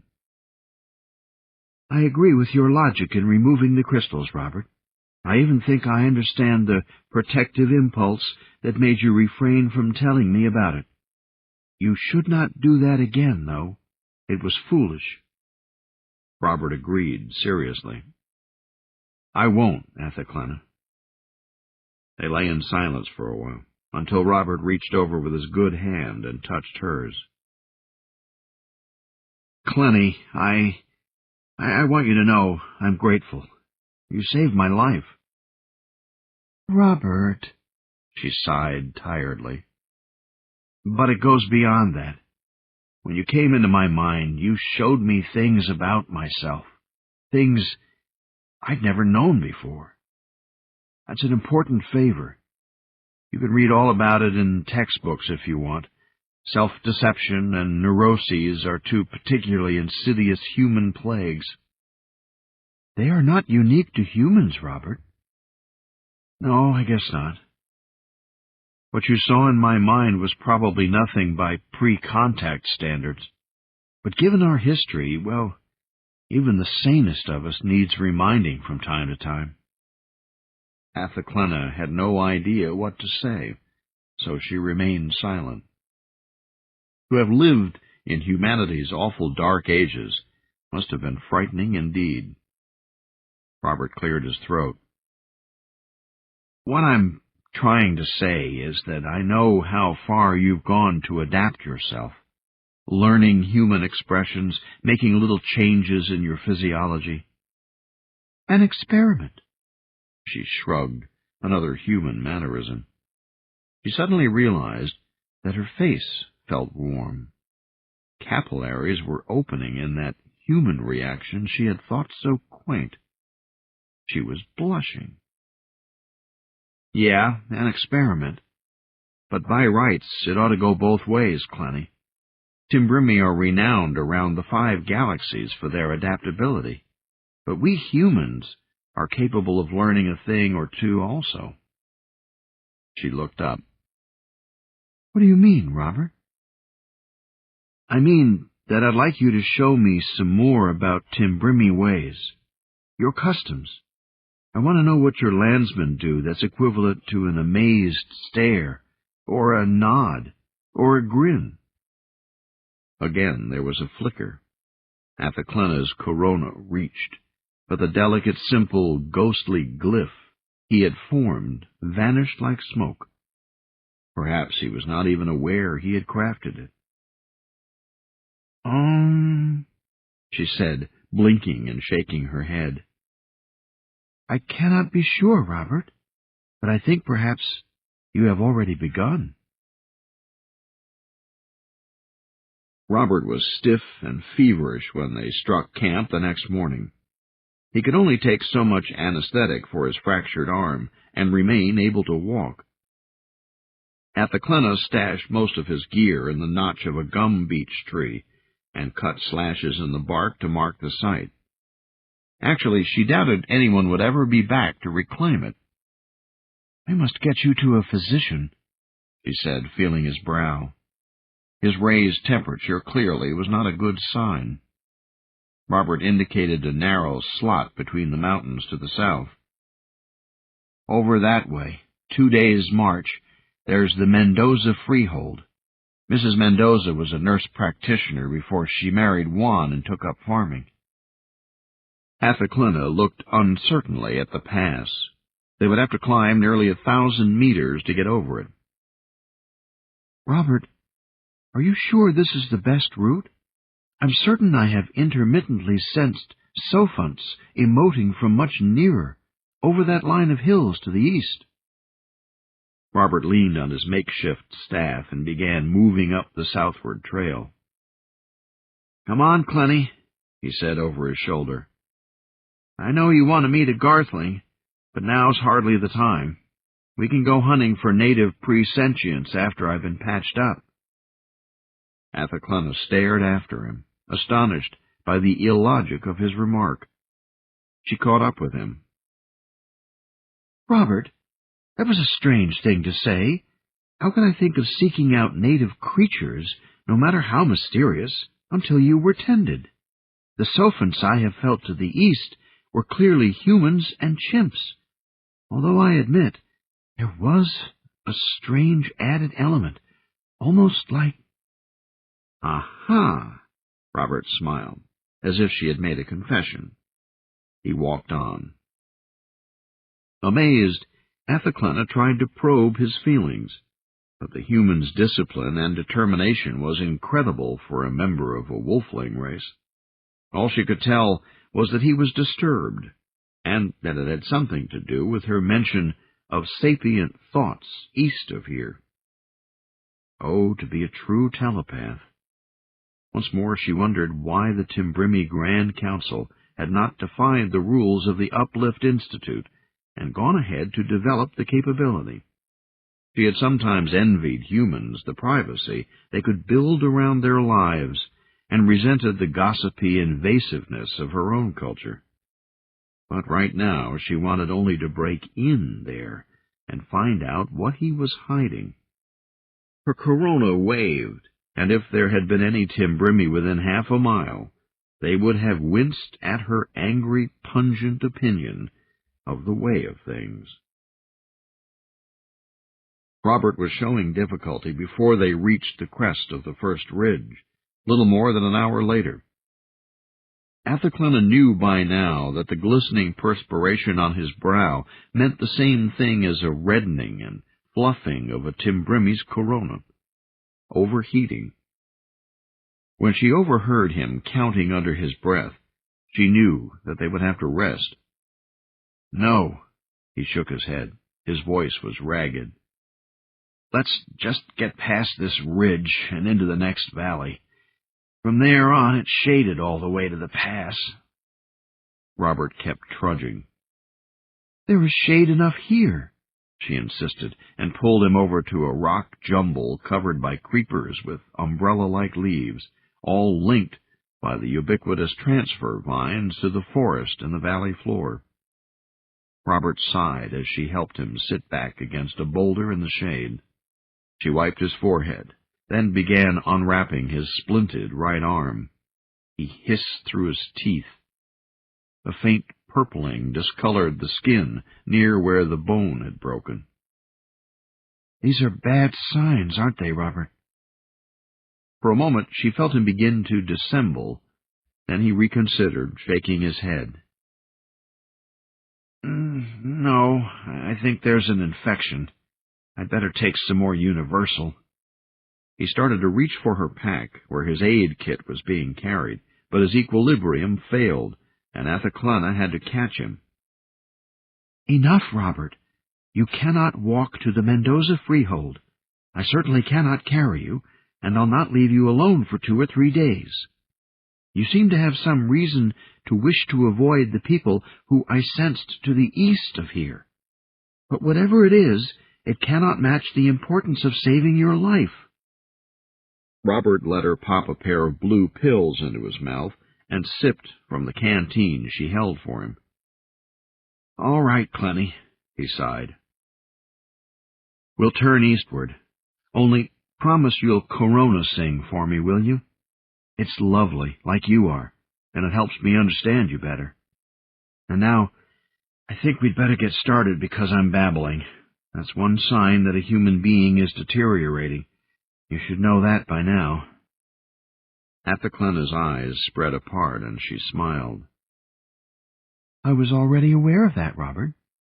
Now tell me, what is the name of this place where we are going? It's called the Howlett Center. It's just past that second set of hills over that way. He pointed east by southeast. They don't like surprise guests, he went on. So we'll want to talk loudly as we approach. Taking it by stages, they made it over the first ridge shortly before noon, and rested in the shade by a small spring. There Robert fell into a troubled slumber. Athaklana watched the human youth with a feeling of miserable helplessness. She found herself humming Thufal Thrila's famous Dirge of Inevitability. The poignant piece for aura and voice was over 4,000 years old, written during the time of sorrow when the Timbrimi patron race, the Cultmoor, were destroyed in a bloody interstellar war. Inevitability was not a comfortable concept for her people, even less than for humans. But long ago the Timbrimi had decided to try all things, to learn all philosophies. Resignation, too, had its place. Not this time, she swore. Athaklana coaxed Robert into his sleeping bag and got him to swallow 2 more pills. She secured his arm as best she could and piled rocks alongside to keep him from rolling about. A low palisade of brush around him would, she hoped, keep out any dangerous animals. Of course, the Burrarali had cleared Garth's forest of any large creatures, but that did not keep her from worrying. Would an unconscious human be safe, then, if she left him alone for a little while? She placed her jack-laser within reach of his left hand, and a canteen next to it. Bending down, she touched his forehead with her sensitized, refashioned lips. Her corona unwound and fell about his face, caressing it with delicate strands, so she could give him a parting benediction in the manner of her own folk as well. A deer might have run faster. A cougar might have slipped through the forest stillness more silently. But Athaklana had never heard of those creatures, and even if she had, a Timbrimi did not fear comparisons. Their very race name was adaptability. Within the first kilometer, automatic changes had already been set in motion. Glands rushed strength to her legs, and changes in her blood made better use of the air she breathed. Loosened connective tissue opened her nostrils wide to pass still more, while elsewhere her skin tautened to prevent her breasts from bouncing jarringly as she ran. The slope steepened as she passed out of the second narrow valley and up a game path toward the last ridge before her goal. Her rapid footfalls on the thick loam were light and soft. Only an occasional snapping twig announced her coming, sending the forest creatures scurrying into the shadows. A chittering of little jeers followed her, both in sound and unsubtle emanations she picked up with her corona. Their hostile calls made Athaklana want to smile, Timbrimi style. Animals were so serious. Only a few, those nearly ready for Uplift, ever had anything resembling a sense of humor. And then, after they were adopted and began Uplift, all too often their patrons edited whimsy out of them as an unstable trait. After the next kilometer, Athaklana eased back a bit. She would have to pace herself, if for no other reason than she was overheating. That was dangerous for a Timbrimi. She reached the crest of the ridge, with its chain of ubiquitous spine stones, and slowed in order to negotiate the maze of jutting monoliths. There she rested briefly.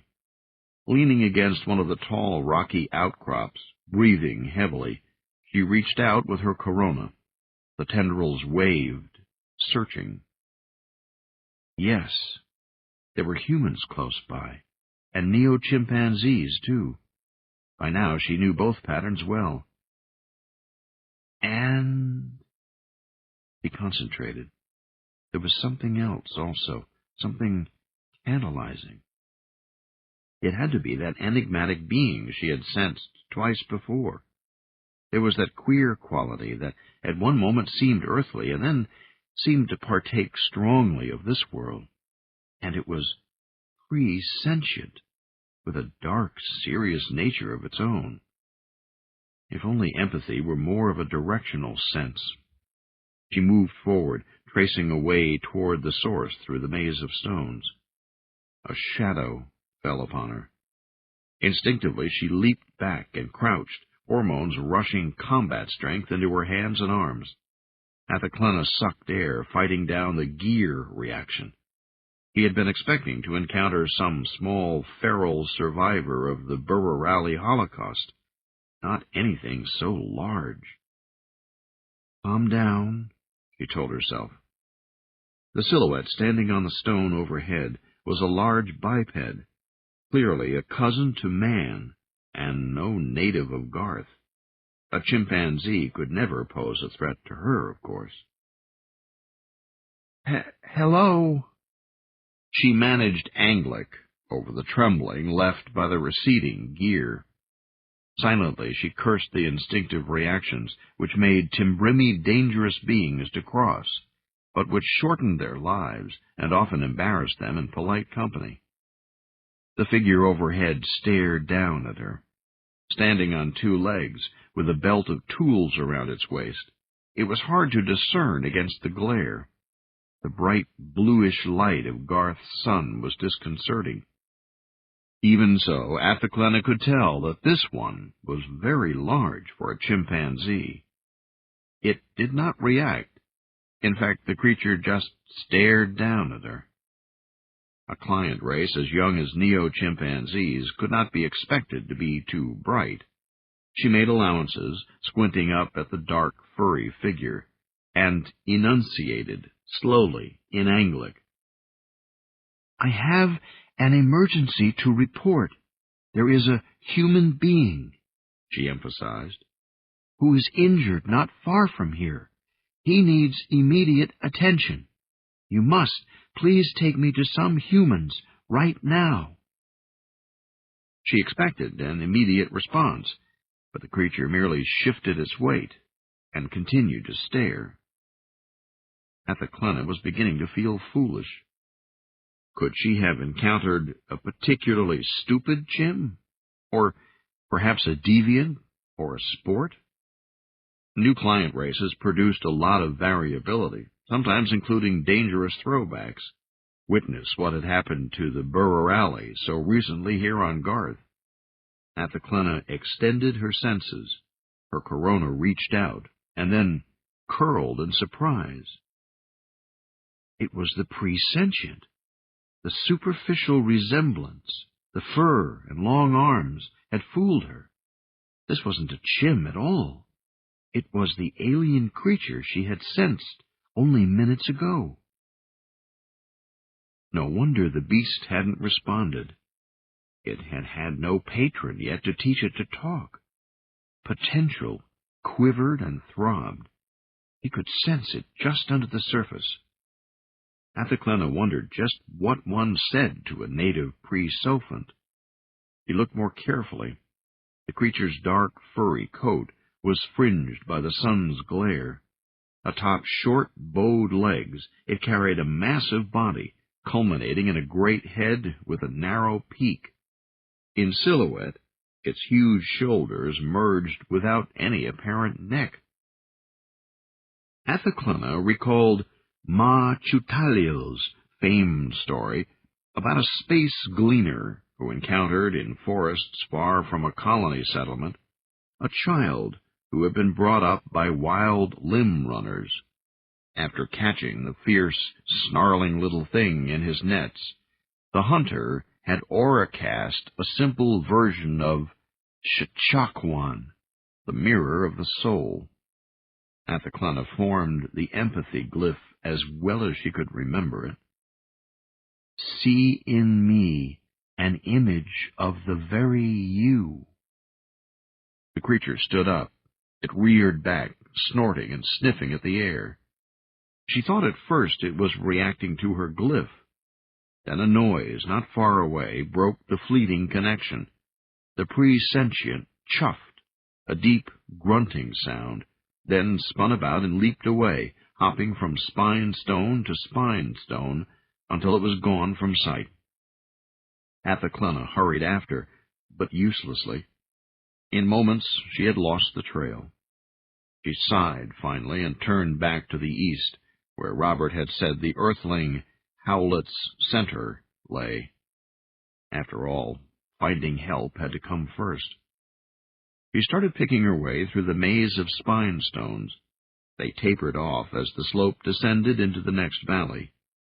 That was when she passed around a tall boulder and nearly collided with the search party. "We're sorry we frightened you, ma'am," the leader of the group said gruffly. His voice was somewhere between a growl and the croaking of a pond full of bug hoppers.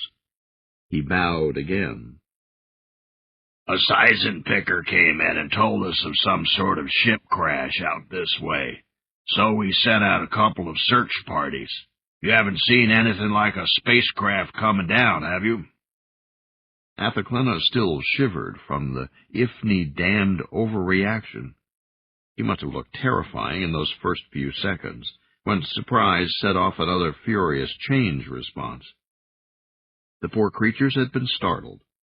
Behind the leader, 4 more chims stared at her nervously. "No, I haven't." Athaklana spoke slowly and carefully, in order not to tax the little clients. "But I do have a different sort of emergency to report. My comrade, a human being, was injured yesterday afternoon. He has a broken arm and a possible infection. I must speak to someone in authority about having him evacuated." The leader of the chim stood a bit above average in height, nearly 150 centimeters tall.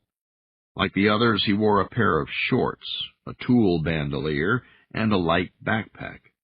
His grin featured an impressive array of uneven, somewhat yellowed teeth. "I'm sufficiently in authority. My name is Benjamin, Ms. His gruff voice ended in a questioning tone. "Athaklana. My companion's name is Robert Oneagle. He is the son of the planetary coordinator." Benjamin's eyes widened. "I see. Well, Well, ma'am, you must have heard by now that Garth's been interdicted by a fleet of ET cruisers. Under the emergency, we aren't supposed to use air cars, if we can avoid it. Still, my crew here is equipped to handle a human with the sort of injuries you described. If you'll lead us to Mr. Oneagle, we'll see he's taken care of." Athaklana's relief was mixed with a pang, as she was reminded of larger matters. She had to ask, "Have they determined who the invaders are yet? Has there been a landing?" The chimp, Benjamin, was behaving professionally, and his diction was good, but he could not disguise his perplexity as he looked at her, tilting his head as if trying to see her from a new angle. The others frankly stared. Clearly, they had never seen a person like her before.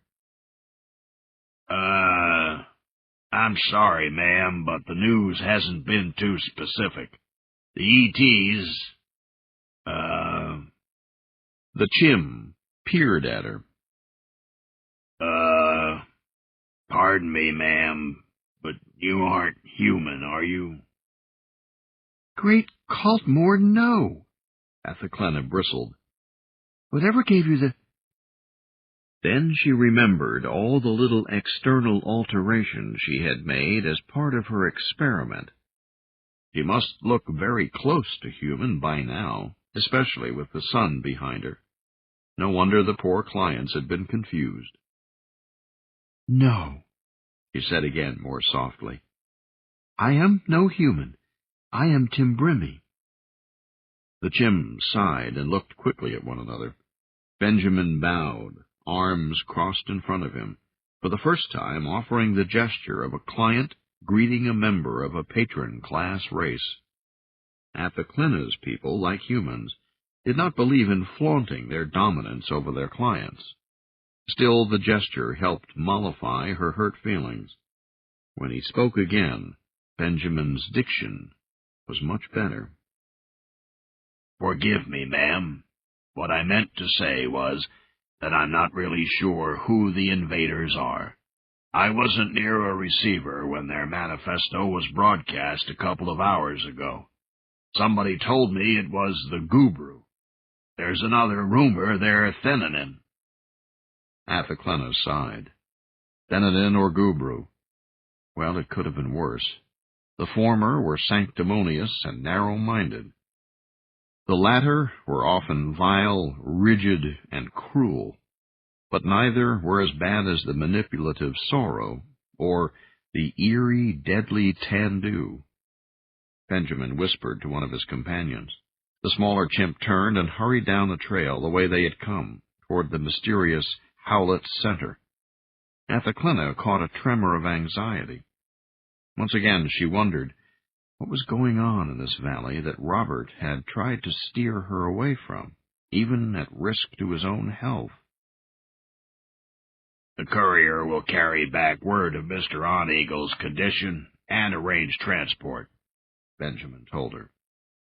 Meanwhile, we'll hurry to give him first aid, if you would only lead the way. He motioned her ahead, and Athaclena had to put away her curiosity for now. Robert clearly came first. All right, she said. Let us go. As they passed under the standing stone where she had had her encounter with the strange, pre-sentient alien, Athaclena looked up. Had it really been a Garthling? Perhaps the Chims knew something about it. Before she could begin to ask, however, Athaclena stumbled, clutching at her temples. The Chims stared at the sudden wavering of her corona and the startled narrow set of her eyes.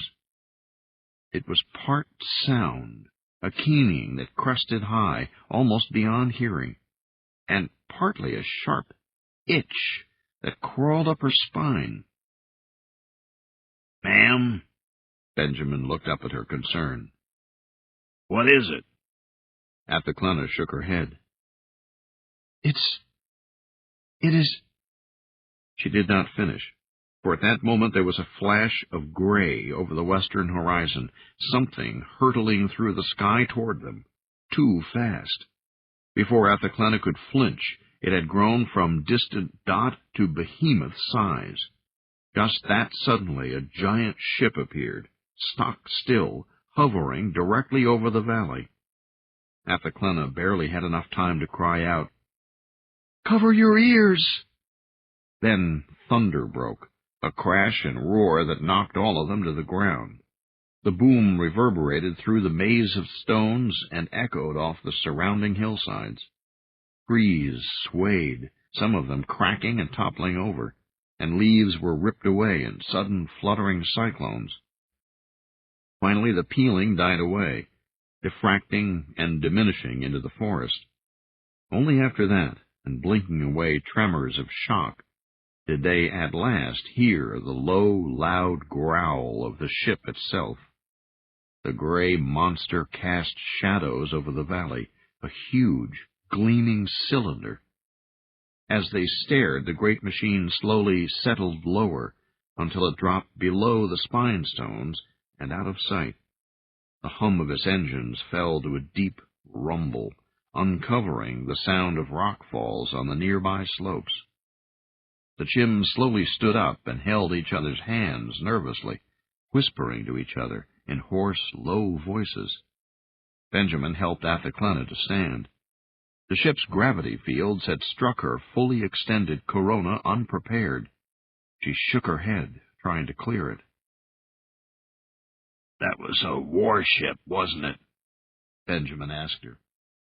"These other Chims here haven't ever been to space, but I went up to see the old Vasarius when it visited, a couple years back, and even she wasn't as big as that thing." Athaclena sighed. It was indeed a warship, of Sorrow design, I think. The Gubru are using that fashion now. She looked down at the Earthling. I would say that Garth is no longer simply interdicted, Chim Benjamin. An invasion has begun. Benjamin's hands came together. He pulled nervously at one opposable thumb, then the other. "They're hovering over the valley. I can hear 'em. What are they up to?" I don't know, she said. Why don't we go look? Benjamin hesitated, then nodded. He led the group back to a point where the spine stones opened up, and they could gaze out over the valley. The warship hovered about 4 kilometers east of their position, and a few hundred meters above the ground, draping its immense shadow over a small cluster of off-white buildings on the valley floor. Athaclena shaded her eyes against the bright sunshine, reflected from its gunmetal gray flanks. The deep-throated groan of the giant cruiser was ominous. "It's just hovering there. What are they doing?" one of the Chims asked nervously. Athaclena shook her head in Anglic. I do not know. She sensed fear from humans and neo-chimps in the settlement below, and there were other sources of emotion as well. The invaders, she realized. Their psi shields were down, an arrogant dismissal of any possibility of defense. She caught a gestalt of thin-boned, feathered creatures, descendants of some flightless pseudo-avian species. A rare, real view came to her briefly, vividly, as seen through the eyes of one of the cruiser's officers. Though contact only lasted milliseconds, her corona reeled back in revulsion. Gubru, she realized numbly. Suddenly, it was made all too real. Benjamin gasped. "Look!" Brown fog spilled forth from vents in the ship's broad underbelly. Slowly, almost languidly, the dark, heavy vapor began to fall toward the valley floor. The fear below shifted over to panic. Athaclena quailed back against one of the spine stones and wrapped her arms over her head, trying to shut out the almost palpable aura of dread. Too much! Athaclena tried to form a glyph of peace in the space before her, to hold back the pain and horror, but every pattern was blown away like spun snow before the hot wind of a flame. "They're killing the humans and Rillis," one of the Chims on the hillside cried, running forward. Benjamin shouted after him. "Petrie, come back here. Where do you think you're going?" "I'm going to help," the younger Chim yelled back. "And you would too if you cared. You can hear 'em screaming down there." Ignoring the winding path, he started scrambling down the scree slope itself, the most direct route toward the roiling fog and the dim sounds of despair. The other 2 Chims looked at Benjamin rebelliously, obviously sharing the same thought. "I'm going too," one said. Athaclena's fear-narrowed eyes throbbed. What were these silly creatures doing now? I'm with you, the last one agreed. In spite of Benjamin's shouted curses, both of them started down the steep slope. Stop this! Right now! They turned and stared at Athaklana. Even Petrie halted suddenly, hanging one-handed from a boulder, blinking up at her. She had used the tone of peremptory command, for only the third time in her life. Stop this foolishness, and come back here immediately, she snapped. Athaklana's corona billowed out over her ears. Her carefully cultured human accent was gone. She enunciated Anglic in the Timbrimi lilt the neo-chimpanzees must have heard on video countless times. She might look rather human, but no human voice could make exactly the same sounds. The Tarrant clients blinked, open-mouthed. Return at once, she hissed. The Chims scrambled back up the slope to stand before her. One by one, glancing nervously at Benjamin and following his example, they bowed with arms crossed in front of them. Athaklana fought down her own shaking in order to appear outwardly calm. Do not make me raise my voice again, she said lowly. We must work together, think coolly, and make appropriate plans. Small wonder the Chims shivered and looked up at her, wide-eyed. Humans seldom spoke to Chim so peremptorily.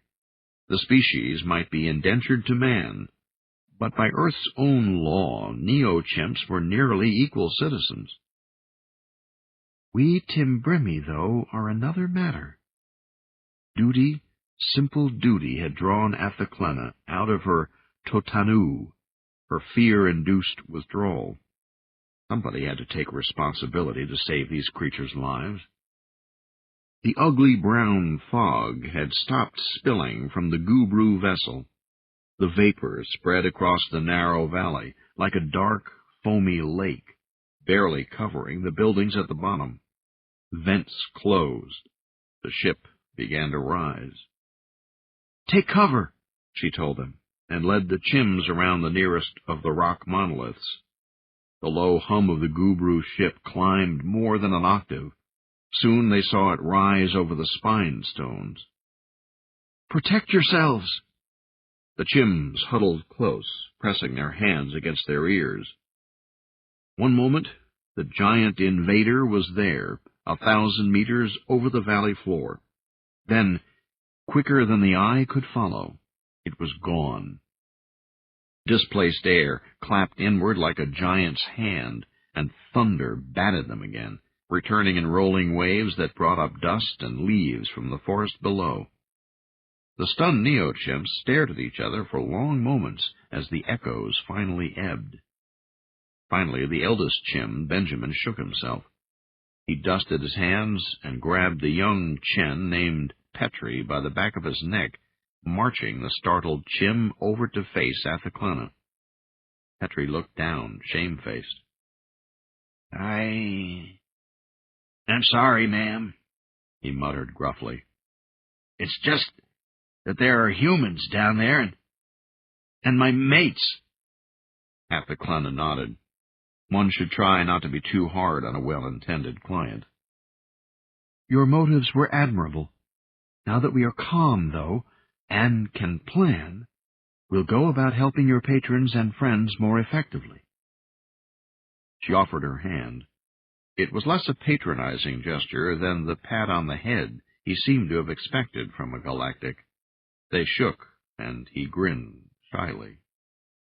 When they hurried around the stones to look out over the valley again, several of the Terrans gasped.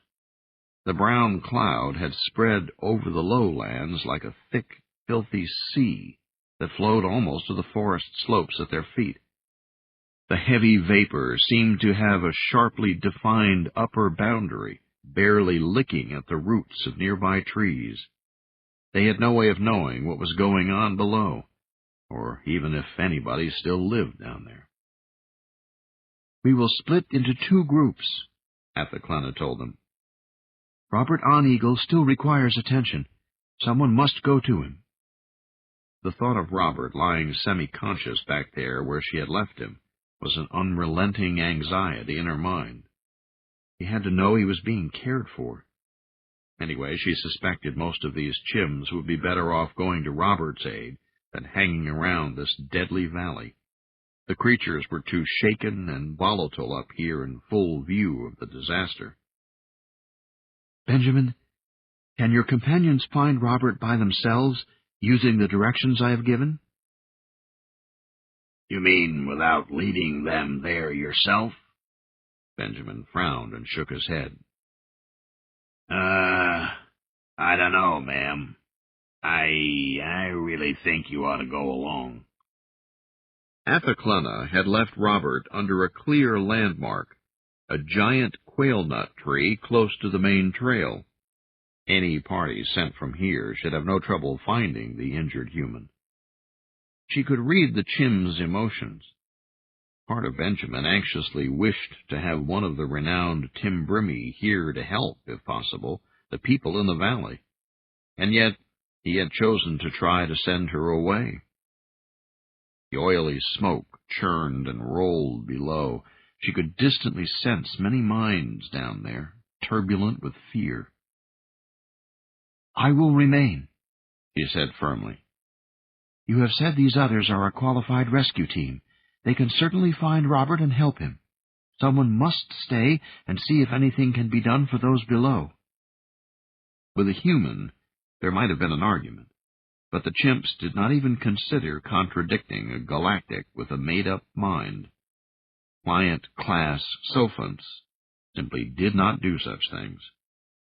In Benjamin she sensed a partial relief and a counterpoint of dread. The three younger chimps shouldered their packs. Solemnly they headed westward through the spine stones, glancing back nervously until they passed out of sight. Athaklena let herself feel relieved for Robert's sake, but underneath it all remained a nagging fear for her father. The enemy must certainly have struck Port Helena first. Come, Benjamin. Let's see what can be done for those poor people down there. For all of their unusual and rapid successes in Uplift, Terran geneticists still had a way to go with neo-dolphins and neo-chimpanzees. Truly original thinkers were still rare in both species. By galactic standards they had made great strides, but Earthmen wanted even more rapid progress. It was almost as if they suspected their clients might have to grow up very quickly, very soon. When a good mind appeared in Tersiops or Pongo stock, it was carefully nurtured. Athaklena could tell that Benjamin was one of those superior specimens. No doubt this chim had at least a blue card procreation right, and had already sired many children. Maybe I'd better scout ahead, ma'am, Benjamin suggested. I can climb these trees and stay above the level of the gas. I'll go in and find out how things lie, and then come back for you. Athaklena felt the chim's turmoil as they looked out on the lake of mysterious gas. Here it was about ankle deep, but farther into the valley it swirled several man-heights into the trees. No, we'll stay together, Athaklena said firmly. I can climb trees too, you know. Benjamin looked her up and down, apparently recalling stories of the fabled Timbrimi adaptability. Your folk might have once been arboreal at that. No respect intended. He gave her a wry, unhinged grin. All right then, miss, let's go. He took a running start, leaped into the branches of a near oak, scampered around the trunk, and darted down another limb. Then Benjamin jumped across a narrow gap to the next tree. He held onto the bouncing branch and looked back at her with curious brown eyes. Athaklena recognized a challenge. She breathed deeply several times, concentrating. Changes began with a tingling in her hardening fingertips. a loosening in her chest. She exhaled, crouched, and took off, launching herself into the near oak. With some difficulty, she imitated the chim, move by move. Benjamin nodded in approval as she landed next to him. Then he was off again. They made slow progress, leaping from tree to tree and creeping around vine-entangled trunks. Several times they were forced to backtrack around clearings choked with the slowly settling fumes. They tried not to breathe when stepping over thicker wisps of the heavy gas, but Athaklana could not help picking up a whiff of pungent, oily stuff. She told herself that her growing itch was probably psychosomatic. Benjamin kept glancing at her surreptitiously. The chim certainly noticed some of the changes she underwent as the minutes passed, the limbering of the arms, a rolling of the shoulders, and loosening and opening of the hands. He clearly had never expected to have a galactic keep up with him this way, swinging through the trees. He almost certainly did not know the price the gear transformation was going to cost her. The hurt had already begun, and Athaklana knew this was only the beginning. The forest was full of sounds. Small animals scurried past them, fleeing the alien smoke and stench. Athaklana picked up quick, hot pulses of their fear. As they reached the top of a knoll overlooking the settlement, they could hear faint cries. Frightened Terrans groping about in a soot-dark forest. Benjamin's brown eyes told her that those were his friends down there. "See how the stuff clings to the ground?" he said. "It hardly rises a few meters over the tops of our buildings. If only we'd built one tall structure." "They would have blasted that building first," Athaklana pointed out, "and then released their gas." Benjamin nodded. "Well, let's go see if any of my mates made it into the trees. Maybe they managed to help a few of the humans get high enough as well." She did not question Benjamin about his hidden fear, the thing he could not bring himself to mention. But there was something added to his worry about the humans and chims below, as if that were not already enough. The deeper they went into the valley, the higher among the branches they had to travel. More and more often they were forced to drop down, stirring the smoky, unraveling wisps with their feet as they hurried along their arboreal highway. Fortunately, the oily gas seemed to be dissipating at last, growing heavier and precipitating in a fine rain of gray dust. Benjamin's pace quickened as they caught glimpses of the off-white buildings of the center beyond the trees. Athaklana followed as well as she could, but it was getting harder and harder to keep up with the chim. Enzyme exhaustion took its toll, and her corona was ablaze as her body tried to eliminate heat buildup. "Concentrate," she thought, as she crouched on one waving branch. Athaklana flexed her legs and tried to sight on the blur of dusty leaves and twigs opposite her. "Go!" She uncoiled, but by now the spring was gone from her leap. She barely made it across the 2-meter gap. Athaklana hugged the bucking, swaying branch. Her corona pulsed like fire. She clutched the alien wood, breathing open-mouthed, unable to move, the world a blur. "Maybe it's more than just gear pain," she thought. "Maybe the gas isn't just designed for Terrans. It could be killing me." It took a couple of moments for her eyes to focus again, and then she saw little more than a black-bottomed foot covered with brown fur. Benjamin, clutching the tree branch nimbly and standing over her. His hand softly touched the waving hot tendrils of her corona. "You just wait here and rest, miss. I'll scout ahead and be right back." The branch shuddered once more, and he was gone. Athaklana lay still. She could do little else except listen to faint sounds coming from the direction of the Howlett Center. Nearly an hour after the departure of the Gubru cruiser, she could still hear panicky chimp shrieks and strange low cries from some animal she couldn't recognize. The gas was dissipating, but it still stank, even up here. Athaklana kept her nostrils closed, breathing through her mouth. Pity the poor earthlings, whose noses and ears must remain open all the time, for all the world to assault at will. The irony did not escape her, for at least the creatures did not have to listen with their minds. As her corona cooled, Athaklana felt awash in a babble of emotions. Human, chimpanzee, and that other variety that flickered in and out. The stranger that had by now become almost familiar. Minutes passed, and Athaklana felt a little better. Enough to crawl along the limb to where branch met trunk. She sat back against the rough bark with a sigh, the flow of noise and emotion surrounding her. Maybe I'm not dying after all, at least not right away. Only after a little while longer did it dawn on her that something was happening quite nearby. She could sense that she was being watched, and from very close. She turned and drew her breath sharply. From the branches of a tree only 6 meters away, 4 sets of eyes stared back at her. 3 pairs, deep brown, and a 4th, bright blue.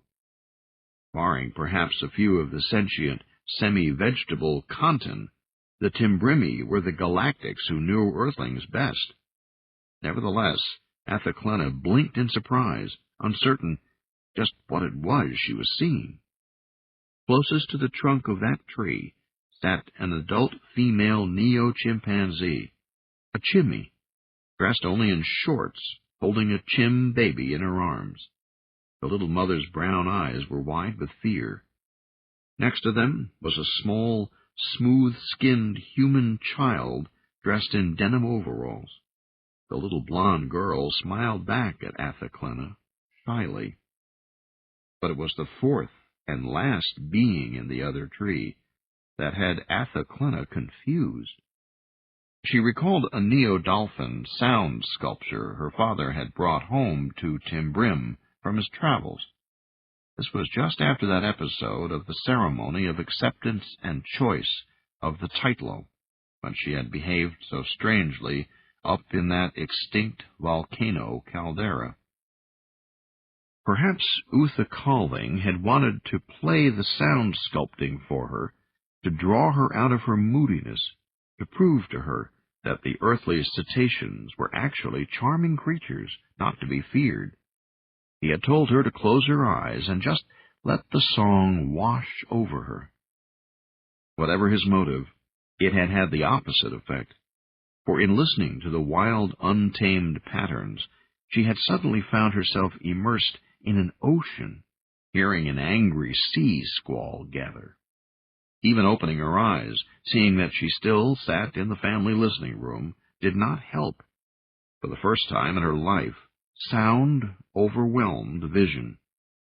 Athaklana had never listened to the cube again, nor known anything else quite so strange, until encountering the eerie metaphorical landscape within Robert Oneagle's mind, that is.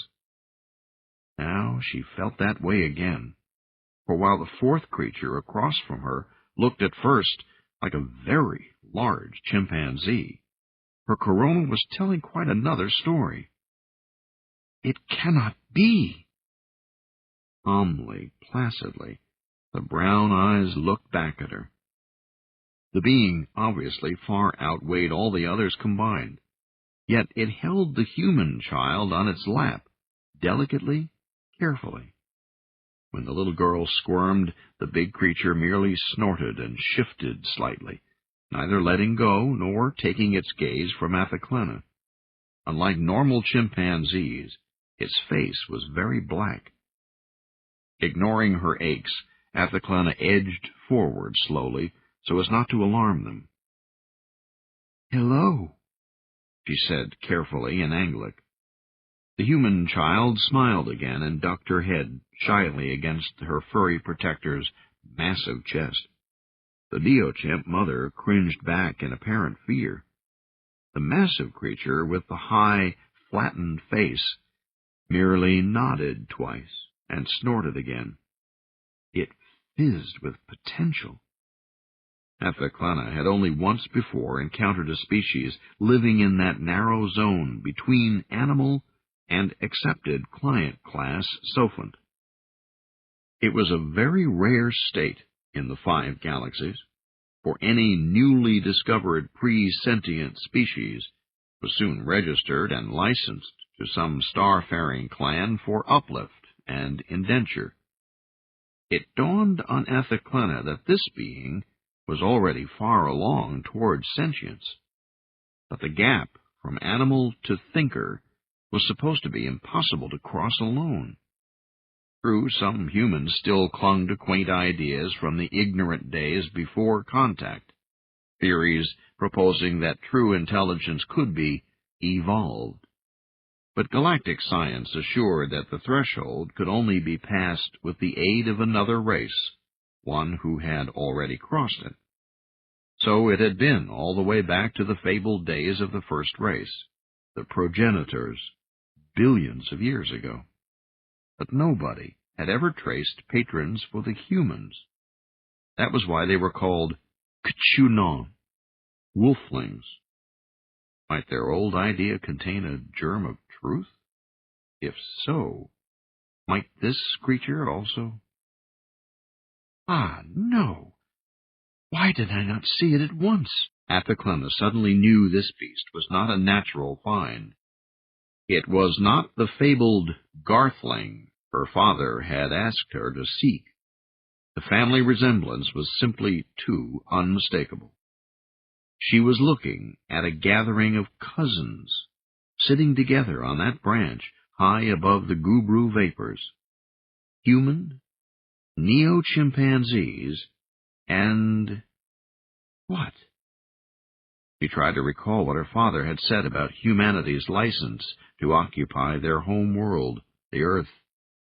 After contact, the institutes had granted recognition of mankind's de facto tenancy. Still, there were fallow rules and other restrictions, she was certain, and a few special Earth species had been mentioned in particular. The great beast radiated potential like a metaphor came to Etheclena of a beacon burning in the tree across from her. Searching her memory, Timbrimi fashion, she at last drew forth the name she had been looking for.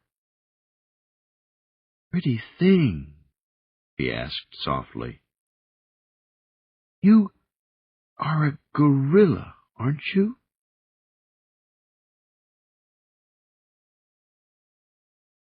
Chapter 16. The Howlett's Center.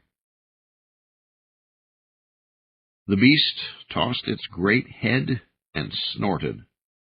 Next to it, the mother chimp whimpered softly and regarded Etheclena with obvious dread.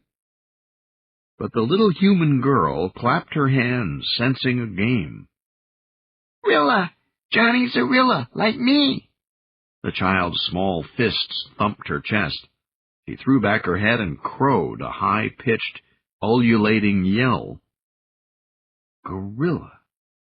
Etheclena looked at the giant, silent creature in wonderment, trying to remember what she had been told in passing so long ago. Its dark nostrils flared as it sniffed in Etheclena's direction, and used its free hand to make quick, subtle hand signs to the human child. "Johnny wants to know if you're going to be in charge now," the little girl lisped. "I hope so. You sure look tired when you stopped chasing Benjamin. Did he do something bad? He got away, you know." Etheclena moved a little closer. "No," she said. "Benjamin didn't do anything bad. At least, not since I met him, though I am beginning to suspect." Etheclena stopped. Neither the child nor the gorilla would understand what she now suspected, but the adult chim knew clearly and her eyes showed fear. "I'm April," the small human told her. "and that's Nita. Her baby's name is Cha-Cha. Sometimes chimmies give their babies easy names to start, 'cause they don't talk so good at first," she confided. Her eyes seemed to shine as she looked at Athaklana. "Are you really a Timbimmy?" Athaklana nodded. "I am Timbrimmy." April clapped her hands. "Ooh, they're good guys. Did you see the big spaceship? It came with a big boom, and Daddy made me go with Johnny, and then there was gas, and Johnny put his hand over my mouth, and I couldn't breathe." April made a scrunched-up face, pantomiming suffocation. "He let go when we were up in the trees, though. We found Nita and Cha-Cha." She glanced over at the Chims. "I guess Nita's still too scared to talk much." "Were you frightened, too?" Athaklana asked. April nodded seriously. "Yes, but I had to stop being scared. I was the only man here, and I had to be in charge and take care of everybody." "Can you be in charge now? You're really pretty Timbimmy." The little girl's shyness returned. She partly buried herself against Johnny's massive chest, smiling out at Athaklana with only one eye showing. Athaklana could not help staring. She had never until now realized this about human beings, of what they were capable. In spite of her people's alliance with the Terrans, she had picked up some of the common galactic prejudice, imagining that the wolflings were still somehow feral, bestial. Many galactics thought it questionable that humans were truly ready to be patrons. No doubt the Gubru had expressed that belief in their war manifesto. This child shattered that image altogether. By law and custom, little April had been in charge of her clients, no matter how young she was, and her understanding of that responsibility was clear. Still, Athaklana now knew why both Robert and Benjamin had been anxious not to lead her here. She suppressed her initial surge of righteous anger. Later, she would have to find a way to get word to her father, after she had verified her suspicions. She was almost beginning to feel Timbrimmy again, as the gear reaction gave way to a mere dull burning along her muscles and neural pathways. "Did any other humans make it into the trees?" she asked. Johnny made a quick series of hand signs. April interpreted, although the little girl may not have clearly understood the implications. "He says a few tried, but they weren't fast enough. Most of them just ran around doing man things. That's what Rillas call the stuff humans do that Rillas don't understand," she confided lowly. At last, the mother Chim, Nita, spoke. "The gas," she swallowed. "The gas made the humans weak." Her voice was barely audible. "Some of us Chims felt it a little. I don't think the Rillas were bothered." So, perhaps Athaklana's original surmise about the gas was correct. She had suspected it was not intended to be immediately lethal. Mass slaughter of civilians was something generally frowned upon by the Institute for Civilized Warfare. Knowing the Gubru, the intent was probably much more insidious than that. There was a cracking sound to her right. The large male Chim, Benjamin, dropped onto a branch 2 trees away. He called out to Athaklana. "It's okay now, miss. I found Dr. Taka and Dr. Schultz. They're anxious to talk to you." Athaklana motioned for him to approach. "Please, come here first, Benjamin." With typical Pongo exaggeration, Benjamin let out a long-suffering sigh. He leaped branch to branch until he came into view of the 3 apes and the human girl. Then his jaw dropped, and his balancing grip almost slipped. Frustration rode across his face. He turned to Athaklena, licking his lips, and cleared his throat. "Don't bother," she told him. "I know you have spent the last 20 minutes trying, in the midst of all this turmoil, to arrange to have the truth hidden. But it was to no avail. I know what has been going on here." Benjamin's mouth clapped shut. Then he shrugged. "So?" He sighed. To the four on the branch, Athaklena asked, "Do you accept my authority?" "Yes," April said. Nita glanced from Athaklena to the human child, then nodded. "All right, then. Stay where you are until somebody comes for you. You understand?" "Yes'm." Nita nodded again. Johnny and Cha-Cha merely looked back at her. Athaklena stood up, finding her balance on the branch, and turned to Benjamin. "Now let us talk to these uplift specialists of yours. If the gas has not completely incapacitated them, I'll be interested to hear why they have chosen to violate galactic law." Benjamin looked defeated. He nodded resignedly.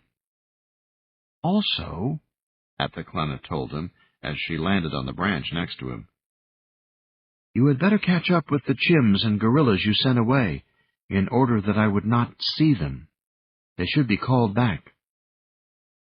We may need their help." Chapter 17. Fibbin. Fibbin had managed to fashion a crutch out of shattered tree limbs lying near the furrow torn up by his escape pod. Cushioned by tatters of his ship suit, the crutch jarred his shoulder only partially out of joint each time he leaned on it. He thought. If the humans hadn't straightened our spines and shortened our arms, I could have knuckle-walked back to civilization. Dazed, bruised, hungry. Actually, Fibbin was in a pretty good mood as he picked his way through obstacles on his way northward. Hell, I'm alive. I can't really complain. He had spent quite a lot of time in the mountains of Mulan, doing ecological studies for the restoration project, so he could tell that he had to be in the right watershed, not too far from known lands.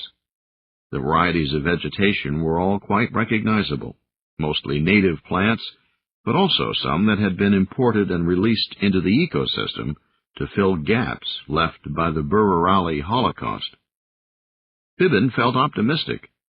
To have survived this far, even up to crash landing in familiar territory, it made him certain that Ifni had further plans for him. She had to be saving him for something special, probably a fate that would be particularly annoying and much more painful than mere starvation in the wilderness. Fibbin's ears perked, and he looked up. Could he have imagined that sound? No, those were voices. He stumbled down the game path, alternately skipping and pole vaulting on his makeshift crutch, until he came to a sloped clearing overlooking a steep canyon. Minutes passed as he peered. The rainforest was so damn dense. There. On the other side, about halfway down slope, 6 chimps wearing backpacks could be seen moving rapidly through the forest, heading toward some of the still smoldering wreckage of TAA-SF Proconsul. Right now they were quiet. It was just a lucky break they had spoken as they passed below his position. "Hey! Dummies, over here!" He hopped on his right foot and waved his arms, shouting. The search party stopped. The chimps looked about, blinking as the echoes bounced around the narrow defile. Fibbin's teeth bared, and he couldn't help growling low in frustration.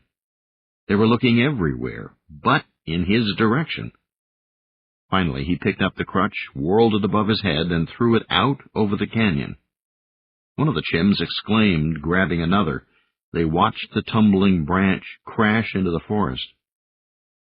"That's right," Fibbin urged. "Now think. Retrace the arc backwards." Two of the searchers pointed up his way and saw him waving. They shrieked in excitement, capering in circles. Forgetting momentarily his own little regression, Fibbin muttered under his breath, "Just my luck to be rescued by a bunch of grunts. Come on, guys, let's not make a thunder dance out of it." Still, he grinned when they neared his hillside clearing, and in all the subsequent hugging and backslapping, he forgot himself and let out a few glad hoots of his own. Chapter 18. Uthakalding. His little pinnace was the last craft to take off from the Port Helena spacefield. Already detection screens showed battle cruisers descending into the lower atmosphere.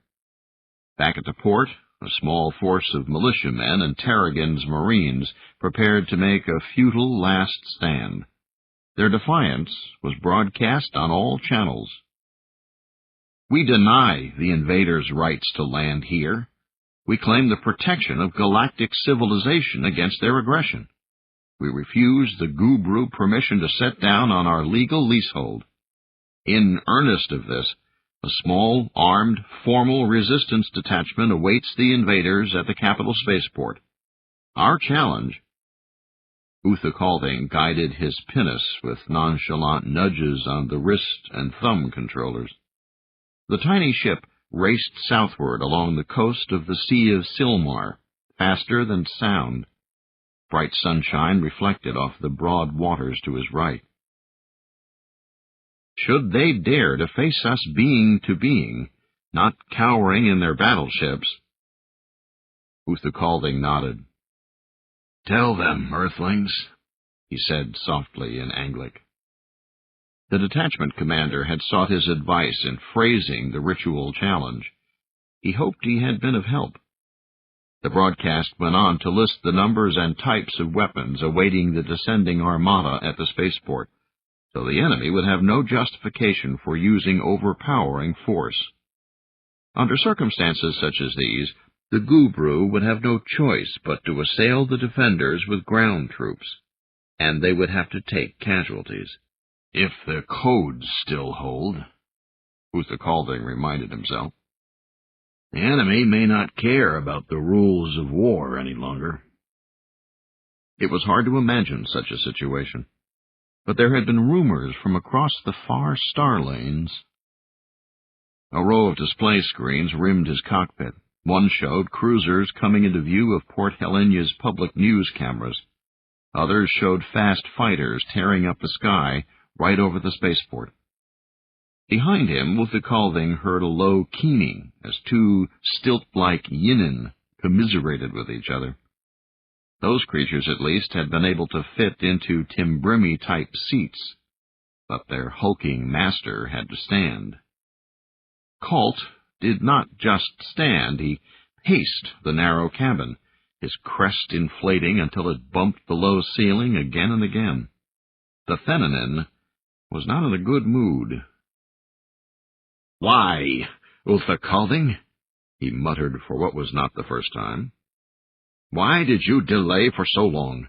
We were the very last to get out of there." Colt's breathing vents puffed. "You told me we would leave night before last. I hurried to gather a few possessions and be ready, and you did not come. I waited. I missed opportunities to hire other transport while you sent message after message urging patience. And then, when you came at last after dawn, we departed as blithely as if we were on a holiday ride to the progenitor's arch." Uthakalding let his colleague grumble on. He had already made formal apologies and paid diplomatic gild in compensation. No more was required of him. Besides, things were going just the way he had planned them to. A yellow light flashed on the control board, and a tone began to hum. "What is that?" Colt shuffled forward in agitation. Have they detected our engines? No. And Colt sighed in relief. Uther Calding went on. It isn't the engines. That light means we've just been scanned by a probability beam. What? Colt nearly screamed. Isn't this vessel shielded? You aren't even using gravitics? What anomalous probability could they have picked up?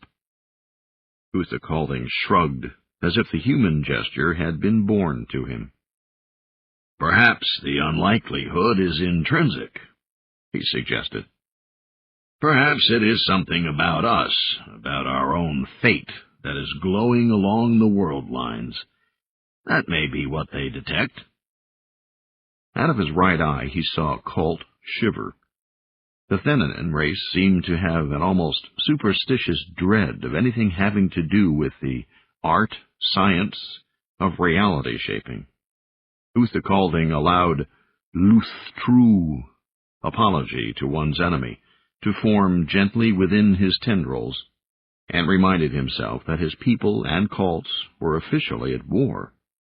It was within his rights to tease his enemy and friend, as it had been ethically acceptable earlier, when he had arranged for Colt's own ship to be sabotaged.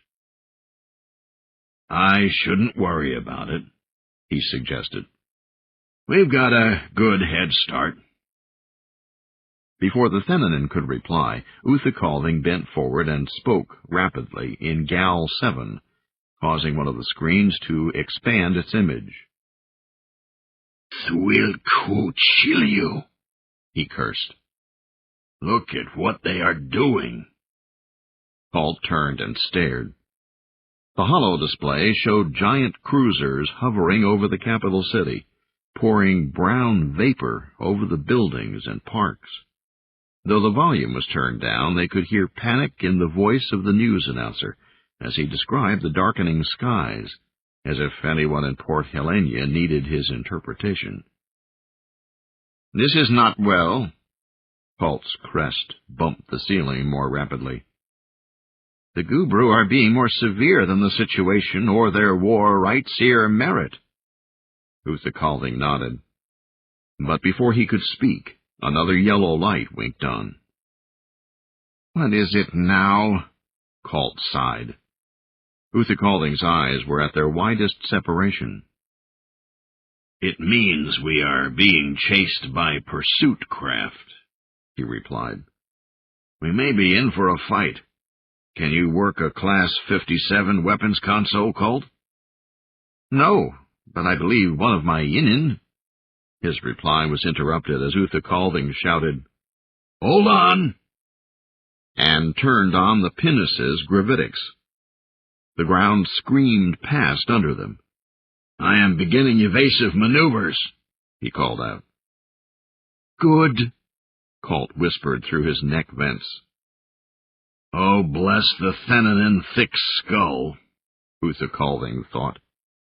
He kept control over his facial expression, though he knew his colleague had the empathy sensitivity of a stone and could not pick up his joy.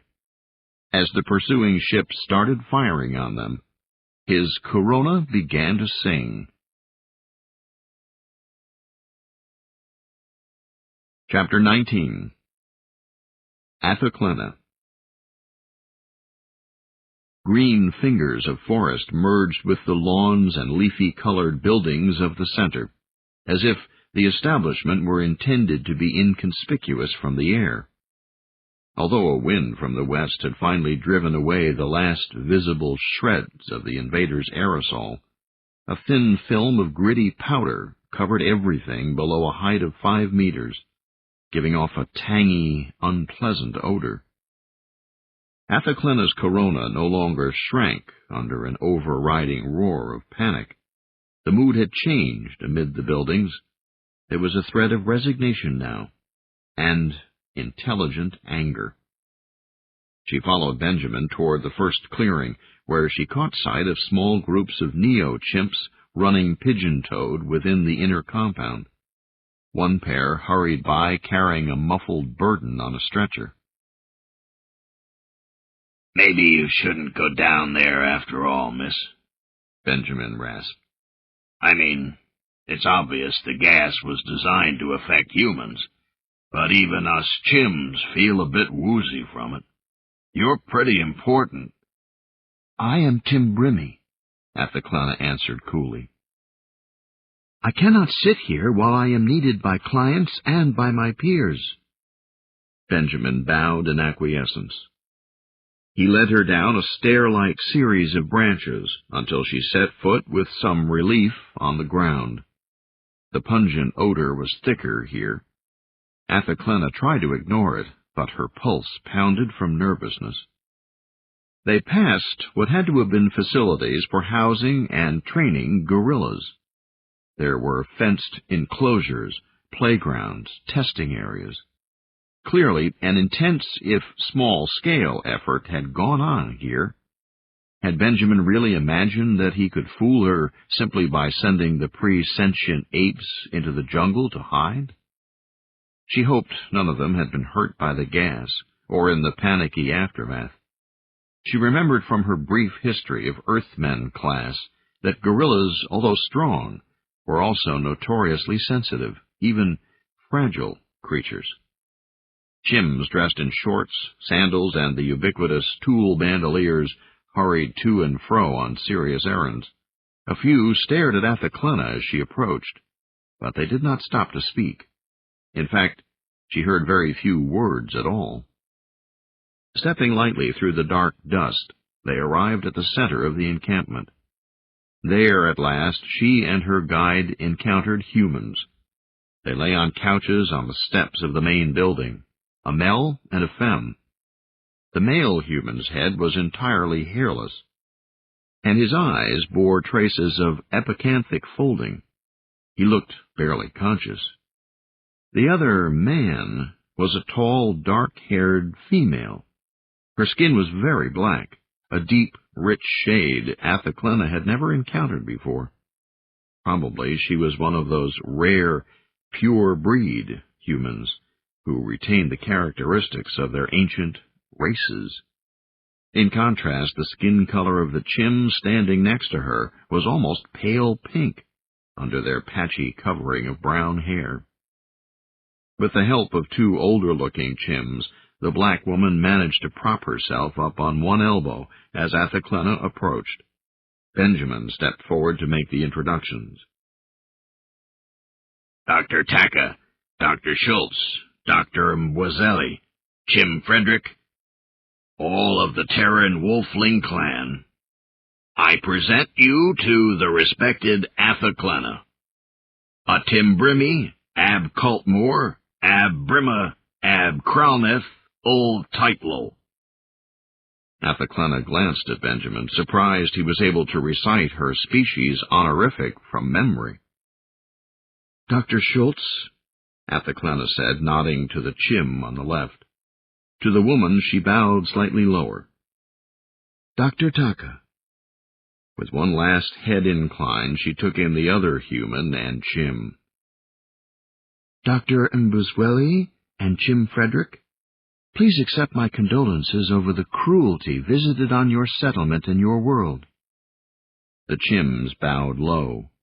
The woman tried to as well, but she failed in her weakness. Thank you for your sentiments, she replied laboriously. We Earthlings will muddle through, I'm sure. I do admit I'm a little surprised to see the daughter of the Timbrimmy ambassador pop up out of nowhere right now. I'll just bet you are, Athaklana thought in Anglic, enjoying this once the flavor of human-style sarcasm. My presence is nearly as much a disaster to your plans as the Gubru and their gas. I have an injured friend, she said aloud. 3 of your neo-chimpanzees went after him some time ago. Have you heard anything from them? The woman nodded. Yes, we just had a pulse from the search party. Robert Oneagle is conscious and stable. Another group we had sent to seek out a downed flyer will be joining them shortly, with full medical equipment. Athaclena felt a tense worry unwrap in the corner of her mind where she had put it. Good. Very good. Then I will turn to other matters. Her corona blossomed out as she formed Kuwasu, a glyph of presentiment, though she knew these folk would barely catch its fringes, if at all. First, as a member of a race that has been in alliance with yours ever since you wolflings burst so loudly upon the 5 galaxies, I offer my assistance during this emergency. What I can do as a fellow patron, I shall do, requiring in return only whatever help you can give me in getting in touch with my father. Done, Dr. Taka nodded. Done, and with our thanks. Athaclena took a step forward. Second, I must exclaim my dismay on discovering the function of this center. I find you are engaged in unsanctioned uplift activities on a fallow species. The 4 directors looked at each other.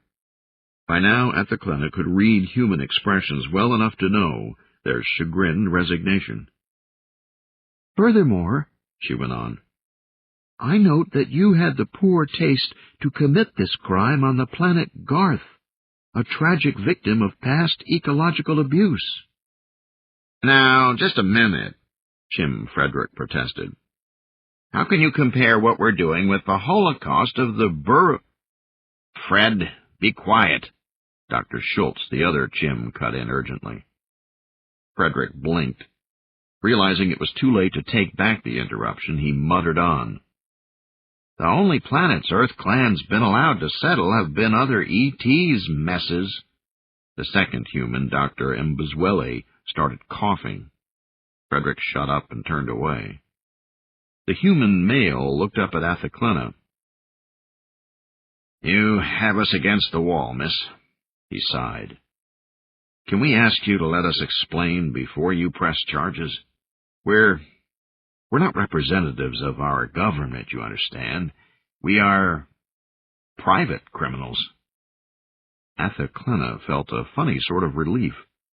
Old pre-contact Earthling flat movies, especially those cops and robbers thrillers so popular among the Timbrimi, often seemed to revolve around some ancient lawbreaker attempting to silence the witness. A part of her had wondered just how atavistic these people actually were. She exhaled deeply and nodded. Very well, then. The question can be put aside during the present emergency. Please tell me the situation here. What is the enemy trying to accomplish with this gas? It weakens any human who breathes it, Dr. Taka answered. There was a broadcast an hour ago. The invader announced that affected humans must receive the antidote within 1 week, or die. Of course, they are offering the antidote only in urban areas. Hostage gas, Athaclena whispered.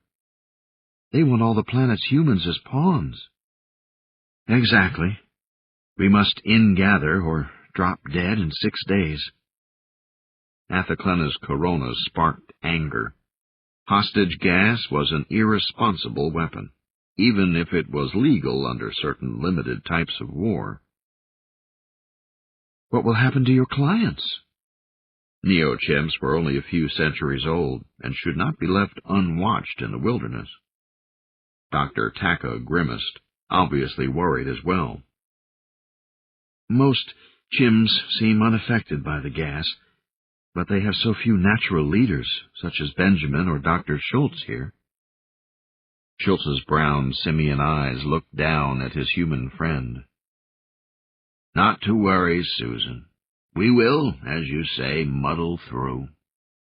He turned back to Athaclena. We're evacuating the humans in stages, starting with the children and old folks tonight. Meanwhile, we'll start destroying this compound and all traces of what's happened here. Seeing that Athaclena was about to object, the elderly Neo-chimp raised his hand. Yes, miss, we will provide you with cameras and assistance, so you may collect your evidence first. Will that do? We would not dream of thwarting you in your duty. Athaclina sensed the Chim geneticist's bitterness, but she had no sympathy for him, imagining how her father would feel when he learned of this. Uthakalding liked Earthlings.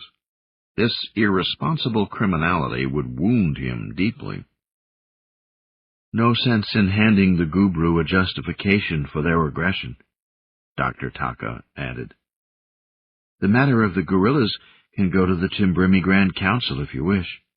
Our allies may then decide where to go from there, whether to press formal charges or leave our punishment to our own government.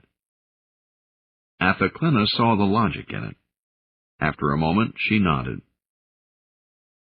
That will do, then. Bring me your cameras, and I shall record this burning. Chapter 20 Galactics.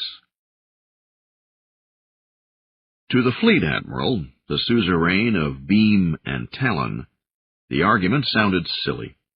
But of course, that was always the way of it among civilians. Priests and bureaucrats always argued. It was the fighters who believed in action.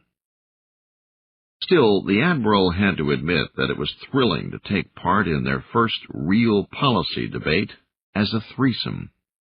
This was the way truth was traditionally attained among the Gubru, through stress and disagreement, persuasion and dance, until finally a new consensus was reached. And eventually, the suzerain of Beam and Talon shook aside the thought. It was much too soon to begin contemplating the molt. There would be many more arguments, much jostling and maneuvering for the highest perch before that day arrived. As for this first debate, the Admiral was pleased to find itself in the position of arbiter between its two bickering peers. This was a good way to begin.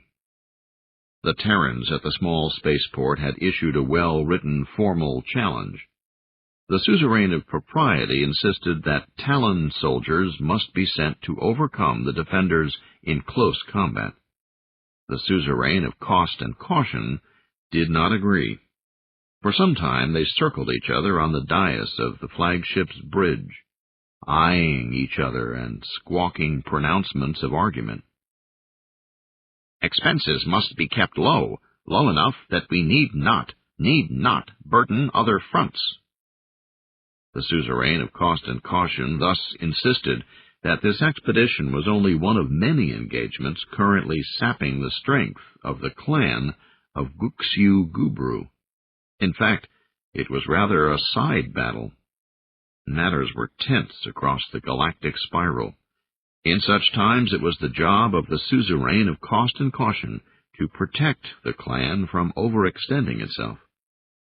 The suzerain of propriety huffed its feathers indignantly in response.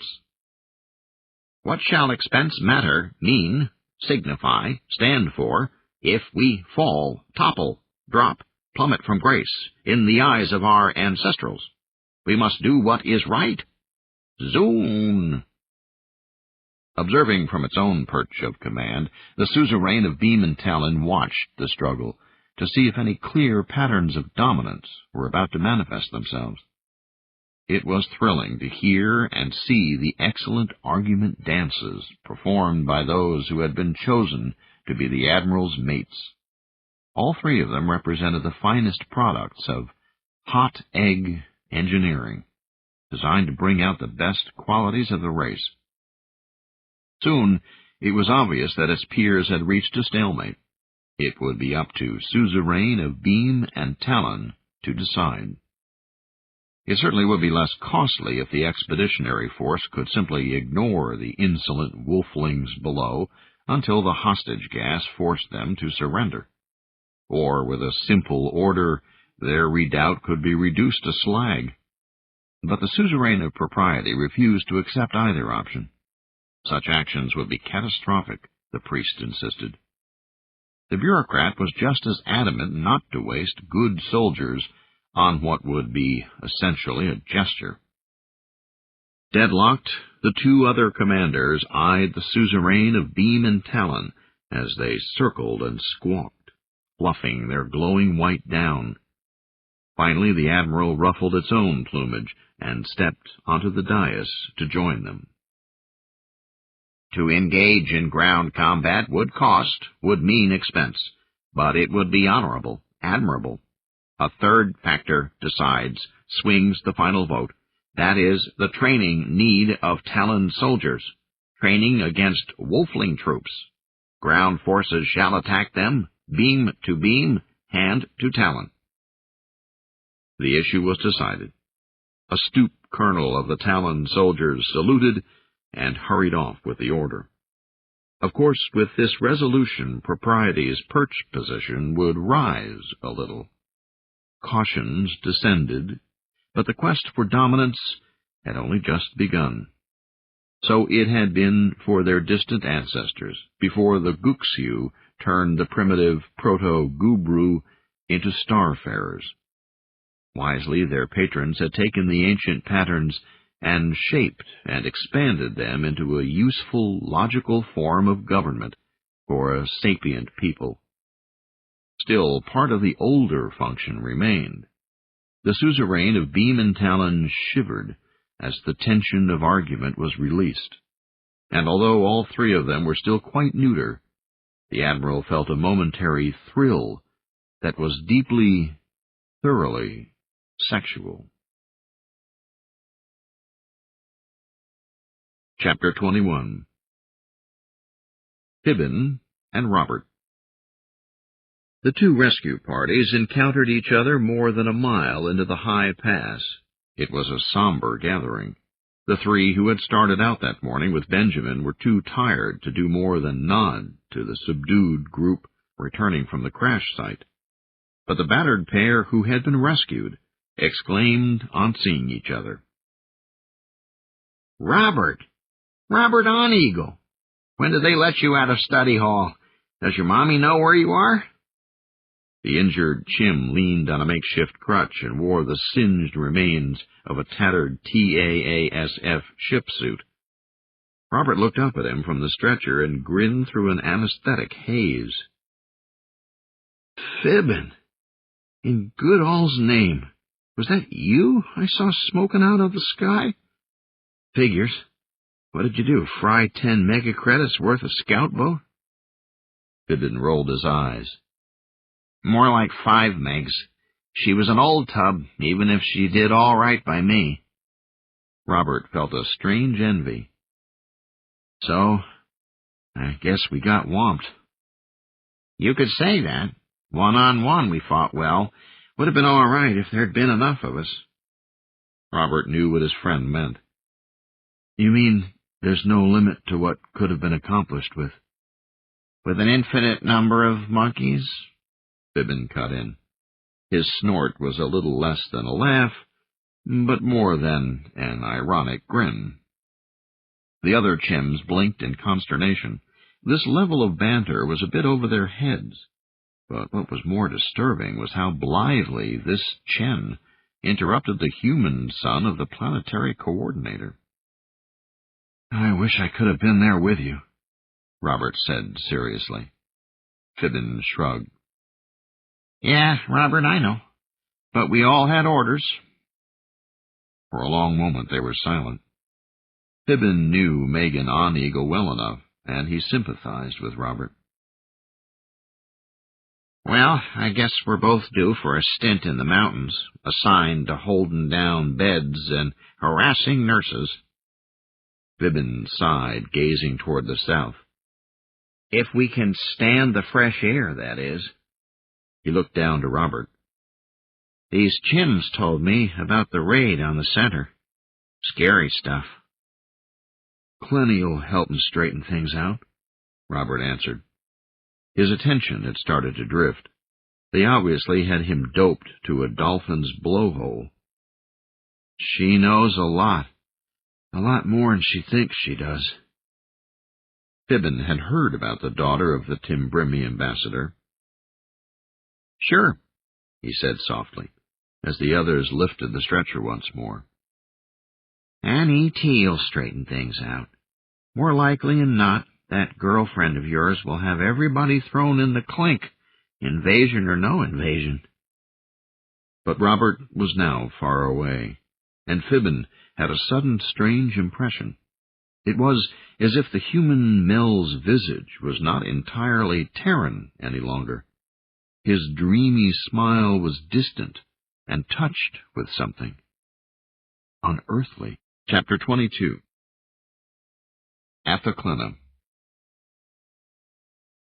A large number of chimps returned to the center, drifting in from the forest where they had been sent to hide. Frederick and Benjamin set them to work dismantling and burning the buildings and their contents. Athaclina and her 2 assistants hurried from site to site, carefully recording everything before it was put to the torch. It was hard work. Never in her life as a diplomat's daughter had Athaclina felt so exhausted, and yet she dared not let any scrap of evidence go undocumented. It was a matter of duty. About an hour before dusk, a contingent of guerrillas trooped into the encampment, larger, darker, more crouched and feral-looking than their chim guardians. Under careful direction, they took up simple tasks, helping to demolish the only home they had ever known. The confused creatures watched as their training and testing center and the client's quarters melted into slag.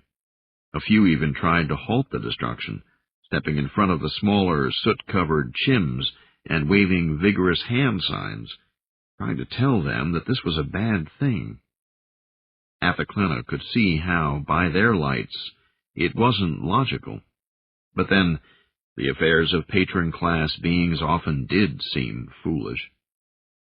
Finally, the big pre-clients were left standing amid eddies of smoke, with small piles of personal possessions, toys, mementos, and simple tools piled at their feet.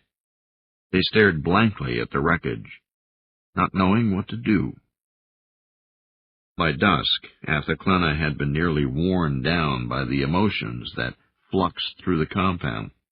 She sat on a tree stump, upwind of the burning client's quarters, listening to the great ape's low, chuffing moans.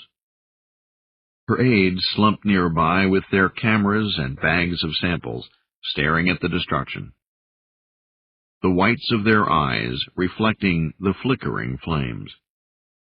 Athaclina withdrew her corona until all she could ken was the unity glyph, the coalescence to which all the beings within the forest valley contributed. And even that under-image wavered, flickered. She saw it metaphorically, weepy, drooping, like a sad flag of many colors. There was honor here, she admitted reluctantly. These scientists had been violating a treaty, but they couldn't be accused of doing anything truly unnatural. By any real measure, gorillas were as ready for uplift as chimpanzees have been, 100 Earth years before contact. Humans had been forced to make compromises back when contact brought them into the domain of galactic society. Officially, the Tenancy Treaty, which sanctioned their rights to their home world, was intended to see to it that Earth's fallow species list was maintained, so its stock of potential for sentience would not be used up too quickly. But everyone knew that, in spite of primitive man's legendary penchant for genocide, the Earth was still a shining example of genetic diversity, rare in the range of types and forms that had been left untouched by galactic civilization. Anyway, when a pre-sentient race was ready for uplift, it was ready. No, clearly the treaty had been forced on humans while they were weak.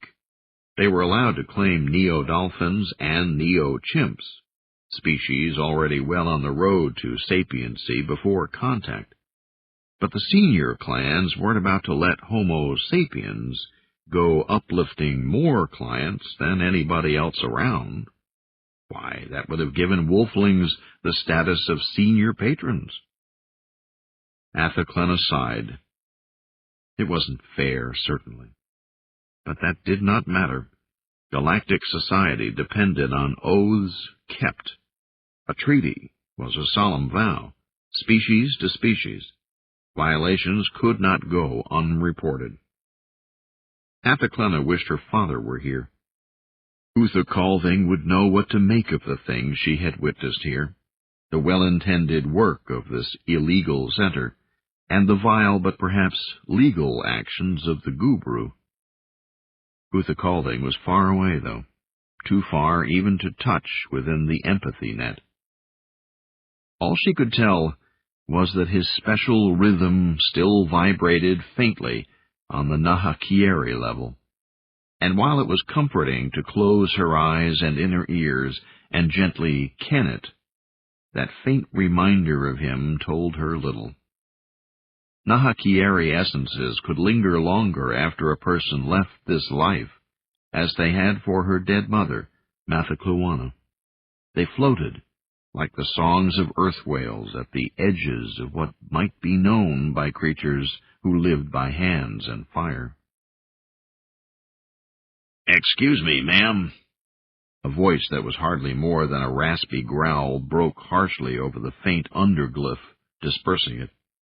Athaclena shook her head. She opened her eyes to see a neo-chimp with soot-covered fur and shoulders stooped from exhaustion. "Ma'am, you all right?" "Yes, I am fine. What is it?" Anglic felt harsh in her throat, already irritated from smoke and fatigue. "Directors want to see you, ma'am." A spendthrift with words, this one. Athaclena slid down from the stump. Her aides groaned, chimmed theatrically, as they gathered their tapes and samples and followed behind. Several lift lorries stood at the loading dock. Chims and gorillas carried stretchers onto flyers, which then lifted off into the gathering night on softly humming gravitics. Their lights faded away in the direction of Port Helena. "I thought all the children and elderly were already evacuated. Why are you still loading humans in such a hurry?" The messenger shrugged. The stresses of the day had robbed many of the Chims of much of their accustomed spark. Athaclena was sure that it was only the presence of the gorillas, who had to be set an example, that prevented a mass attack of stress atavism. In so young a client race, it was surprising that Chims had done so well. Orderlies hurried to and from the hospital facility, but they seldom bothered the two human directors directly. The neo-chimp scientist, Dr. Schultz, stood in front of them and seemed to be handling most matters himself. At his side, Chim Frederick had been replaced by Athaclena's old traveling companion, Benjamin. On the stage nearby lay a small pile of documents and record cubes, containing the genealogy and genetic record of every gorilla who had ever lived here. "Ah, respected Timbrimi Athaclena." Schultz spoke with hardly a trace of the usual Chim growl. He bowed, then shook her hand in the manner preferred by his people, a full clasp, which emphasized the opposable thumb. "Please excuse our poor hospitality," he pleaded. "We had intended to serve a special supper from the main kitchen, sort of a grand farewell, but we'll have to make do with canned rations instead, I'm afraid." A small chimney approached, carrying a platter stacked with an array of containers.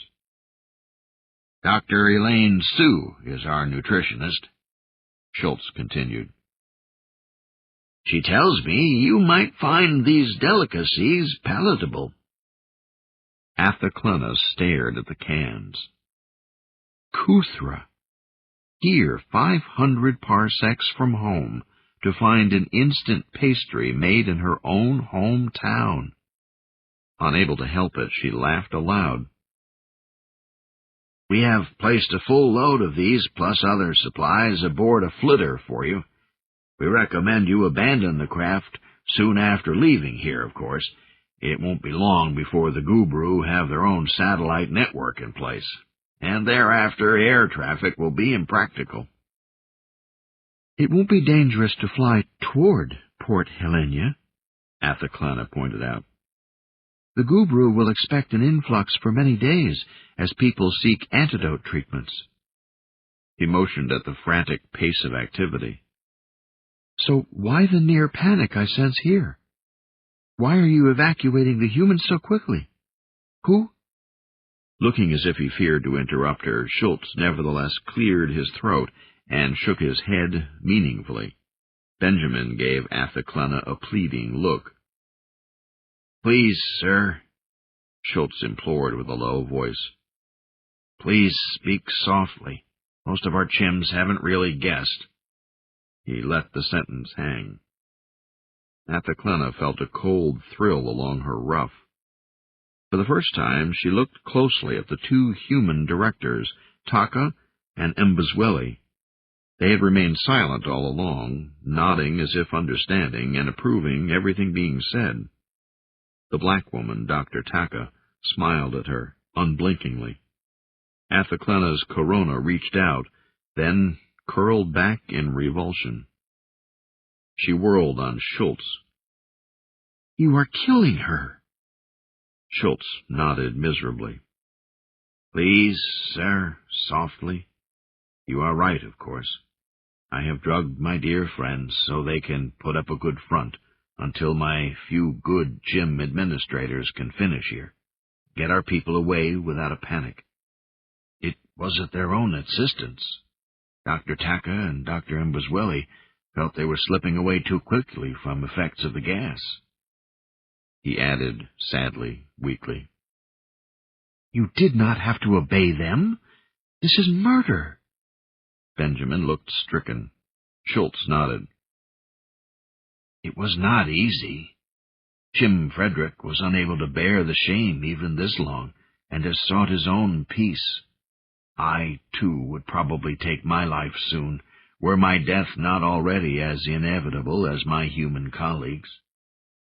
What do you mean? I mean that the Gubru do not appear to be very good chemists.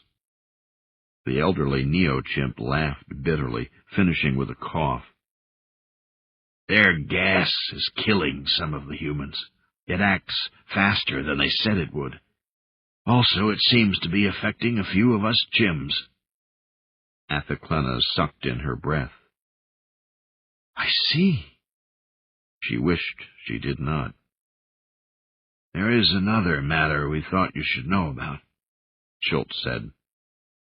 A news report from the invaders. Unfortunately, it was in Galactic 3.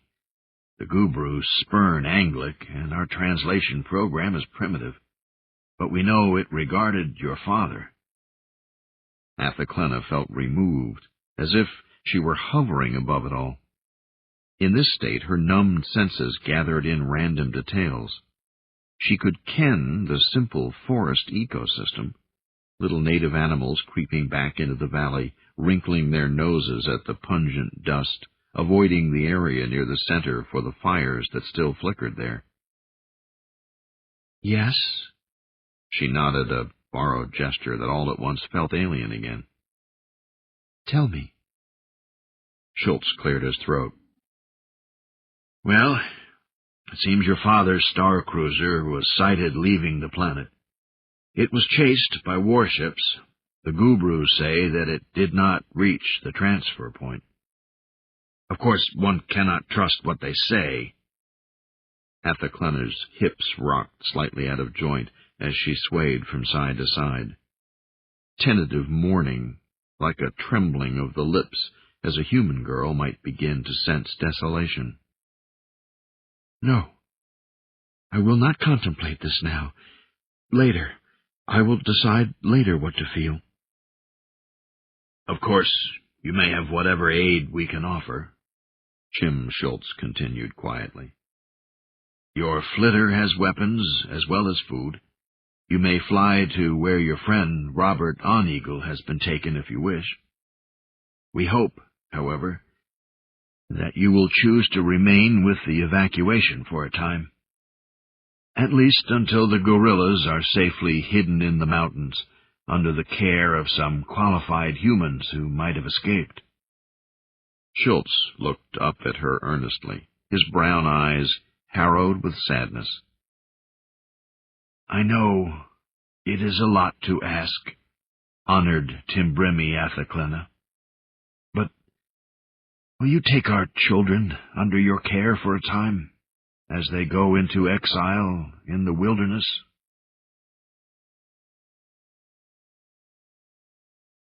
Chapter 23. Exile. The gently humming gravitic craft hovered over an uneven row of dark, rocky ridge spines. Noon-shortened shadows had begun to grow again, as Gimmelhigh passed its zenith, and the flyer settled into the dimness between the stone spines. Its engines grumbled into silence. A messenger awaited its passengers at the agreed rendezvous. The Chim courier handed Athaclena a note as she stepped out of the machine, while Benjamin hurried to spread radar-fouling camouflage over the little flitter. In the letter, Juan Mendoza, a freeholder above Lorne Pass, reported the safe arrival of Robert Oneagle and little April Wu. Robert was recuperating well, the message said. He might be up and about in a week or so. Athaclena felt relieved. She wanted very much to see Robert, and not only because she needed advice on how to handle a ragged band of refugee gorillas and neo-chimpanzees. Some of the Howlett Center Chims, those affected by the Gubrin gas, had gone to the city with the humans, hoping antidote would be given as promised, and that it would work. She had left only a handful of really responsible Chim technicians to assist her. Perhaps more Chims would show up, Athaclena told herself, and maybe even some human officials who had escaped gassing by the Gubru. She hoped that somebody in authority might appear and take over soon. Another message from the Mendoza household was written by a Chim survivor of the battle in space. The militiaman requested help getting in touch with the resistance forces. Athaclena did not know how to reply.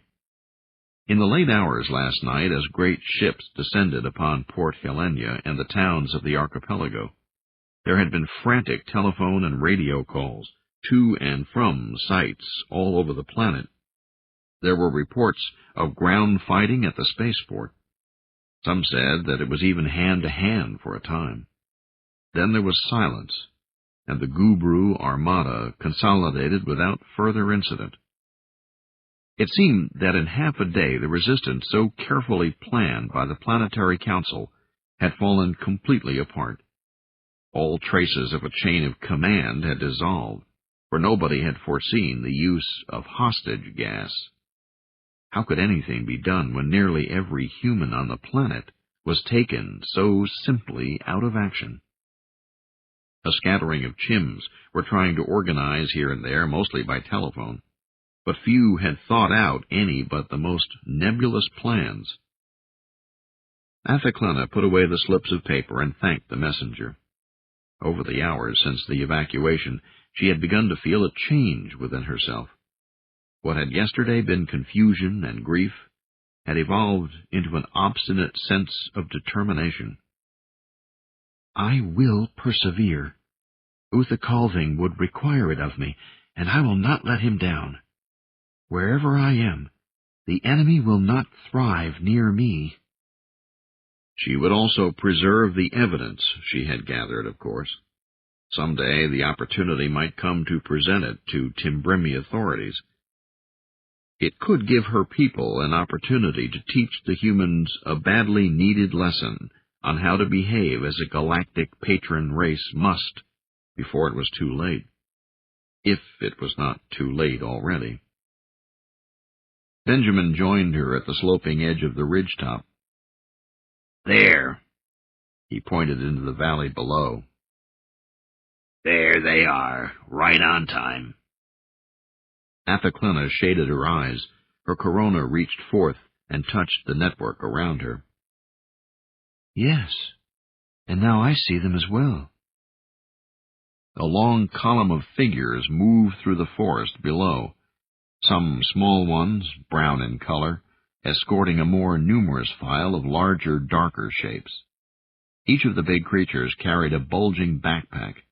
A few had dropped to the knuckles of one hand as they shuffled along. Gorilla children ran amidst the adults, waving their arms for balance. The escorting chimps kept alert watch with beam rifles clutched close. Their attention was directed not on the column or the forest, but at the sky. The heavy equipment had already made it by circuitous routes to limestone caves in the mountains, but the exodus would not be safe until all the refugees were there at last, in those underground redoubts. Athaclena wondered what was going on now in Port Helena, or on the Earth-settled islands. The escape attempt of the Timbrimi courier ship had been mentioned twice more by the invaders, then never again. If nothing else, she would have to find out if her father was still on Garth, and if he still lived. She touched the locket hanging from the thin chain around her neck, the tiny case containing her mother's legacy, a single thread from Mathacluana's corona. It was cold solace, but she did not even have that much from Uthakali. Oh, Father, how could you leave me without even a strand of yours to guide me? The column of dark shapes approached rapidly. A low growling, sort of semi-music, rose from the valley as they passed by, like nothing she had ever heard before. Strength these creatures had always owned, and Uplift had also removed some of their well-known frailty, and yet their destiny was unclear. But these were, indeed, powerful entities. Athaclena had no intention of remaining inactive, simply a nursemaid for a gang of pre-sentients and hairy clients. One more thing Timbrimi shared with humans was understanding of the need to act when wrong was being done. The letter from the wounded space chim had started her thinking. She turned to her aide. I am less than completely fluent in the languages of Earth, Benjamin. I need a word, one that describes an unusual type of military force. I am thinking of any army that moves by night and in the shadow of the land, one that strikes quickly and silently, using surprise to make up for small numbers and poor weapons. I remember reading that such forces were common in the pre-contact history of Earth. They used the conventions of so-called civilized legions when it suited them, and innovation when they liked. It would be a Kchu non Kran, a wolfling army unlike anything now known. Do you understand what I'm talking about, Benjamin? Is there a word for this thing I have in mind? Do you mean? Benjamin looked quickly down at the column of partly uplifted apes, lumbering through the forest below, rumbling their low, strange marching song. He shook his head, obviously trying to restrain himself. But his face reddened, and finally the guffaws burst out uncontainable. Benjamin hooted and fell against a spine stone, then over onto his back. He rolled in the dust of Garth and kicked at the sky, laughing. Athaclena sighed. First back on Timbrim, then among humans, and now here, with the newest, roughest clients known. Everywhere she found chokers. She watched the chimpanzee patiently, waiting for the silly little thing to catch its breath, and finally let her in on what it found so funny.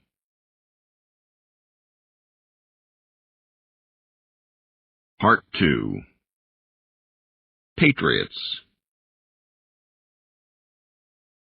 Evelyn, a modified dog, viewed the quivering fringe of a special doily draped across the piano with some surprise. In the darkened room where the chairs dismayed and the horrible curtains muffled the rain, she could hardly believe her eyes. A curious breeze, a garlic breath, which sounded like a snore, somewhere near the Steinway, or even from within, had caused the doily fringe to waft and tremble in the gloom. Evelyn, a dog having undergone further modification, pondered the significance of short-person behavior in pedal-depressed, panchromatic resonance and other highly ambient domains. "Arf," he said. Frank Zappa.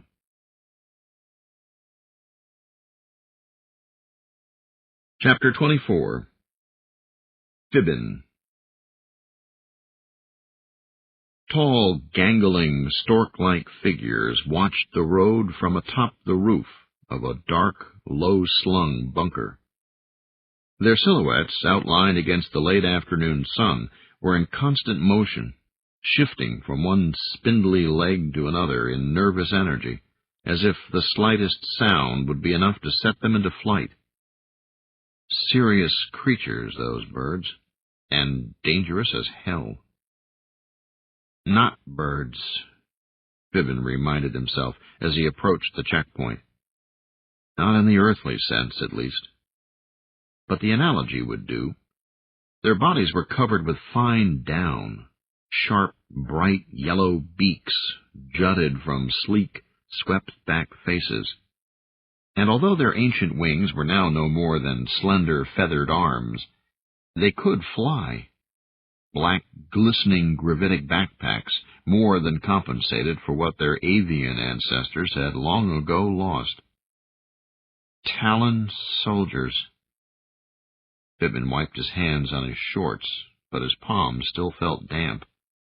He kicked a pebble with one bare foot and patted his draft horse on the flank.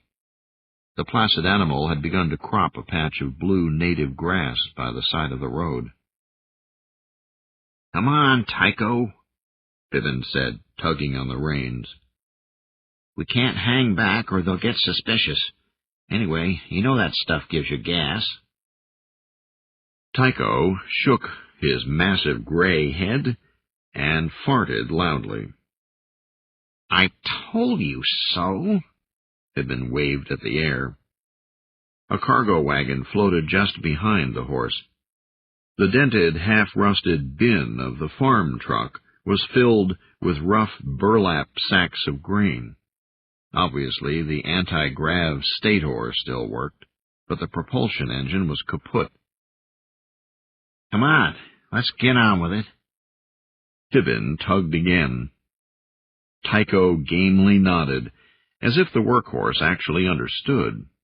The traces tightened, and the hover truck bobbed along after them as they approached the checkpoint. Soon, however, a keening sound on the road ahead warned of oncoming traffic. Fibbin hurriedly guided horse and wagon to one side. With a high-pitched whine and a rush of air, an armored hovercraft swept by. Vehicles like it had been cruising eastward intermittently, in ones and twos, all day. He looked carefully to make sure nothing else was coming before leading Tycho back onto the road. Fibbin's shoulders hunched nervously. Tycho snorted at the growing, unfamiliar scent of the invaders.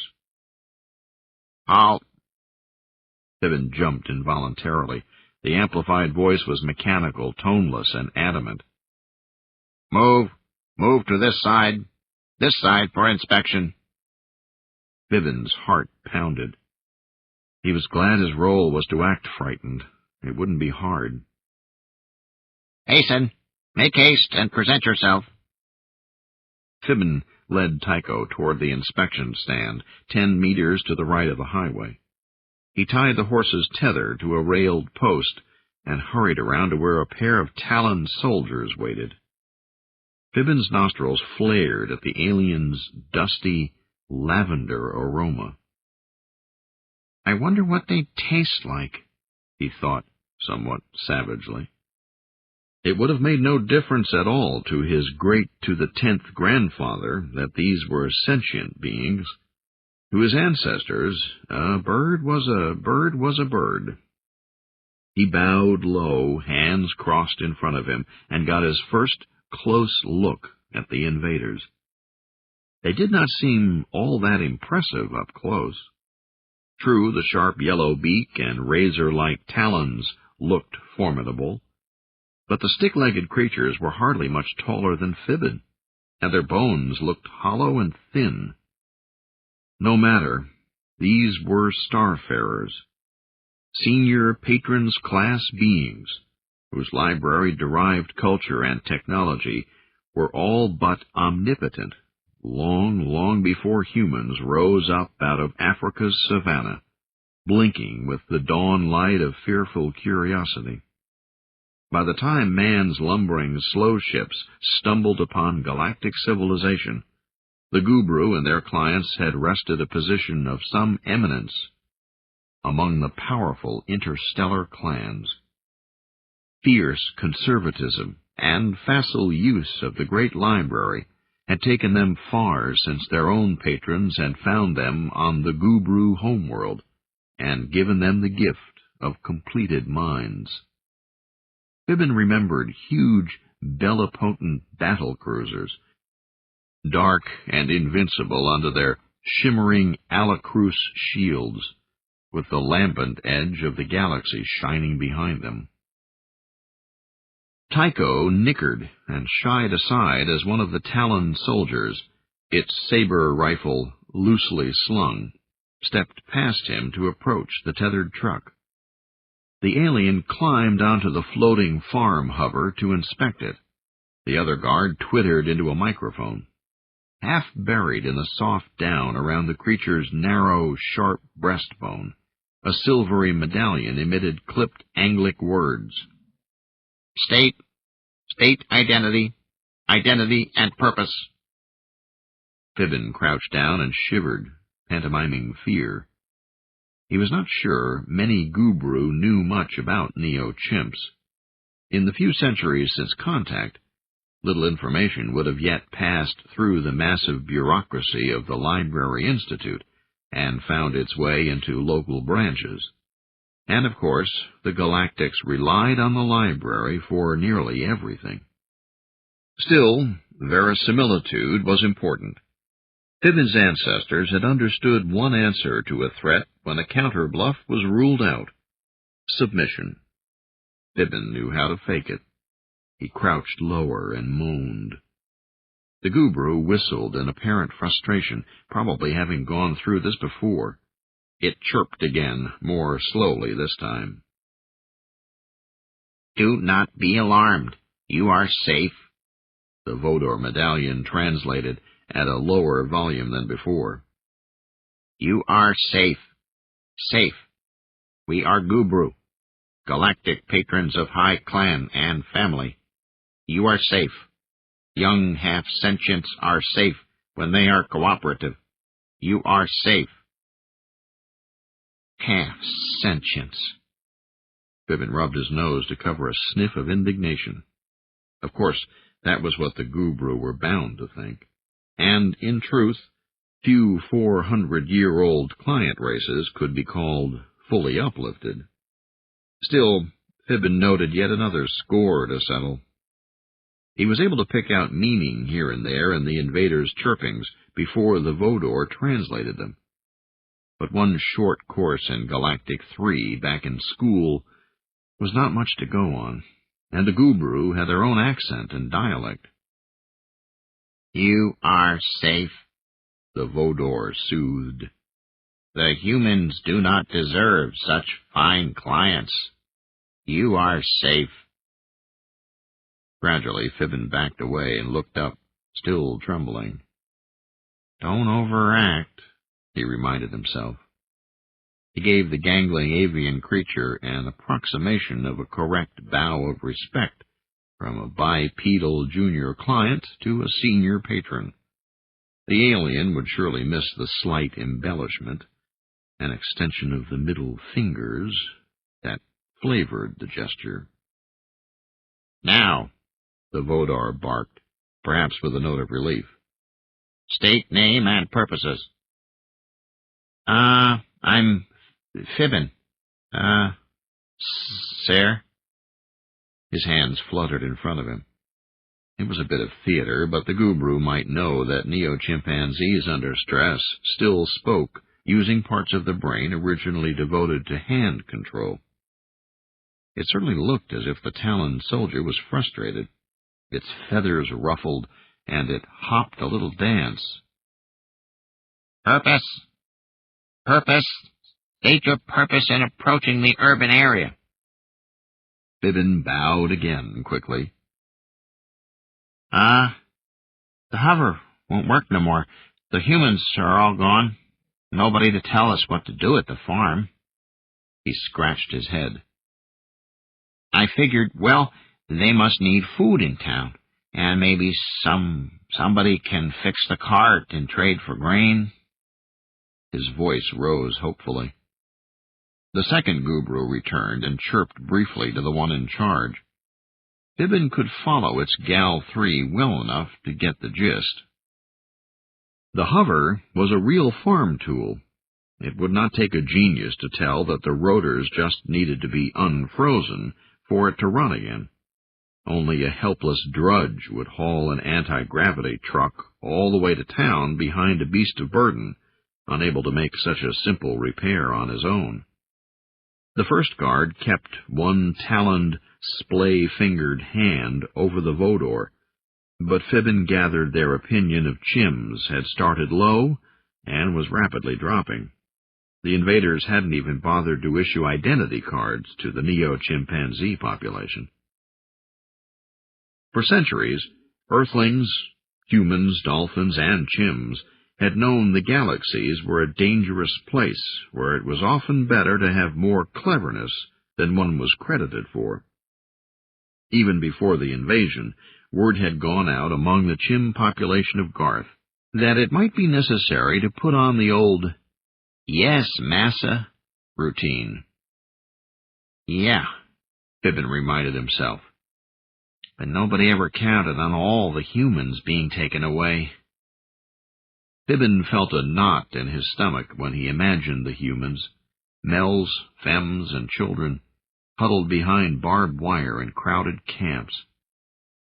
Oh, yeah, the invaders would pay.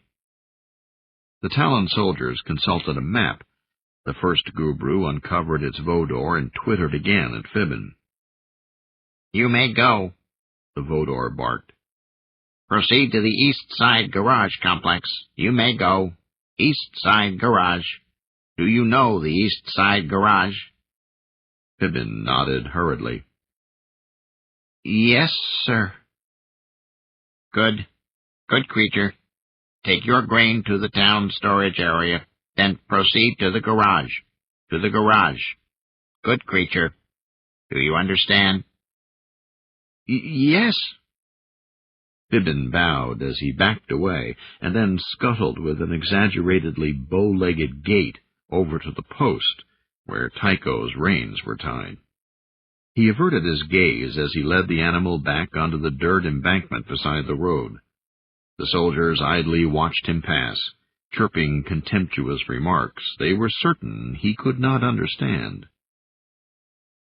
Stupid damn birds, he thought, while his disguised belt camera panned the fortification, the soldiers, a hover tank that whined by a few minutes later, its crew sprawled upon its flat upper deck, taking in the late afternoon sun.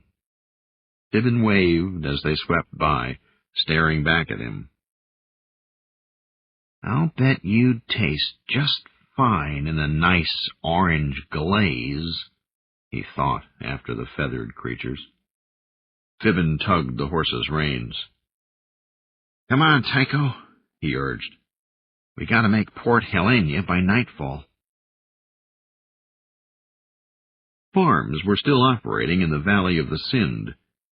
Traditionally, whenever a starfaring race was licensed to colonize a new world, the continents were left as much as possible in their natural state.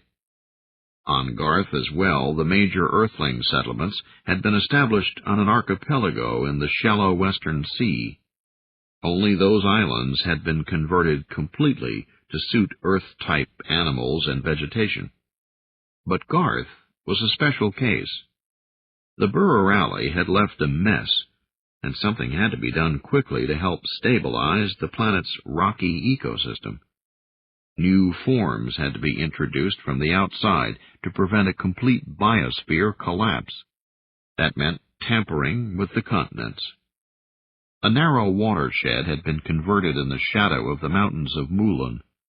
Terran plants and animals that thrived here were allowed to diffuse into the foothills under careful observation, slowly filling some of the ecological niches left empty by the Burrarali Holocaust. It was a delicate experiment in practical planetary ecology, but one considered worthwhile. On Garth and on other catastrophe worlds, the three races of the Tarragons were building reputations as biosphere wizards. Even mankind's worst critics would have to approve of work such as this. And yet, something was jarringly wrong here. Fibbin had passed 3 abandoned ecological management stations on his way, sampling traps and tracer bots stacked in disarray. It was a sign of how bad the crisis must be. Holding the humans hostage was one thing, a marginally acceptable tactic by modern rules of war, but for the Gubru to be willing to disturb the resurrection of Garth, the uproar in the galaxy must be profound. It didn't bode well for the rebellion. What if the war codes really had broken down? Would the Gubru be willing to use planet busters?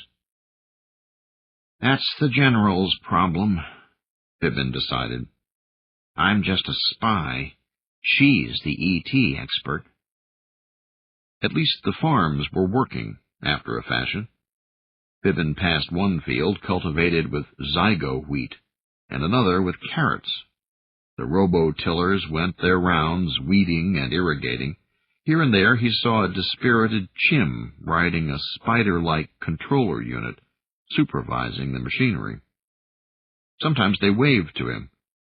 More often they did not. Once he passed a pair of armed Gubrus standing in a furrowed field beside their landed flitter. As he came closer, Fibbin saw they were scolding a chim farm worker. The avians fluttered and hopped as they gestured at the drooping crop. The foreman nodded unhappily, wiping her palms on her faded dungarees.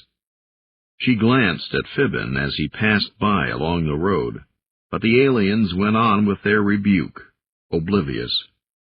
Apparently the Gubru were anxious for the crops to come in. Fibbin hoped it meant they wanted it for their hostages, but maybe they had arrived with thin supplies and needed the food for themselves. Good time when he drew Tycho off the road into a small grove of fruit trees. The animal rested, browsing on the earth-stock grass, while Fibbin sauntered over behind a tree to relieve himself. The orchard had not been sprayed or pest-balanced in some time, he observed. A type of stingless wasp was still swarming over the ping oranges, although the secondary flowering had finished weeks before, and they were no longer needed for pollination. The air was filled with a fruity, almost ripe pungency. The wasps climbed over the thin rinds, seeking access to the sweetness within. Abruptly, without thinking, Fibbin reached out and snatched a few of the insects. It was easy. He hesitated, then popped them into his mouth. They were juicy and crunchy, a lot like termites. Just doing my part to keep the pest population down, he rationalized, and his brown hands darted out to grab more. The taste of the crunching wasps reminded him of how long it had been since he had last eaten. I'll need sustenance if I'm to do good work in town tonight, he thought half aloud. Fibbin looked around. The horse grazed peacefully, and no one else was in sight. He dropped his tool belt and took a step back. Then, favoring his still tender left ankle, he leaped onto the trunk and shimmied up to one of the fruit-heavy limbs. Ah, he thought, as he plucked an almost ripe reddish globe. He ate it like an apple, skin and all. The taste was tart and astringent, unlike the bland human-style food so many chimps claim to like these days. He grabbed 2 more oranges and popped a few leaves into his mouth for good measure. Then he stretched back and closed his eyes, up here with only the buzz of the wasps for company. Fibbin could almost pretend he didn't have a care, in this world or any other. He could put out of his mind wars and all the other silly preoccupations of sapient beings. Fibbin pouted, his expressive lips drooping low. He scratched himself under his arm. Ook, ook. He snorted, almost silent laughter, and imagined he was back in an Africa even his great-grandfathers had never seen, in forested hills never touched by his people's 2 smooth, big-nosed cousins. What would the universe have been like without men, without ETs, without anyone at all but chimps? Sooner or later, we would have invented starships, and the universe might have been ours. The clouds rolled by, and Fibbin lay back on the branch with narrowed eyes, enjoying his fantasy. The wasps buzzed in futile indignation over his presence. He forgave them their insolence as he plucked a few from the air as added morsels. Try as he might, though, he could not maintain the illusion of solitude, for there arrived another sound, an added drone from high above. And try as he might, he couldn't pretend he did not hear alien transports cruising uninvited across the sky. A glistening fence more than 3 meters high undulated over the rolling ground surrounding Port Helena. It was an imposing barrier, put up quickly by special robot machines right after the invasion. There were several gates, through which the city's chim population seemed to come and go without much notice or impediment, but they could not help being intimidated by the sudden new wall. Perhaps that was its basic purpose. How the Gublu would have managed the trick if the capital had been a real city, and not just a small town on a rustic colony world. He wondered where the humans were being kept. It was dusk as he passed a wide belt of knee-high tree stumps 100 meters before the alien fence. The area had been planned as a park, but now only splintered fragments lay on the ground all the way to the dark watchtower and open gate. Fibbin steeled himself to go through the same scrutiny as earlier at the checkpoint, but to his surprise no one challenged him. A narrow pool of light spilled onto the highway from a pair of pillar spots. Beyond, he saw dark, angular buildings, the dimly lit streets apparently deserted. The silence was spooky. Fibbin's shoulders hunched as he spoke softly. "Come on, Tycho, quietly." The horse blew and pulled the floating wagon slowly past the steel-gray bunker. Fibbin chanced a quick glance inside the structure as he passed. A pair of guards stood within, each perched on one knotted, stick-thin leg, its sharp avian bill buried in the soft down under its left arm. 2 saber rifles lay on the counter beside them, near a stack of standard galactic fax boards. 2 Talon soldiers appeared to be fast asleep. Fibbin sniffed, his flat nose wrinkling once more at the over-sweet alien aroma. This was not the first time he had seen signs of weakness in the reputedly invincible grip of the Gubru fanatics. They had had it easy until now. Too easy. With the humans nearly all gathered and neutralized, the invaders apparently thought the only possible threat was from space. That, undoubtedly, was why all the fortifications he had seen had faced upward, with little or no provision against attack from the ground. Fibbin stroked his sheathed belt-knife. He was tempted to creep into the guard-post, slipping under the obvious alarm beams, and teach the Gubru a lesson for their complacency. The urge passed, and he shook his head. Later, he thought, when it will hurt them more. Patting Tycho's neck, he led the horse through the lighted area by the guard-post, and beyond the gate into the industrial part of town. The streets between the warehouses and factories were quiet, a few chims here and there hurrying about on errands beneath the scrutiny of the occasional passing Gubru patrol skimmer. Taking pains not to be observed, Fibbin slipped into a side alley and found a windowless storage building not far from the colony's sole iron foundry. Under his whispered urging, Tycho pulled the floating hover over to the shadows by the back door of the warehouse. A layer of dust showed that the padlock had not been touched in weeks. He examined it closely. Fibbin took a rag from his belt apron and wrapped it around the hasp. Taking it firmly in both hands, he closed his eyes and counted to 3 before yanking down hard. The lock was strong, but, as he'd suspected, the ring bolt in the door was corroded. It snapped with a muffled crack. Quickly, Fibbin slipped the sheath and pushed the door along its tracks. Tycho placidly followed him into the gloomy interior, the truck trailing behind. Fibbin looked around to memorize the layout of hulking presses and metalworking machinery before hurrying back to close the door again. "You'll be all right," he said softly as he unhitched the animal. He hauled a sack of oats out of the hover and split it open on the ground. Then he filled a tub with water from a nearby tap. "I'll be back if I can," he added. "If not, you just enjoy the oats for a couple of days, then whinny. I'm sure someone will be by." Tycho switched his tail and looked up from the grain. He gave Fibbin a baleful look in the dim light and let out another smelly, gassy commentary. "Humph," Fibbin nodded, waving away the smell. "You're probably right, old friend. Still, I'll wager your descendants will worry too much, too, if and when somebody ever gives them the dubious gift of so-called intelligence."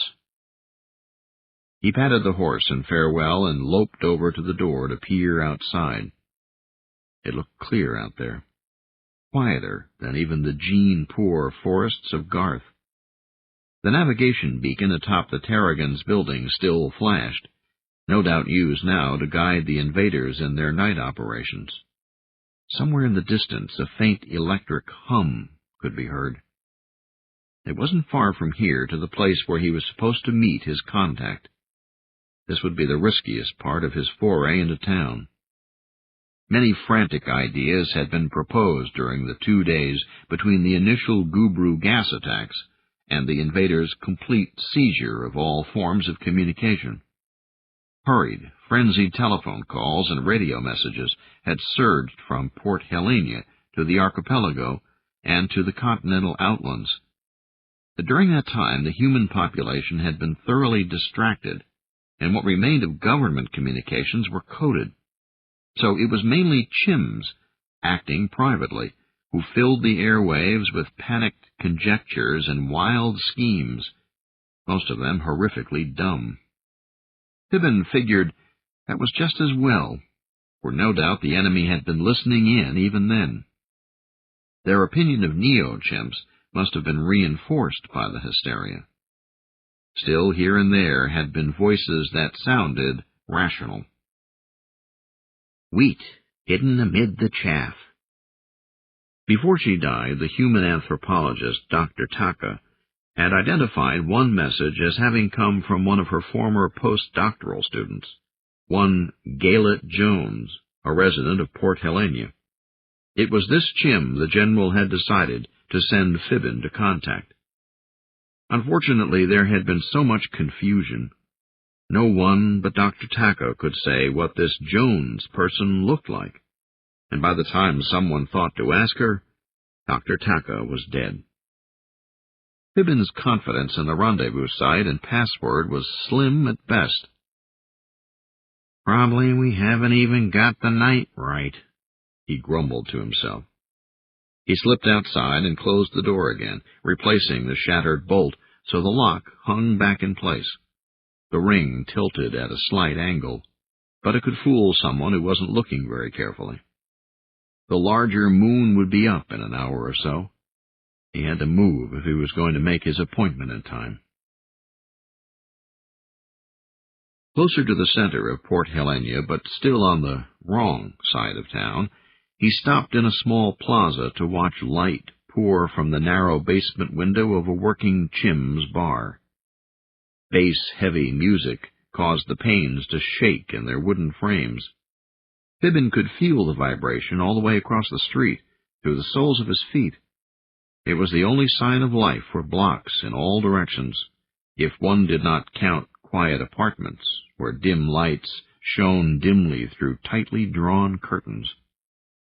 He faded back into the shadows as a whirring patroller robot cruised by, floating a meter above the roadway. The squat machine's turret swiveled to fix on his position as it passed. Its sensors must have picked him out, an infrared glow in the misty trees. But the machine went on, probably having identified him as a mere neo-chimpanzee. Fibbin had seen other dark, furred forms like himself hurrying, hunch-shouldered through the streets. Apparently the curfew was more psychological than martial. The occupation forces weren't being strict, because there didn't seem to be any need. Many of those not in their homes had been heading for places like this, the Ape's Grape. Fibbin forced himself to stop scratching a persistent itch under his chin. This was the sort of establishment favored by grunt laborers and probationers, Chims whose reproductive privileges were restricted by the edicts of Uplift. There were laws requiring even humans to seek genetic counseling when they bred. But for their clients, neo-dolphins and neo-chimpanzees, the codes were far more severe. In this one area, normally liberal Terran law adhered closely to galactic standards. It was that, or lose Chims and Finns forever to some more senior clan. Earth was far too weak to defy the most honored of galactic traditions. About a third of the Chim population carried green reproduction cards, allowing them to control their own fertility, subject only to guidance from the Uplift Board, and possible penalties if they weren't careful. Those Chims with gray or yellow cards were more restricted. They could apply after they joined a marriage group to reclaim and use the sperm or ova they stored with the board during adolescence, before routine sterilization. Permission might be granted if they achieved meritorious accomplishments in life. More often, a yellow card Chimmy would carry to term and adopt an embryo engineered with the next generation of improvements inserted by the board's technicians. Those with red cards weren't even allowed near Chim children. By pre-contact standards, the system might have sounded cruel, but Fibbin had lived with it all his life. On the fast track of Uplift, a client race's gene pool was always being meddled with. At least Chims were consulted as part of the process. Not many client species were so lucky. The social upshot, though, was that there were classes among Chims, and blue carders, like Fibbin, weren't exactly welcome in places like the Ape's Grape. Still, this was the site chosen by his contact. There had been no further messages, so he had no choice but to see if the rendezvous would be kept. Taking a deep breath, he stepped into the street and walked toward the growling, crashing music. As his hand touched the door handle, a voice whispered from the shadows to his left. "Pink?" At first he thought he had imagined it, but the words repeated a little louder. "Pink? Looking for a party?" Fibbin stared. The light from the window had spoiled his night vision, but he caught a glimpse of a small simian face, somewhat childlike. There was a flash of white as the chim smiled. "Pink party?" He let go of the handle, hardly able to believe his ears. "I beg your pardon?" Fibbin took a step forward, but at that moment the door opened, spilling light and noise out into the street. Several dark shapes, hooting with laughter and stinking of beer-soaked fur, pushed him aside as they stumbled past. By the time the revelers were gone and the door had closed again, the blurry dark alley was empty once more. The small, shadowy figure had slipped away. Fibbin felt tempted to follow, if only to verify that he had been offered what he thought he had. And why was the proposition, once tendered, so suddenly withdrawn? Obviously things had changed in Port Helena. True, he hadn't been to a place like the Ape's Grape since his college days, but pimps pandering out of dark alleys were not common even in this part of town. On Earth, maybe, or in old 3V films, but here on Garth? He shook his head in mystification and pulled open the door to go inside. Fibbin's nostrils flared at the thick aromas of beer and sniff-high and wet fur. The descent into the club was made unnerving by the sharp, sudden glare of a strobe light, flashing starkly and intermittently over the dance floor. There several dark shapes cavorted, waving what looked like small saplings over their heads. A heavy, soul-penetrating beat pounded from amplifiers set over a group of squatting musicians. Customers lay on reed mats and cushions, smoking, drinking from paper bottles, and muttering coarse observations on the dancers' performances. Fibbin wended his way between the close-packed, low wicker tables toward the smoke-shrouded bar, where he ordered a pint of bitters. Fortunately, colonial currency still seemed to be good. He lounged against the rail and began a slow scan of the clientele, wishing the message from their contact had been less vague. Fibbin was looking for someone dressed as a fisherman, even though this place was halfway across town from the docks on Aspinall Bay. Of course, the radio operator who had taken down the message from Dr. Taka's former student might have gotten it all wrong on that awful evening, while the Howlett Center burned and ambulances whined overhead. The Chen had thought he recalled Gaylett Jones saying something about a fisherman with a bad complexion. Great, Fibbin had muttered when given his instructions. Real spy stuff. Magnificent. Deep down, he was positive the clerk had simply copied the entire thing down wrong. It wasn't exactly an auspicious way to start an insurrection. But that was no surprise, really, except to a few chims who had undergone Terragon service training. Secret codes, disguises, and passwords were the contents of old-time thrillers. Presumably, those militia officers were all dead or interned now. Except for me. And my specialty wasn't intelligence or subterfuge. Hell, I could barely jockey poor old TAASF proconsul. The resistance would have to learn as it went now, stumbling in the dark. At least the beer tasted good, especially after that long trek on the dusty road. Fibbin sipped from his paper bottle and tried to relax. He nodded with the thunder music and grinned at the antics of the dancers. They were all males, of course, out there capering under the flashing strobes. Among the grunts and probationers, feeling about this was so strong that it might even be called religious. The humans, who tended to frown over most types of sexual discrimination, did not interfere in this case. Client races had the right to develop their own traditions, so long as they didn't interfere with their duties or uplift. And, according to this generation at least, chimneys had no place in the thunder dance, and that was that.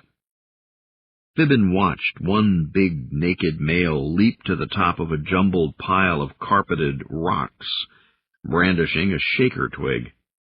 The dancer, by day perhaps a mechanic or a factory laborer, waved the noisemaker over his head, while drums pealed and strobes lanced artificial lightning overhead, turning him momentarily half stark white and half pitch black. The shaker twig rattled and boomed as he huffed and hopped to the music, hooting as if to defy the gods of the sky. Fibbin had often wondered how much of the popularity of the thunder dance came from innate, inherited feelings of brontophilia, and how much from the well-known fact that fallow, unmodified chimps in the jungles of Earth were observed to dance in some crude fashion during lightning storms. He suspected that a lot of neo-chimpanzee tradition came from elaborating on the publicized behavior of their unmodified cousins. Like many college-trained chimps, Fibbin liked to think he was too sophisticated for such simple-minded ancestor worship, and generally he did prefer Bach or whale songs to simulated thunder. And yet, there were times, alone in his apartment, when he would pull a tape by the full minutes out of a drawer, put on the headphones, and try to see how much pounding his skull could take without splitting open. Here, under the driving amplifiers, he couldn't help feeling a thrill run up his spine, as lightning bolted across the room, and the beating drums rocked patrons, furniture, and fixtures alike. Another naked dancer climbed the mound, shaking his own branch and chuffing loudly in challenge. He crouched on one knuckle as he ascended, a stylish touch frowned upon by orthopedists, but meeting with approval from the cheering audience. The fellow might pay for the verisimilitude with a morning backache, but what was that next to the glory of the dance? The ape at the top of the hill hooted at his challenger. He leapt and whirled in a finely timed maneuver, shaking his branch just as another bolt of strobe lightning whitened the room. It was a savage and powerful image, a reminder that no more than 4 centuries ago his wild ancestors had challenged storms in a like fashion from forest hilltops, needing neither man nor his tootling scalpels to tell them that heaven's fury required a reply. The chimps at the table shouted and applauded as the king of the hill jumped from the summit, grinning. He tumbled down the mound, giving his challenger a solid whack as he passed. This was another reason females seldom joined the thunder dance. A full-grown male neo-chim had most of the strength of his natural cousins on Earth. Chimneys who wanted to participate generally played in the band. Fibbin had always found it curious that it was so different among humans. Their males seemed more often obsessed with the sound-making, and the females with dance, rather than vice versa. Of course, humans were strange in other ways as well, such as in their odd sexual practices. He scanned the club. Males usually outnumbered females in bars like this one, but tonight the number of chimneys seemed particularly small. They mostly sat in large groups of friends, with big males at the periphery. Of course, there were the barmaids, circulating among the low tables, carrying drinks and smokes, dressed in simulated leopard skins. Fibbin was beginning to worry. How was his contact to know him in this blaring, flashing madhouse? He didn't see anyone who looked like a scar-faced fisherman. A balcony lined the 3 walls facing the dance mound. Patrons leaned over, banging on the slats and encouraging the dancers. Fibbin turned and backed up to get a better look, and almost stumbled over a low wicker table as he blinked in amazement. There, in an area set aside by rope barrier, guarded by 4 floating battle robots, sat one of the invaders. There was the narrow white mass of feathers, the sharp breastbone, and that curved beak. But this gubru wore what looked like a woolen cap over the top of its head, where its comb-like hearing organ lay. A set of dark goggles covered its eyes. Fibbin made himself look away. It wouldn't do to seem too surprised. Apparently the customers here had had the last few weeks to get used to an alien in their midst. Now, though, Fibbin did notice occasional glances nervously cast up toward the box above the bar. Perhaps the added tension helped explain the frantic mood of the revelers, for the grape seemed unusually rowdy, even for a working chim's bar. Sipping his pint bottle casually, Fibbin glanced up again. The gubru doubtless wore the cap-like muff and goggles as protection from the noise and lights. The guard bots had only sealed off a square area near the alien, but that entire wing of the balcony was almost unpopulated. Almost. 2 chims, in fact, sat within the protected area, near the sharp-beaked gubru. Quislings? Fibbin wondered. Are there traitors among us already? He shook his head in mystification. Why was the gubru here? What could one of the invaders possibly find of worth to notice? Fibbin reclaimed his place at the bar. Obviously, they're interested in chims, and for reasons other than our value as hostages. But what were those reasons? Why should Galactics care about a bunch of hairy clients that some hardly credited with being intelligent at all? The thunder dance climaxed in an abrupt crescendo and one final crash, its last rumblings diminishing as if into a cloudy, stormy distance. The echoes took seconds longer to die away inside Fibbin's head. Dancers tumbled back to their tables, grinning and sweating, wrapping loose robes around their nakedness. The laughter sounded hearty, perhaps too much so. Now that Fibbin understood the tension in this place, he wondered why anyone came at all. Boycotting an establishment patronized by the invader would seem such a simple, obvious form of ahisma, of passive resistance. Surely the average chim on the street resented these enemies of all Terrigans. What drew such crowds here on a weeknight? Fibbin ordered another beer for appearances, though already he was thinking about leaving. The gubru made him nervous. If his contact wasn't going to show, he had better get out of here and begin his own investigations. Somehow he had to find out what was going on here in Port Helena and discover a way to make contact with those willing to organize. Across the room, a crowd of recumbent revelers began pounding the floor and chanting. Soon the shout spread through the hall. Sylvie! Sylvie! The musicians climbed back onto their platform, and the audience applauded as they started up again, this time to a much gentler beat. A pair of chimneys crooned seductively on saxophones as the house lights dimmed. A spotlight speared down to illuminate the pinnacle of the dancer's mound, and a new figure swept out of a beaded curtain to stand under the dazzling beam. Fibbin blinked in surprise. What was a chimney doing up there? The upper half of her face was covered by a beaked mask, crested with white feathers. The femme chim's bare nipples were flecked with sparkles to stand out in the light. Her skirt of silvery strips began to sway with a slow rhythm. The pelvises of female neo-chimpanzees were wider than their ancestors, in order to pass bigger-brained progeny. Nevertheless, Swinging hips had never become an ingrained erotic stimulus, a male turn-on, as it was among humans. And yet, Fibbin's heart beat faster as he watched her allicient movements.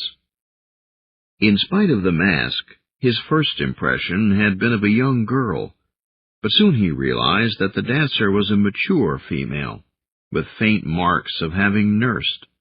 It made her look all the more alluring.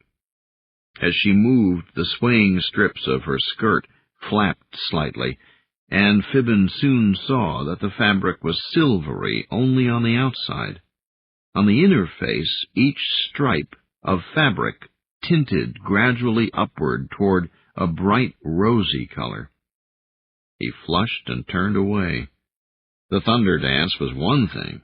He had participated in a few himself, but this was altogether different. First, the little panderer in the alley, and now this? Had the Chims of Port Helena gone sex-crazed? An abrupt, meaty pressure came down upon his shoulder.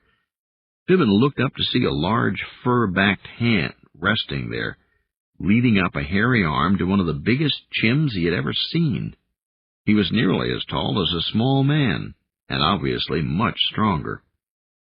The male neo-chimp wore faded blue work dungarees, and his upper lip curled back to expose substantial, almost atavistic canines. "'Smatter, you don't like Sylvie?" the giant asked.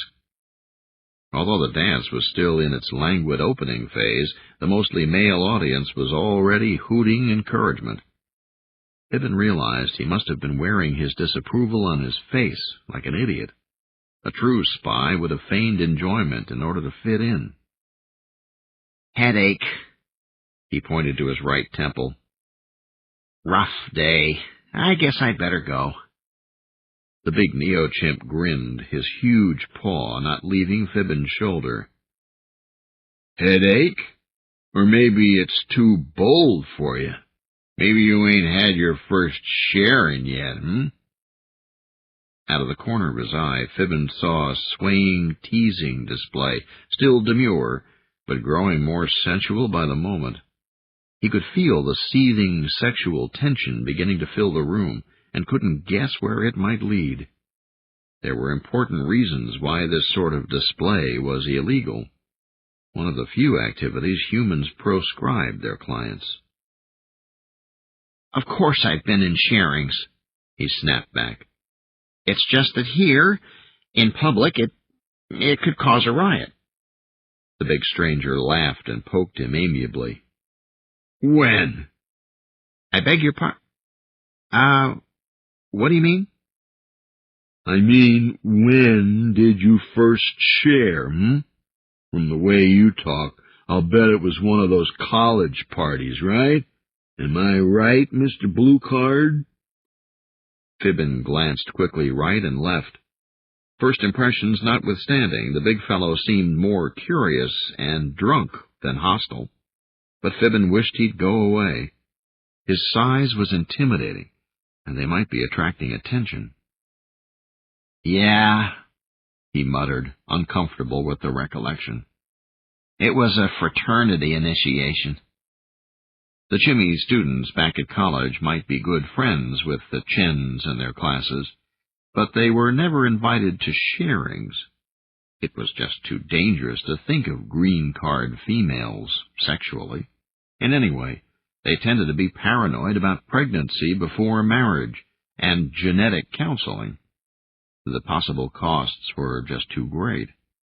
So when Chens at the university threw a party, they tended to invite girl Chims from the far side of the tracks, yellow and gray-card chimmies, whose flame-colored estrus was only an exciting sham. It was a mistake to judge such behavior by human standards. "We have fundamentally different patterns," Fibbin had reminded himself back then, and many times since. Still, he had never found those sharings very satisfying or joyful. Maybe someday, when he found the right marriage group. Sure, my sis used to go to those college parties. Sounded like fun. The scarred chim turned to the bartender and slapped the polished surface. 2 pints, one for me and one for my college chum. Fibbin winced at the loud voice. Several others nearby had turned to look their way. So tell me, his unwelcome acquaintance said, thrusting a paper bottle into Fibbin's hand. You have any kids yet? Maybe some that are registered, but you never met? He did not sound unfriendly, rather envious. Fibbin took a long swallow of the warm, bitter brew. He shook his head, keeping his voice low. It doesn't really work that way. An open birthright isn't the same as an unlimited, a white card. If the planners have used any of my plasm, I wouldn't know it. Well, why the hell not? I mean, it's bad enough for you bluesies having to screw test tubes on orders from the Uplift board, but to not even know if they've used the gunk. Hell, my senior group wife had a planned kid a year ago. You might even be my son's gene dad. The big chim laughed and clapped Fibbin again heavily on the shoulder. This would never do. More heads were turning his way. All this talk about blue cards was not going to win him friends here. Anyway, he did not want to attract attention with the gurus sitting less than 30 feet away. I really have to be going, he said, and started to edge backward. Thanks for the beer. Somebody blocked his way. Excuse me? Fibbin said. He turned and came face to face with 4 chims clothed in bright zip suits, all staring at him with arms crossed. One, a little taller than the others, pushed Fibbin back toward the bar. Of course, this one's got offspring, the newcomer growled. He had trimmed his facial hair, and the remaining mustache was waxed and pointed. Just look at those paws of his. I'll bet he's never done a day of honest chim's work. Probably he's a tech or a scientist. He made it sound as if the very idea of a neo-chimp wearing such a title was like a privileged child being allowed to play a complicated game of pretend.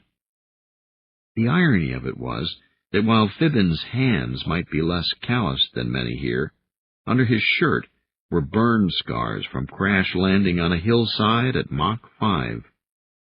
But it wouldn't do to speak of that here. Look, fellas, why don't I buy a round?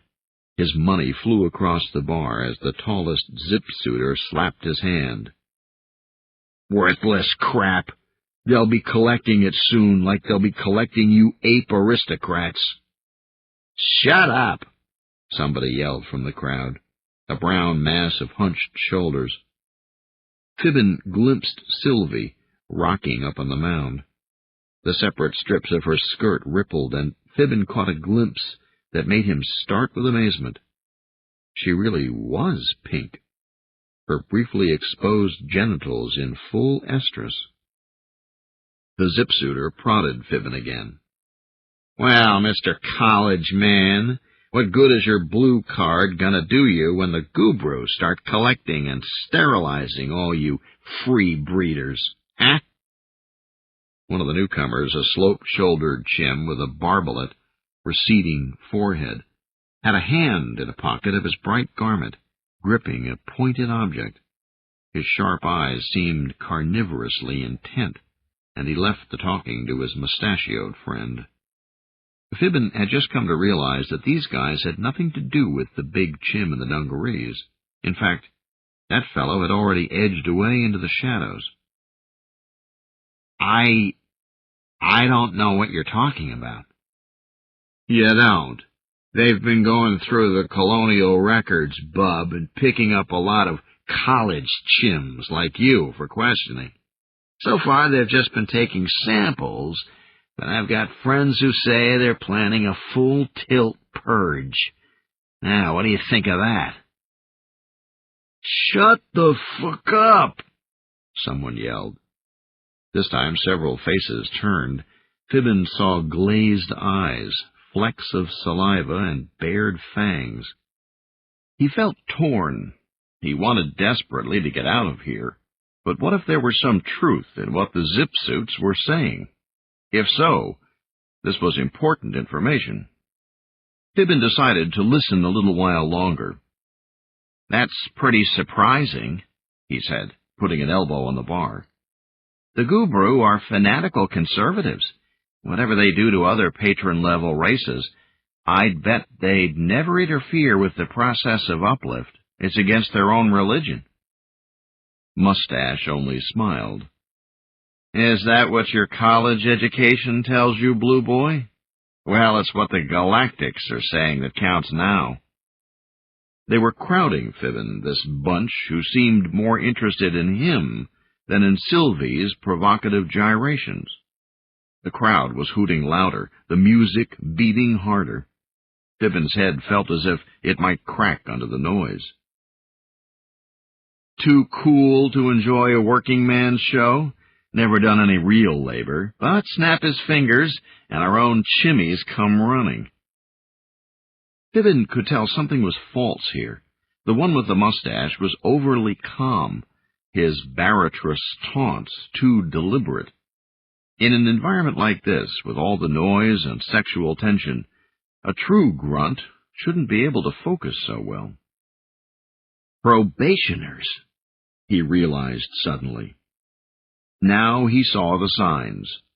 Two of the zip-suited chim's faces bore the stigmata of failed genetic meddling, mottled cacophrenic features, or the blinking, forever puzzled look of a cross-wired brain. Embarrassing reminders that uplift was an awkward process, not without its price. He had read in a local magazine, not long before the invasion, how the trendy crowd in the Proby community had taken to wearing garishly colored zip-suits. Fibbin knew suddenly that he had attracted the very worst kind of attention. Without humans around or any sign of normal civil authority, there was no telling what these red cards were up to. Obviously, he had to get out of here. But how? The zip-suits were crowding him closer every moment. "Look, fellas, I just came here to see what's happening. Thanks for your opinion. Now, I really gotta go." "I got a better idea," the leader sneered. "How about we introduce you to a guru who'll tell you for himself what's going on, and what they're planning to do with college chims, huh?" Fibbin blinked. Could these chins actually be cooperating with the invader? He had studied old Earth history, the long, dark centuries before contact, when lonely and ignorant humanity had experimented horribly in everything from mysticism to tyranny and war. He had seen and read countless portrayals of those ancient times, especially tales of solitary men and women who had taken brave, often hopeless stands against evil. Fibbin had joined the colonial militia partly in a romantic wish to emulate the brave fighters of the Maquis, the Palmach, and the Power Satellite League. But history told of traitors also, those who sought advantage wherever it could be found, even over the backs of their comrades. "Come on, college chum. There's a bird I want you to meet." The grip on his arm was like a tightening vice. Fibbin's look of pained surprise made the mustachioed chim grin. "They put some extra strength genes into my mix," he sneered. "That part of their meddling worked, but not some of the others. They call me Iron Grip, and I got no blue card, or even a yellow.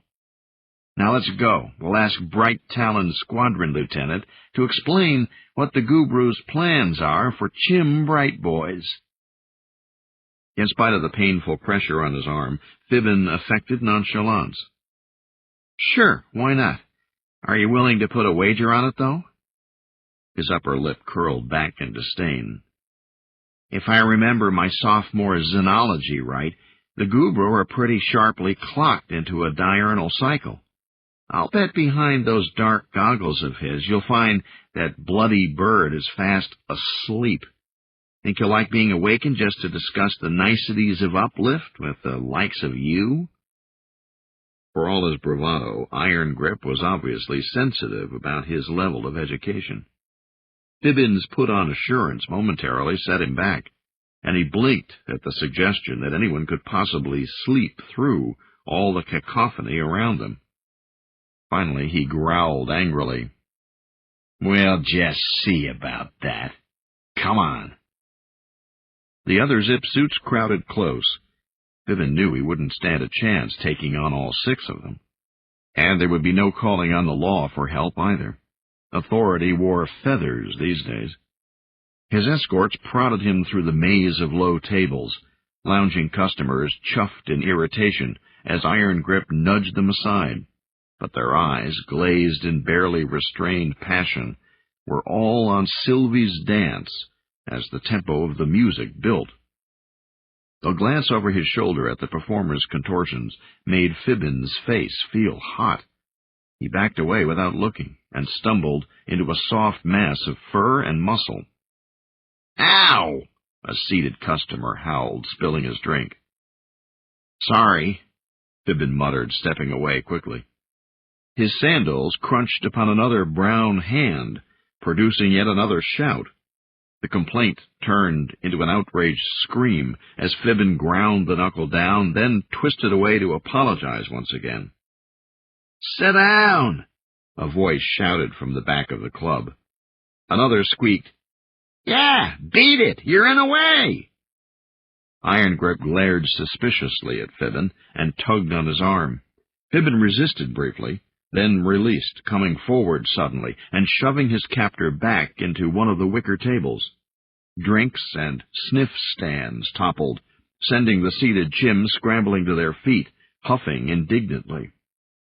"Hey! Watch it, you bastard Proby!" Their eyes, already aflame from both intoxicants and Sylvie's dance, appeared to contain little reason anymore.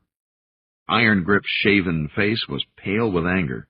His grasp tightened, and he began to motion to his comrades, but Fibbin only smiled conspiratorially and nudged him with his elbow. In feigned drunken confidence, he spoke loudly. "See what you did? I told you not to bump these guys on purpose just to see if they're too stoned to talk." From the nearby Chims there came a hiss of intaken breath, audible even over the music. "Who says I can't talk?" one of the drinkers slurred, barely able to form the words. The tipsy Borachio advanced a step, trying to focus on the source of this insult. "Was it you?" Fibbin's captor eyed him threateningly and yanked him closer, tightening the vice-like grip. Still, Fibbin managed to maintain his stage grin and winked. "Maybe they can talk, sorta, but you're right about them being a bunch of knuckle-walkers." "What?" The nearest Chim roared and grabbed at Iron Grip. The sneering mutant adroitly stepped aside and chopped with the edge of his free hand. The drunk howled, doubled up, and collided with Fibbin. But then the inebriate's friends dove in, shrieking. The hold on Fibbin's arm tore loose as they were all swamped under a tide of angry brown fur. Fibbin ducked as a snarling ape in a leather work harness swung on him. The fist sailed past and connected with the jaw of one of the zip-suited toughs. Fibbin kicked another Proby in the knee as the Chim grabbed for him, eliciting a satisfactory howl, but then all was a chaos of flying wickerwork and dark bodies.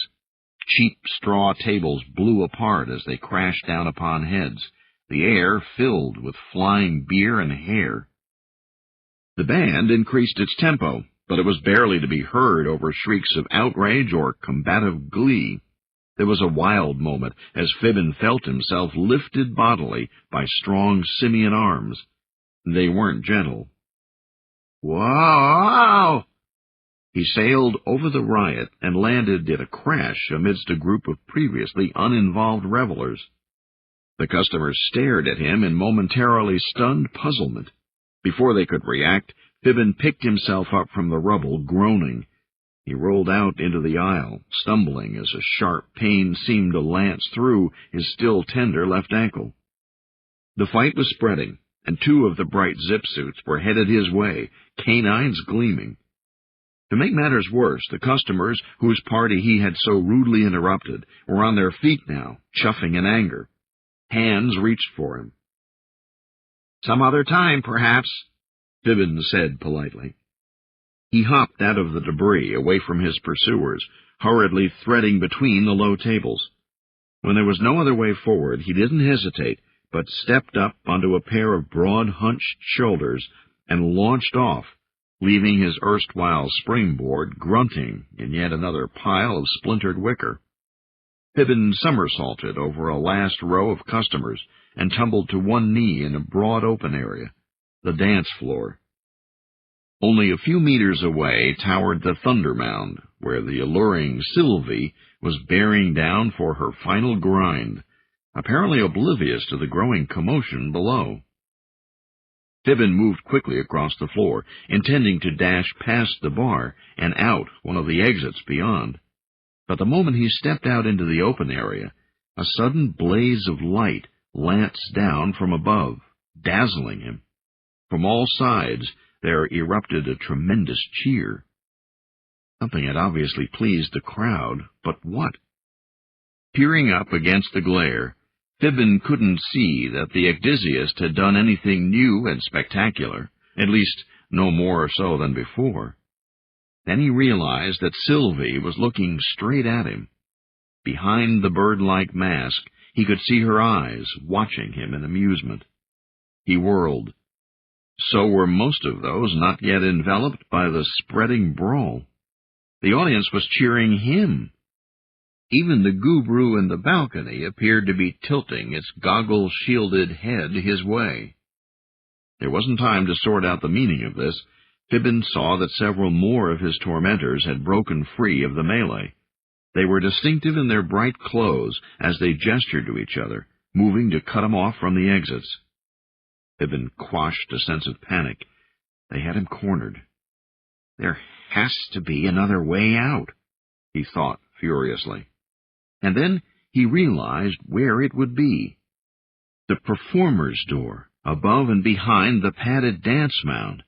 The beaded portal through which Sylvie had made her entrance. A quick scramble, and he'd be up and past her, and gone. He ran across the dance floor and leaped onto the mound, landing upon one of the carpeted ledges. The crowd roared again. Fibbin froze in his crouch. The glaring spotlights had followed him. He blinked up at Sylvie. The dancer licked her lips and rocked her pelvis at him. Fibbin felt simultaneously repelled and powerfully drawn. He wanted to clamber up and grab her.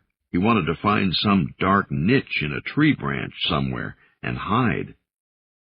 Down below, the fight was still going strong, but it stopped spreading. With only paper bottles and wicker furniture to use, the combatants seemed to have settled down to an amiable tumult of mutual mayhem, the original cause quite forgotten. But on the edges of the dance floor stood 4 chims in bright zip suits, watching him as they fingered objects in their pockets. There still looked to be only one way. Fibbin clambered up onto another carpeted, rocky cleft. Again the crowd cheered in intensifying excitement. The noise, smells, confusion. Fibbin blinked at the sea of fervent faces, all staring up at him in expectation. What was happening? A flash of motion caught Fibbin's attention. From the balcony over the bar, someone was waving at him. It was a small chim, dressed in a dark, hooded cloak, standing out in this frenzied crowd, more than anything else, by a facial expression that was calm, icy sharp. Fibbin suddenly recognized the little pimp, the one who had accosted him briefly by the door to the Ape's Grape. The chim's voice didn't carry over the cacophony, but somehow Fibbin picked out the mouthed words. "Hey, dummy, look up. The boyish face grimaced. The panderer pointed overhead. Fibbin glanced upward, just in time to see a sparkling mesh start to fall from the rafters overhead. He leaped aside purely on instinct, fetching hard against another rock as the fringe of the falling net grazed his left foot. Electric agony stroked his leg. "Baboon shit! What in good all's name?" He cursed soundly. It took a moment for him to realize that part of the roaring in his ears was more applause. This turned into shouted cheers as he rolled over holding his leg, and thereby happened to escape yet another snare. A dozen loops of sticky mesh flopped out of a simulated rock to tauten over the area he had just occupied. Fibbin kept as still as possible while he rubbed his foot and glared about angrily, suspiciously. Twice he had almost been noosed like some dumb animal. To the crowd it might all be great fun, but he personally had no desire to be trussed up on some bizarre, lunatic obstacle course. Below on the dance floor, he saw bright zip suits left, right, and center. The guru on the balcony seemed interested, but showed no sign of intervening. Fibbin sighed. His predicament was still the same. The only direction he could go was up. Looking carefully, he scrambled over another padded ridge. The snares appeared to be intended to be humiliating and incapacitating, and painful, but not deadly, except in his case, of course. If he were caught, his unwanted enemies would be on him in a trice. He stepped up onto the next boulder cautiously. Fibbin felt a tickling falseness under his right foot and pulled back just as a trap door popped open. The crowd gasped as he teetered on the edge of the revealed pit. Fibbin's arms windmilled as he fought for balance. From an uncertain crouch, he leaped and barely caught a grip on the next higher terrace. His feet hung over nothingness. Fibbin's breath came in heavy gasps. Desperately, he wished humans hadn't edited some of his ancestors' unnecessary, instinctive climbing skills, just to make room for trivialities such as speech and reason. He grunted and slowly scrambled up out of the pit. The audience clamored for more. As he panted on the edge of the next level, trying to see in all directions at once, Fibbin slowly became aware that a public address system was muttering over the noise of the crowd, repeating over and over again in clipped mechanical tones. More enlightened approach to uplift, appropriate to the background of the client race, offering opportunity to all, unbiased by warped human standards. Up in its box, the invader chirped into a small microphone. Its machine-translated words boomed out over the music and the excited jabber of the crowd. Fibbin doubted 1 in 10 of the chims below were even aware of the E.T.'s monologue in the state they were in. But that probably didn't matter. They were being conditioned. No wonder he had never heard of Sylvie's dance mound striptease before, nor this crazy obstacle course. It was an innovation of the invaders. But what was its purpose?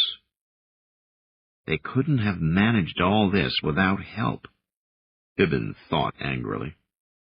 Sure enough, the 2 well-dressed chims sitting near the invader whispered to each other and scribbled on clipboards. They were obviously recording the crowd's reactions for their new master.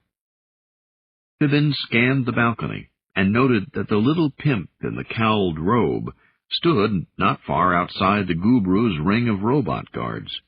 He spared a whole second to memorize the chim's boyish features. Traitor! Sylvie was only a few terraces above him now. The dancer twitched her pink bottom at him, grinning as sweat beaded on his face. Human males had their own instant visual triggers, rounded female breasts and pelvises and smooth femme skin. None of them could compare with the electric shiver a little color in the right place could send through a male chim. Fibbin shook his head vigorously. Out, not in, you want out. Concentrating on keeping his balance, favoring his tender left ankle, he scrambled edgewise until he was around the pit, then crawled forward on his hands and knees. Sylvie leaned over him 2 levels up. Her scent carried even over the pungent aromas of the hall, making Fibbin's nostrils flare. He shook his head suddenly. There was another sharp odor, a cloying stink that seemed to be quite local. With the little finger of his left hand, he probed the terrace he had been about to climb upon. 4 inches in, he encountered a burning stickiness. He cried out and pulled back hard, leaving behind a small patch of skin. Alas for instinct! His seared finger automatically popped into his mouth. Fibbin almost gagged on the nastiness. This was a fine fix. If he tried to move up or forward, the sticky stuff would get him. If he retreated, he would more than likely wind up in the pit. This maze of traps did explain one thing that he had puzzled about earlier. No wonder the Chens below hadn't gone nuts and simply charged the hill the moment Sylvie showed pink. They knew only the cocky or foolhardy would dare attempt to climb. The others were content to observe and fantasize. Sylvie's dance was only the first half of the show. And if some lucky bastard made it, well then, everybody would have the added treat of watching that too. The idea repelled Fibbin. Private sharings were natural, of course, but this public lewdness was disgusting. At the same time, he noted that he had already made it most of the way. He felt an old quickening in his blood. Sylvie swayed down a little toward him, and he imagined he could already touch her. The musicians increased their tempo, and strobes began flickering again, approaching like lightning. Artificial thunder echoed. Fibbin felt a few stinging droplets, like the beginnings of a rainstorm. Sylvie danced under the spots, inciting the crowd. He licked his lips and felt himself drawn. Then, in the flicker of a single lightning flash, Fibbin saw something equally enticing, more than attractive enough to pull him out of Sylvie's hypnotic sway. It was a small green-lit sign, prim and legalistic, that shone beyond Sylvie's shoulder. "Exit," it read. Suddenly the pain and exhaustion and tension caused something to release inside Fibbin. He felt somehow lifted above the noise and tumult, and recalled with instant clarity something that Athaclina said to him shortly before he left the encampment in the mountains to begin his trek to town. The silvery threads of her Timbrimi corona had waved gently as if in a breeze of pure thought. "There is a telling which my father once gave me, Fibbin. It's a haiku poem, in an earthling dialect called Japanese. I want you to take it with you." "Japanese?" he had protested. "It's spoken on Earth and on Calafia, but there aren't 100 Chims or men on Garth who know it." But Athaclina only shook her head. "Neither do I, but I shall pass the telling on to you, the way it was given to me." What came when she opened her mouth then was less sound than a crystallization, a brief substrate of meaning which left an imprint even as it faded. Certain moments qualify in winter's darkest storm, when stars call and you fly. Fibbin blinked, and the sudden relived moment passed. The letters still glowed. Exit, shining like a green haven. It all swept back, the noise, the odors, the sharp stinging of the tiny rain-like droplets. But Fibbin now felt as if his chest had expanded twofold.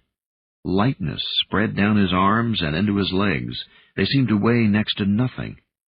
With a deep flexing of his knees, he gathered himself, and then launched off from his precarious perch to land on the edge of the next terrace, toes grasping inches from the burning camouflaged glue.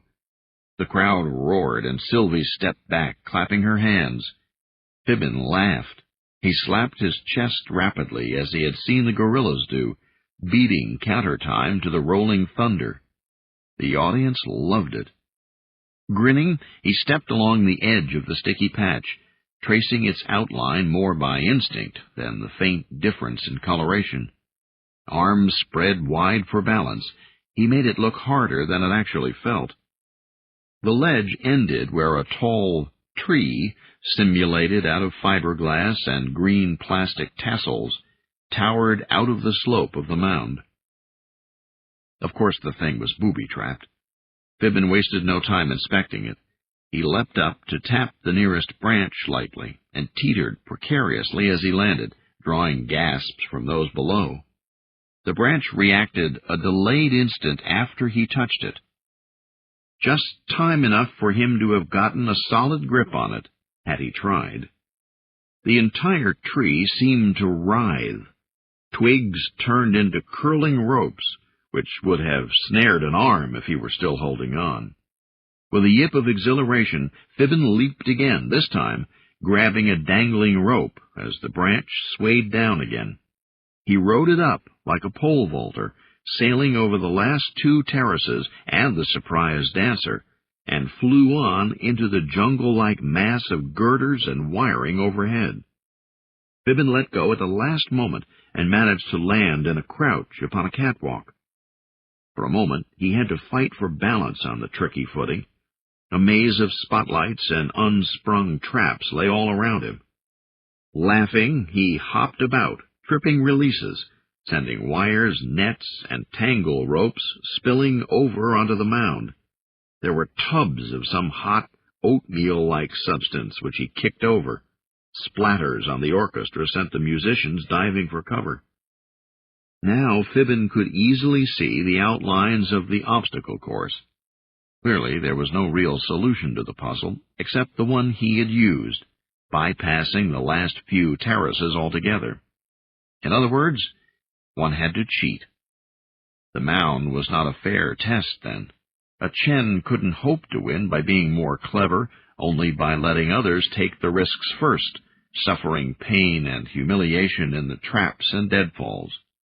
The lesson the guru were teaching here was insidiously simple. "Those bastards," he muttered. The exalted feeling was beginning to fade, and with it some of Fibbin's temporary sense of borrowed invulnerability. Obviously Athaclena had given him a parting gift, a post-hypnotic charm of sorts, to help him if he found himself in a jam. Whatever it was, he knew it wouldn't do to push his luck. "It's time to get out of here," he thought. The music had died when the musicians fled the sticky oatmeal stuff, but now the public address system was squawking again, issuing clipped exhortations that were beginning to sound a bit frantic. "Unacceptable behavior for proper clients. Cease expressions of approval for one who has broken rules. One who must be chastised." The guru's pompous urgings fell flat, for the crowd seemed to have gone completely ape. When Fibbin hopped over to the mammoth speakers and yanked out wires, the alien's tirade cut off, and there rose a roar of hilarity and approval from the audience below. Fibbin leaned into one of the spotlights, swiveling it so that it swept across the hall. When the beam passed over them, Chims picked up their wicker tables and tore them apart over their heads. Then the spot struck the E.T. in the balcony box, still shaking its microphone in apparent outrage. The bird-like creature wailed and cringed under the sharp glare.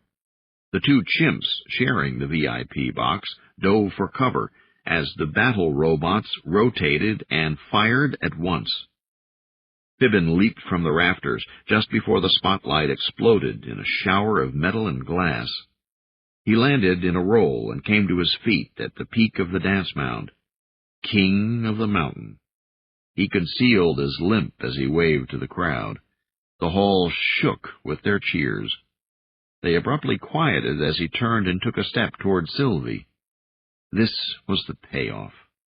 Natural male chimpanzees in the wild weren't shy about mating in front of others, and even uplifted neo-chimps shared when the time and place was right.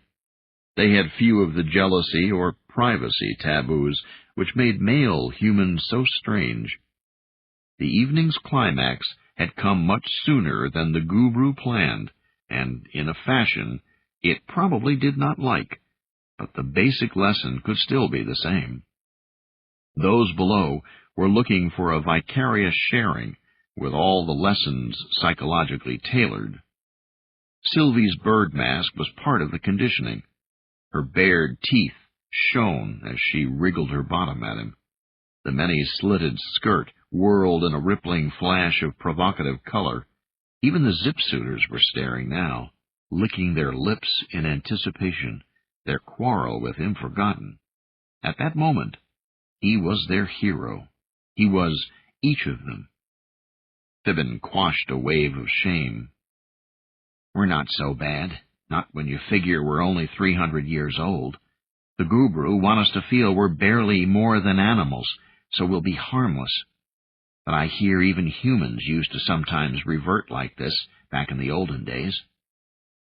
Sylvie chuffed at him as he approached. Fibbin felt a powerful tightening in his loins as she crouched to await him. He reached for her. He gripped her shoulder. Then Fibbin swung her about to face him. He exerted strength to make her stand up straight. The cheering crowd fell into confused muttering. Sylvie blinked up at him in hormone-drenched surprise. It was apparent to Fibbin that she must have taken some sort of drug to get into this condition. "Frontwards?" she asked, struggling with the words. "But Big Beaks said he wanted it to look natural." Fibbin took her face in his hands. The mask had a complex set of buckles, so he bent around the jutting beak to kiss her once, gently, without removing it. "Go home to your mates," he told her. "Don't let our enemies shame you." Sylvie rocked back as if he had struck her a blow. Fibbin faced the crowd and raised his arms. "Offspring of the wolflings of Terra," he shouted. "All of you, go home to your mates. Together with our patrons, we'll guide our own uplift. We don't need ET outsiders to tell us how to do it." From the crowd there came a low rumbling of consternation. Fibbin saw that the alien in the balcony was chirping into a small box, probably calling for assistance, he realized. "Go home," he repeated, "and don't let outsiders make spectacles of us again." The muttering below intensified. Here and there Fibbin saw faces wearing sudden frowns, chims looking about the room in what he hoped was dawning embarrassment. Brows wrinkled with uncomfortable thoughts. But then, out of the babel below, someone shouted up at him. "What's the matter? Can't you get it up?"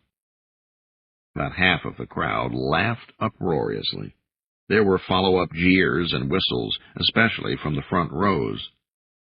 Fibbin really had to get going. The guru probably didn't dare shoot him down outright, not in front of the crowd. But the avian had doubtless sent for reinforcements. Still, Fibbin couldn't pass up a good straight line.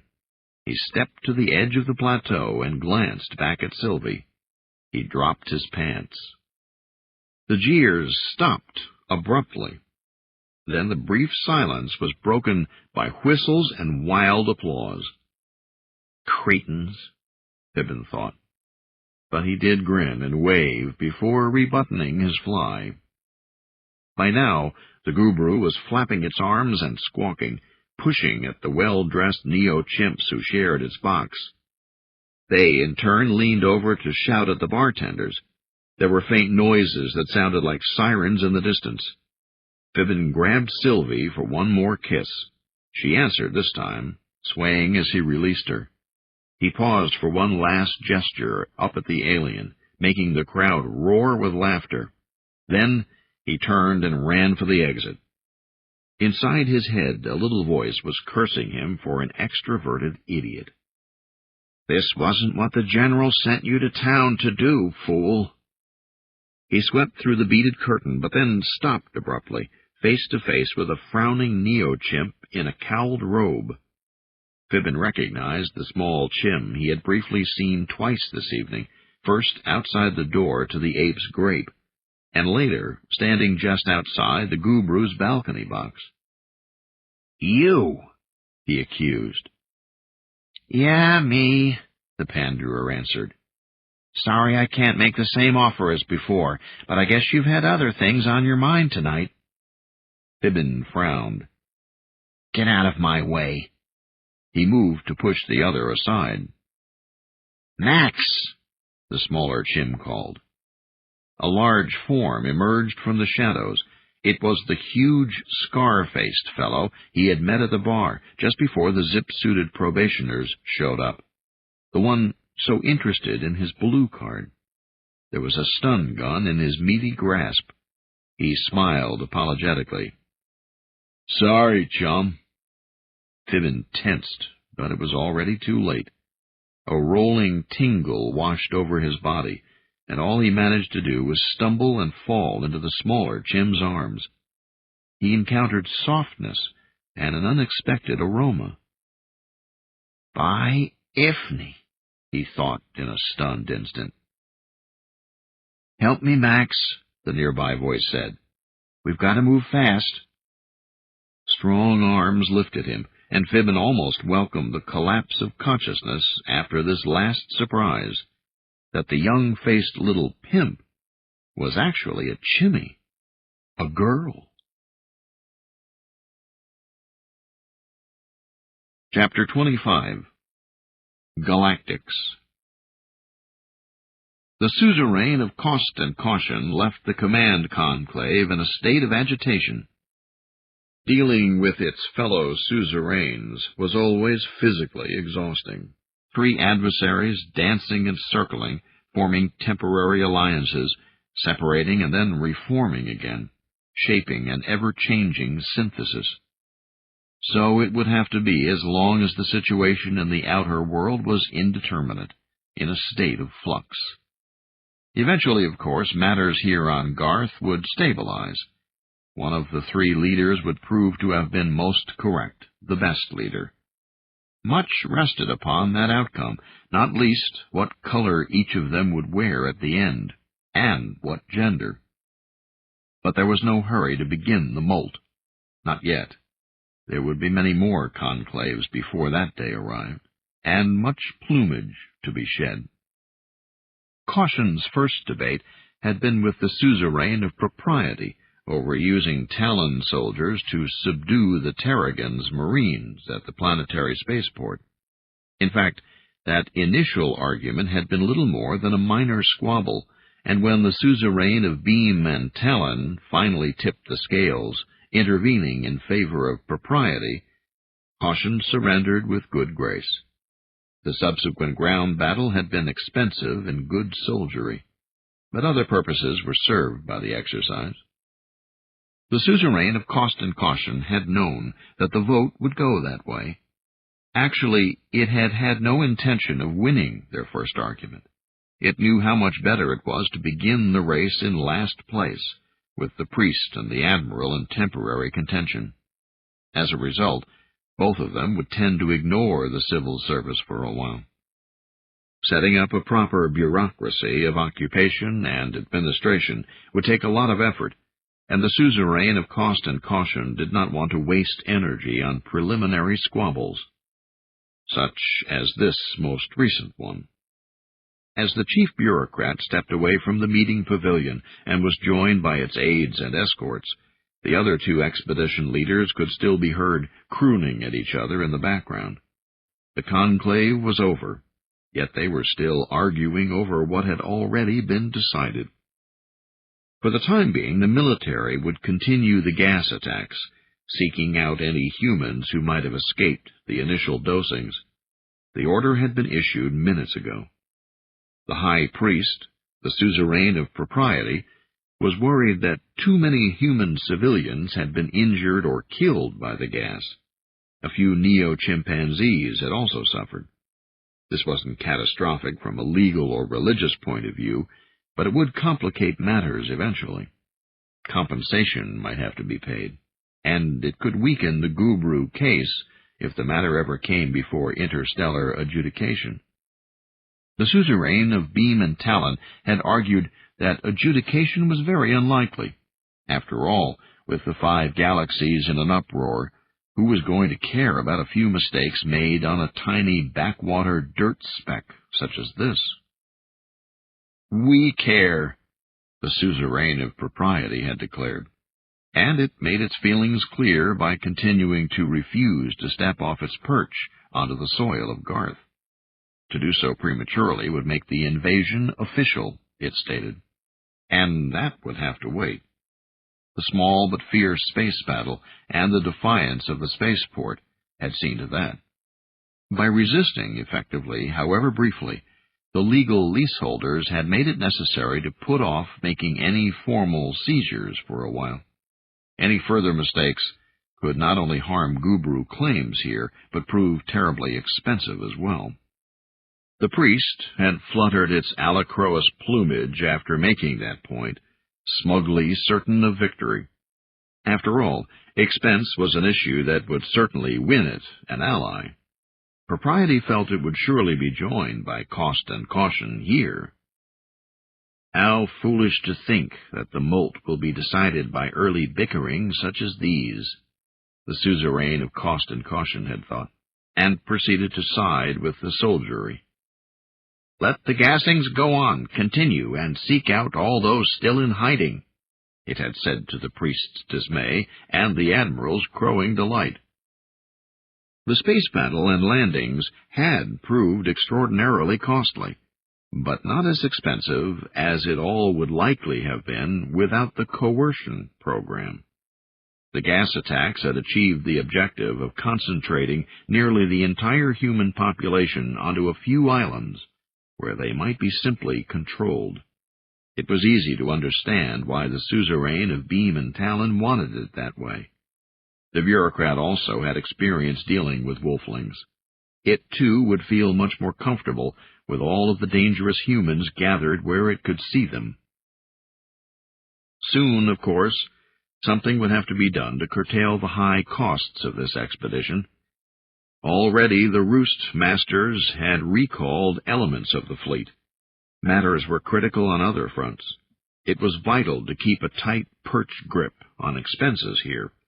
That was a matter for another conclave, however. Today, the military suzerain was riding high. Tomorrow? Well, the alliances would shift and shift again, until at last a new policy emerged, and a queen. The suzerain of cost and caution turned and spoke to one of its Kwaku aides. "Have me driven, taken, conveyed to my headquarters." The official hover barge lifted off and headed toward the buildings the civil service had appropriated, on headlands overlooking the nearby sea.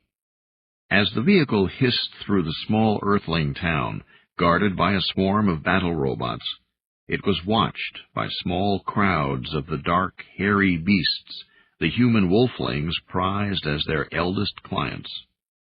The suzerain spoke again to its aide. "When we arrive at the Chancery, gather the staff together. We shall consider, contemplate, evaluate the new proposal the High Priest sent over this morning concerning how to manage these creatures, these neo-chimpanzees." Some of the ideas suggested by the Propriety Department were daring to an extreme. There were brilliant features that made the bureaucrat feel proud of its future mate. What a threesome we shall make. There were other aspects, of course, that would have to be altered if the plan was not to lead to disaster. Only one of the triumvirate had the sureness of grasp to see such a scheme to its final victorious conclusion. That had been known in advance when the roost masters chose their 3. The suzerain of cost and caution let out a treble sigh and contemplated how it would have to manipulate the next leadership conclave. Tomorrow, the next day, in a week, that forthcoming squabble was not far off. Each debate would grow more urgent, more important, as both consensus and molt approached. The prospect was one to look upon with a mixture of trepidation, confidence, and utter pleasure. Chapter 26. Robert. The denizens of the deep caverns were unaccustomed to the bright lights and loud noises the newcomers had brought with them. Hordes of bat-like creatures fled before the interlopers, leaving behind a flat, thick flooring of many centuries' accumulated dung. Under limestone walls glistening with slow seepage, alkaline rivulets were now crossed by makeshift plank bridges. In drier corners, under the pale illumination of glow bulbs, the surface beings moved nervously, as if loath to disturb the Stygian quiet. It was a forbidding place to wake up to. Shadows were stark, acherontic, and surprising. A crag of rock might look innocuous, and then, from a slightly different perspective, leap out in familiarity as the silhouette of some monster met 100 times in nightmares. It wasn't hard to have bad dreams in a place like this. Shuffling in robe and slippers, Robert felt positive relief when at last he found the place he'd been looking for, the Rebel Operations Center. It was a fairly large chamber, lit by more than the usual sparse ration of bulbs. But furniture was negligible. Some ragged card tables and cabinets had been supplemented by benches fashioned from chopped and leveled stalagmites, plus a few partitions knocked together out of raw timber from the forest high above. The effect only made the towering vault seem all the more mighty, and the refugees' works all the more pitiful. Robert rubbed his eyes. A few chims could be seen clustered around one partition, arguing and sticking pins in a large map, speaking softly as they sifted through papers. When one of them raised his voice too loud, echoes reverberated down the surrounding passages, making the others look up in alarm. Obviously, the chims were still intimidated by their new quarters. Robert shuffled into the light. "All right," he said, his larynx still scratchy from lack of use. "What's going on here? Where is she, and what is she up to now?" They stared at him. Robert knew he must look a sight in rumpled pajamas and slippers, his hair uncombed and his arm in a cast to the shoulder. "Captain On-Eagle," one of the chims said. "You really should still be in bed. Your fever—" "Oh, shove it, Micah."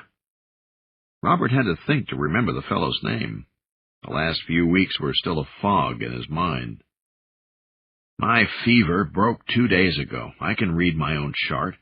So tell me what's happening. Where is everybody? Where's Athaclena?" They looked at each other. Finally, one chimmy took a cluster of colored map pins out of her mouth. "The General, Ms. Athaclena is away. She's leading a raid."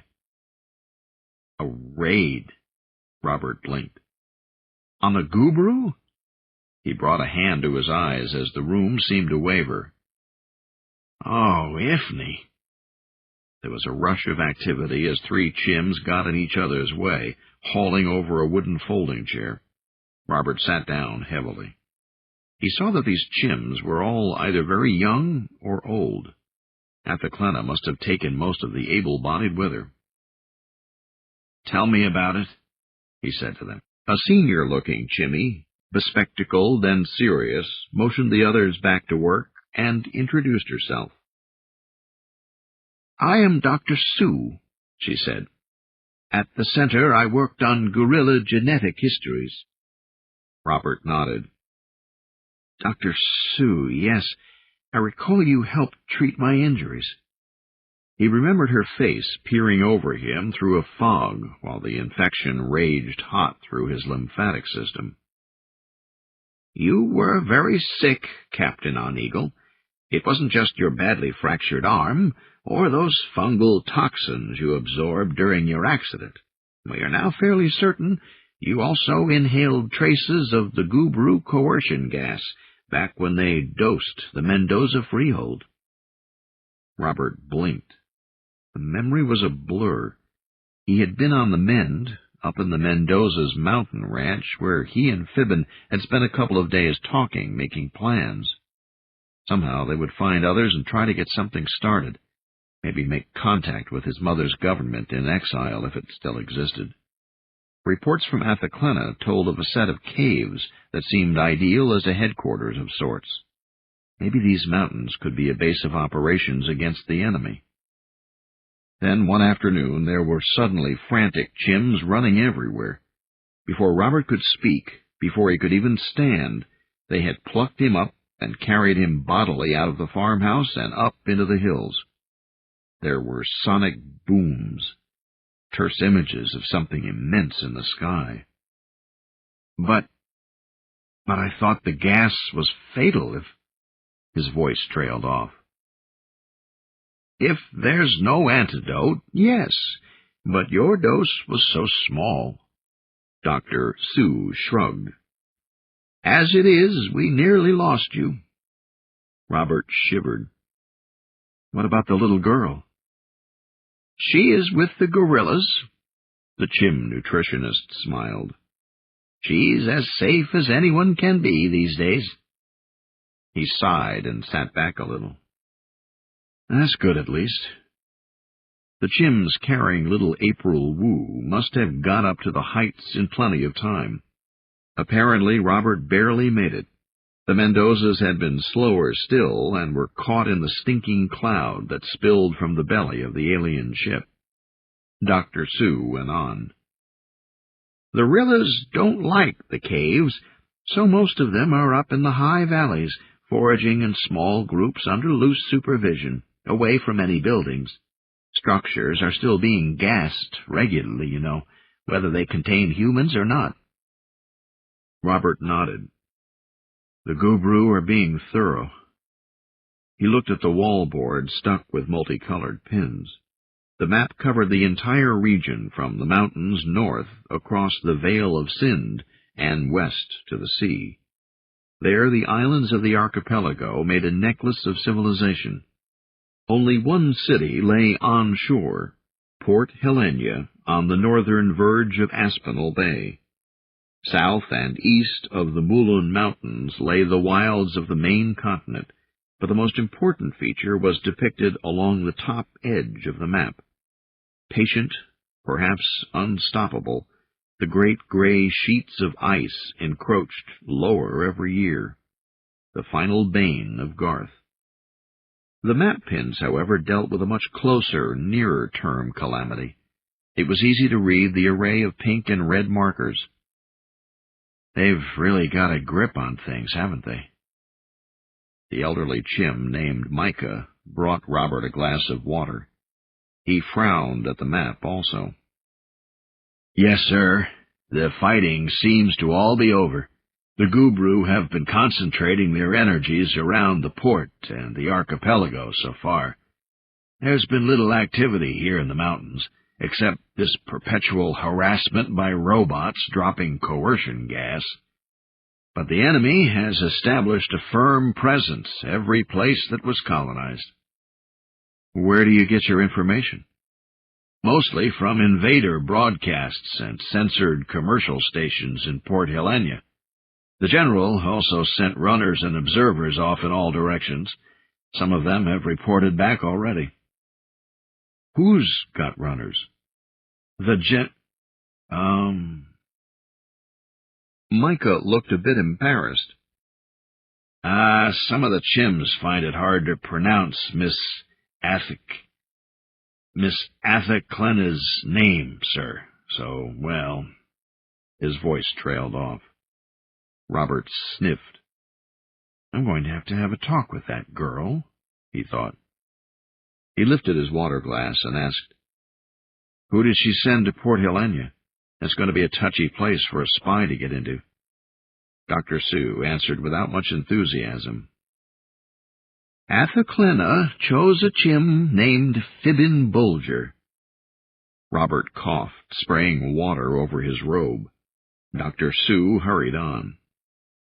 He is a militiaman, Captain, and Miss Athaclina figured that spying around in town would require an, unconventional approach. That only made Robert cough harder. Unconventional. Yes, that described Fibbin. If Athaclina had chosen old Trog Bulger for that mission, then it spoke well for her judgment. She might not be stumbling in the dark after all. Still, he's hardly more than a kid, and an alien at that. Does she actually think she's a general? Commanding what? He looked around the sparsely furnished cavern, the small heaps of scrounged and hand-carried supplies. It was, all told, a pitiful affair. That wall map arrangement is pretty crude, Robert observed, picking out one thing in particular. An elderly Chen, who hadn't spoken yet, rubbed the sparse hair on his chin. We could organize much better than this, he agreed. We've got several mid-sized computers. A few chims are working programs on batteries, but we don't have the power to run them at full capacity. He looked at Robert archly. Timbrimmy Athaclina insists we drill a geothermal tap first, but I figure if we were to set up a few solar collectors on the surface, very well hidden, of course. He let the thought hang. Robert could tell that one chim, at least, was less than thrilled at being commanded by a mere girl, and one who wasn't even of Earth Clan or Tarragon's citizenship. "What's your name?" "Jobert, Captain." Robert shook his head. "Well, Jobert, we can discuss that later. Right now, will someone please tell me about this raid? What is Athaclina up to?" Micah and Sue looked at each other. The Chimmy spoke first. "They left before dawn. It's already late afternoon outside. We should be getting a runner in any time now." Jobert grimaced again, his wrinkled, age-darkened face dour with pessimism. "They went out armed with pin rifles and concussion grenades, hoping to ambush a Gubru patrol." "Actually," the elderly Chim added dryly, "we were expecting news more than an hour ago. I'm afraid they are already very late getting back."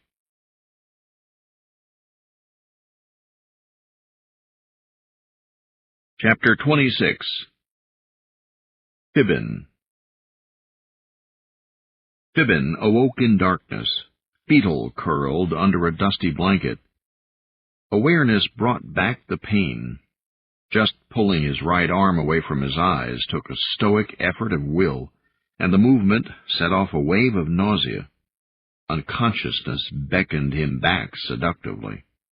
What made him resist was the filmy, lingering tracery of his dreams.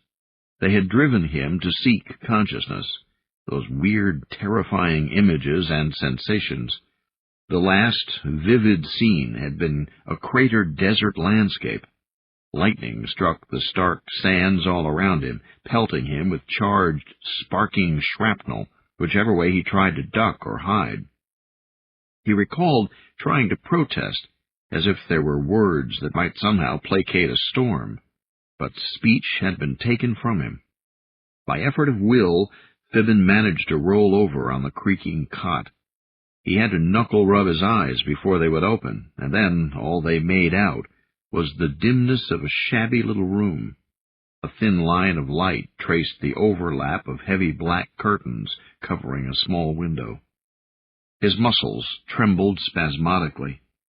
Fibbin remembered the last time he had felt anywhere near this lousy, back on Silmar Island. A band of neo-chimp circus entertainers from Earth had dropped in to do a show.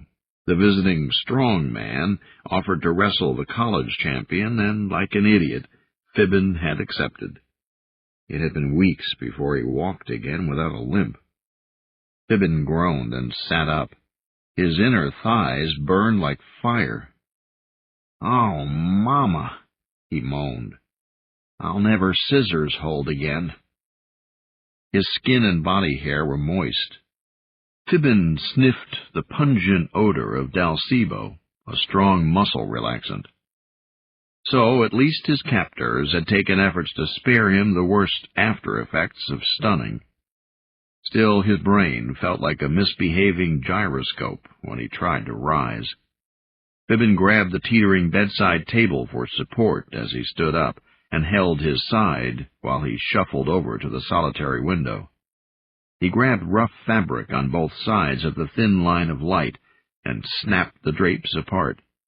Immediately, Fibbin stumbled back, both arms raised to ward off the sudden brightness. After-images whirled. "Ah," he commented succinctly. It was barely a croak. What was this place? Some prison of the Gubru? Certainly he wasn't aboard an invader battleship.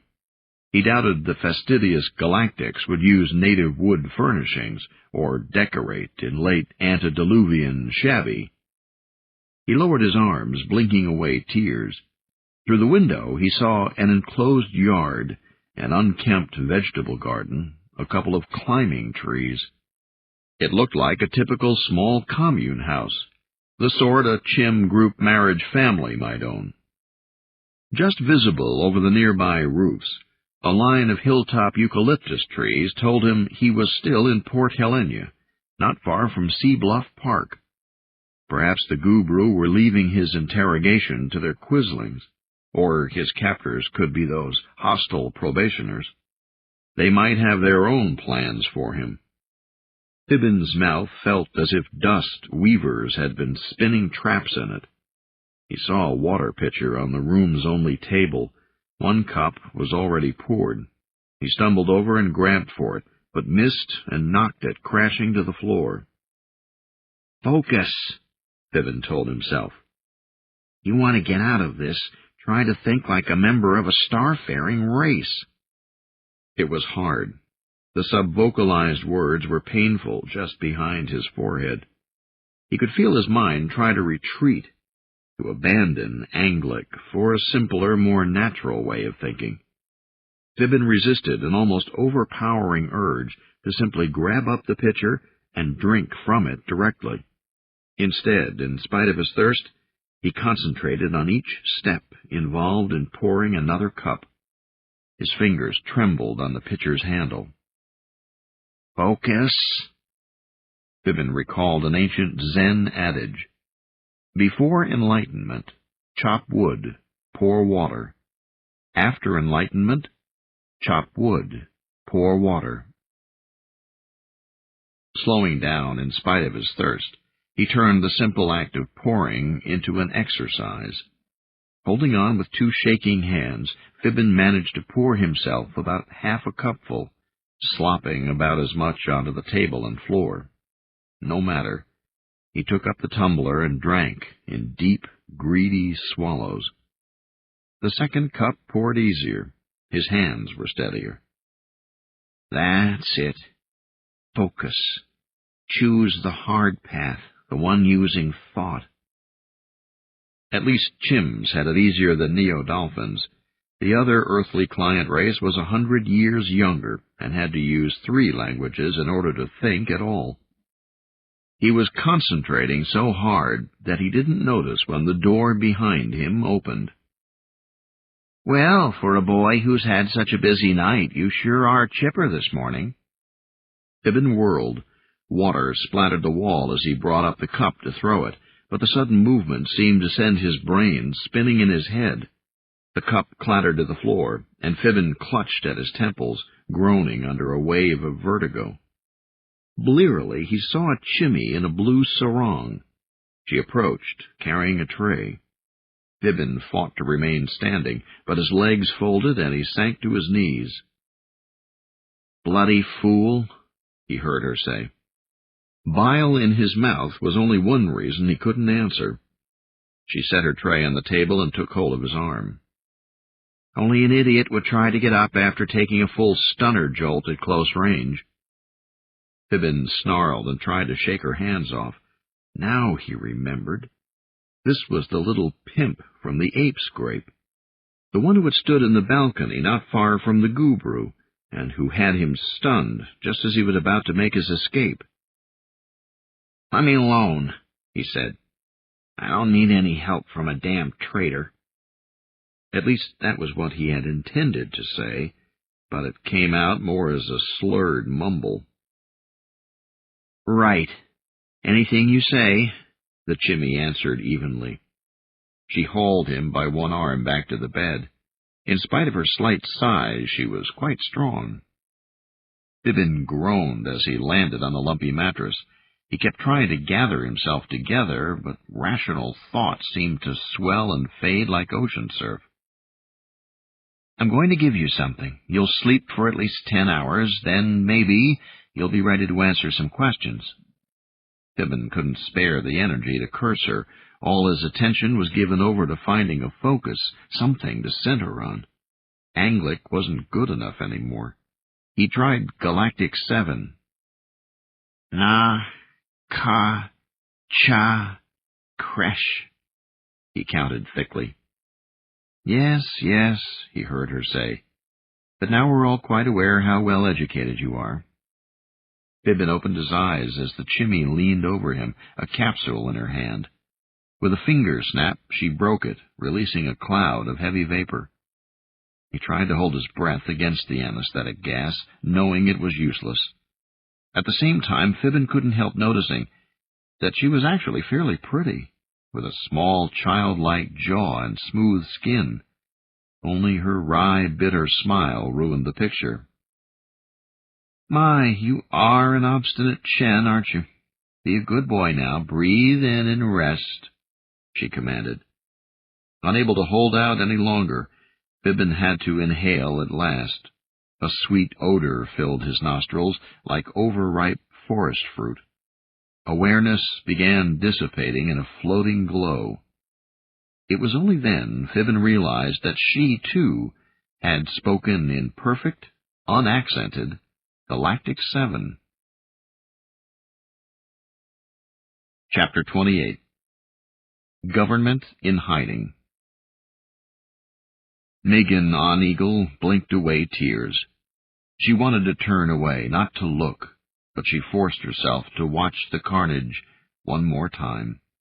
The large hollow tank depicted a night scene, a rain-driven beach that shone dimly in shades of gray under faintly visible, brooding cliffs. There were no moons, no stars, in fact, hardly any light at all. The enhancement cameras had been at their very limits taking these pictures. On the beach, she could barely make out 5 black shapes that crawled ashore, dashed across the sand, and began climbing the low, crumbling bluffs. "You can tell they followed procedures precisely," Major Prothachulthorne of the Tarragon's Marines explained. "First, the submarine released the advance divers, who went ahead to scout and set up surveillance. Then, when it seemed the coast was clear, the sabots were released."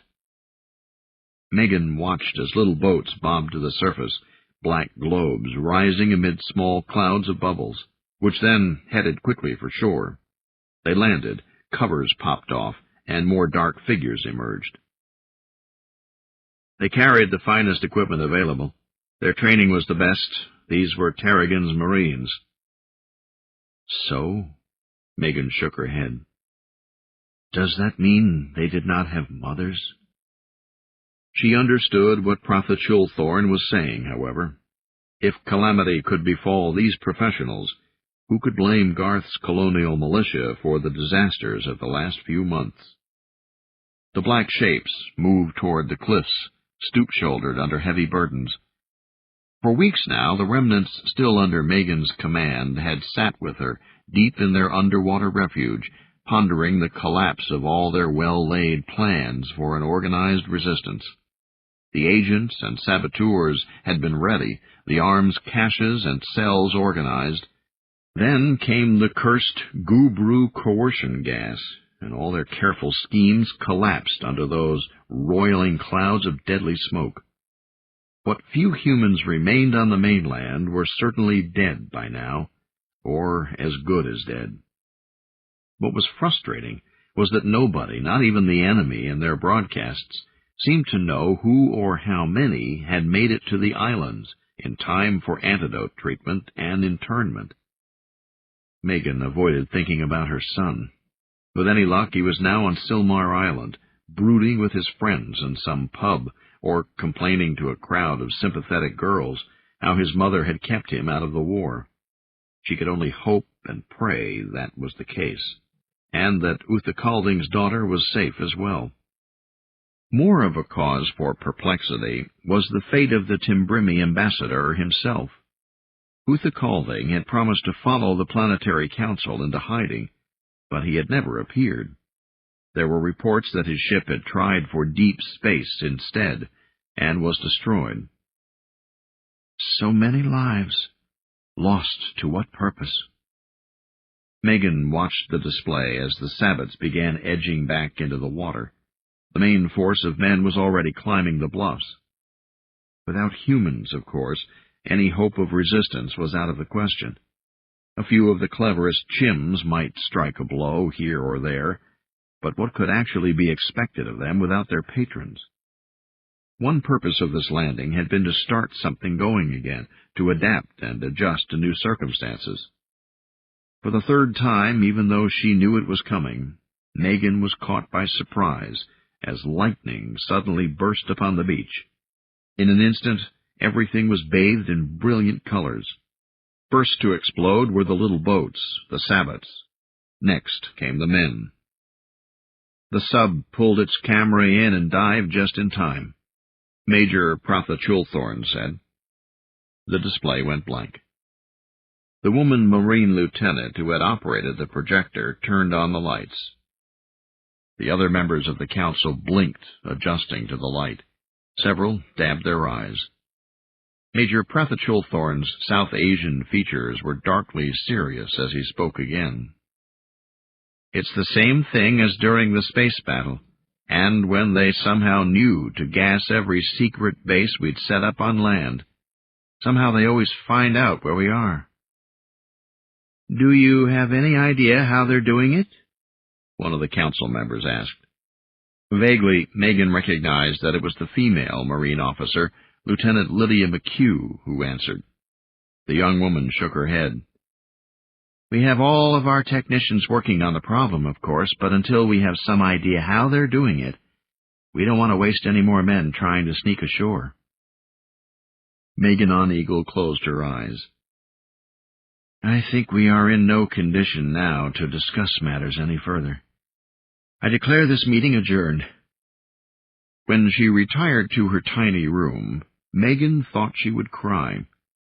Instead, though, she merely sat on the edge of her bed, in complete darkness, allowing her eyes to look in the direction she knew her hands lay. After a while, she felt she could almost see them, fingers like blobs resting tiredly on her knees. She imagined they were stained, a deep, sanguinary red. Chapter 29. Robert. Deep underground, there was no way to sense the natural passage of time. Still, when Robert jerked awake in his chair, he knew exactly when it was. Late, too damn late. Athaclena was due back hours ago. If he weren't still little more than an invalid, he would have overcome the objections of Micah and Dr. Sue and gone topside himself, looking for the long-overdue raiding party. As it was, the two chim scientists had nearly had to use force to stop him. Traces of Robert's fever still returned now and then. He wiped his forehead and suppressed some momentary shivers. No, he thought. I am in control. He stood up and picked his way carefully toward the sounds of muttered argument, where he found a pair of chims working over the pearly light of a salvaged Level 17 computer. Robert sat on a packing crate behind them and listened for a while. When he made a suggestion, they tried it, and it worked. Soon he had almost managed to push aside his worries as he immersed himself in work, helping the Chim sketch out military tactics programming for a machine that had never been designed for anything more hostile than chess. Somebody came by with a pitcher of juice. He drank. Someone handed him a sandwich. He ate. An indeterminate time later, a shout echoed through the underground chamber. Feet thumped hurriedly over low wooden bridges. Robert's eyes had grown accustomed to the bright screen, so it was out of a dark gloom that he saw Chims hurrying past, seizing assorted odd-lot weapons as they rushed up the passage, leading to the surface. He stood and grabbed at the nearest running brown form. "What's happening?" He might as well have tried to halt a bull. The Chim tore free without even glancing his way and vanished up the ragged tunnel. The next one he waved down actually looked at him and halted restlessly. "It's the expedition," the nervous Chen explained. "They've come back. At least I hear some of them have." Robert let the fellow go. He began casting around the chamber for a weapon of his own. If the raiding party had been followed back here... There wasn't anything handy, of course. He realized bitterly that a rifle would hardly do him any good with his right arm immobilized. The Chims probably wouldn't let him fight anyway. They'd more likely carry him bodily out of harm's way, deeper into the caves. For a while there was silence. A few elderly Chims waited with him for the sound of gunfire. Instead, there came voices, gradually growing louder. The shout sounded more excited than fearful. Something seemed to stroke him just above the ears. He hadn't had much practice since the accident, but now Robert's simple empathy sense felt a familiar trace blow into the chamber. He began to hope. A babbling crowd of figures turned the bend, ragged, filthy neo-chimpanzees carrying slung weapons, some sporting bandages. The instant he saw Athaclena, a knot seemed to let go inside of Robert. Just as quickly, though, another worry took its place. The Timbrimi girl had been using the gear transformation clearly. He felt the rough edges of her exhaustion, and her face was gaunt. Moreover, Robert could tell that she was still hard at work. Her corona stood puffed out, sparkling without light. The Chims hardly seemed to notice as stay-at-homes eagerly pumped the jubilant raiders for news, but Robert realized that Athaclena was concentrating hard to craft that mood. It was too tenuous, too tentative, to sustain itself without her. "Robert!" Her eyes widened. "Should you be out of bed? Your fever only broke yesterday."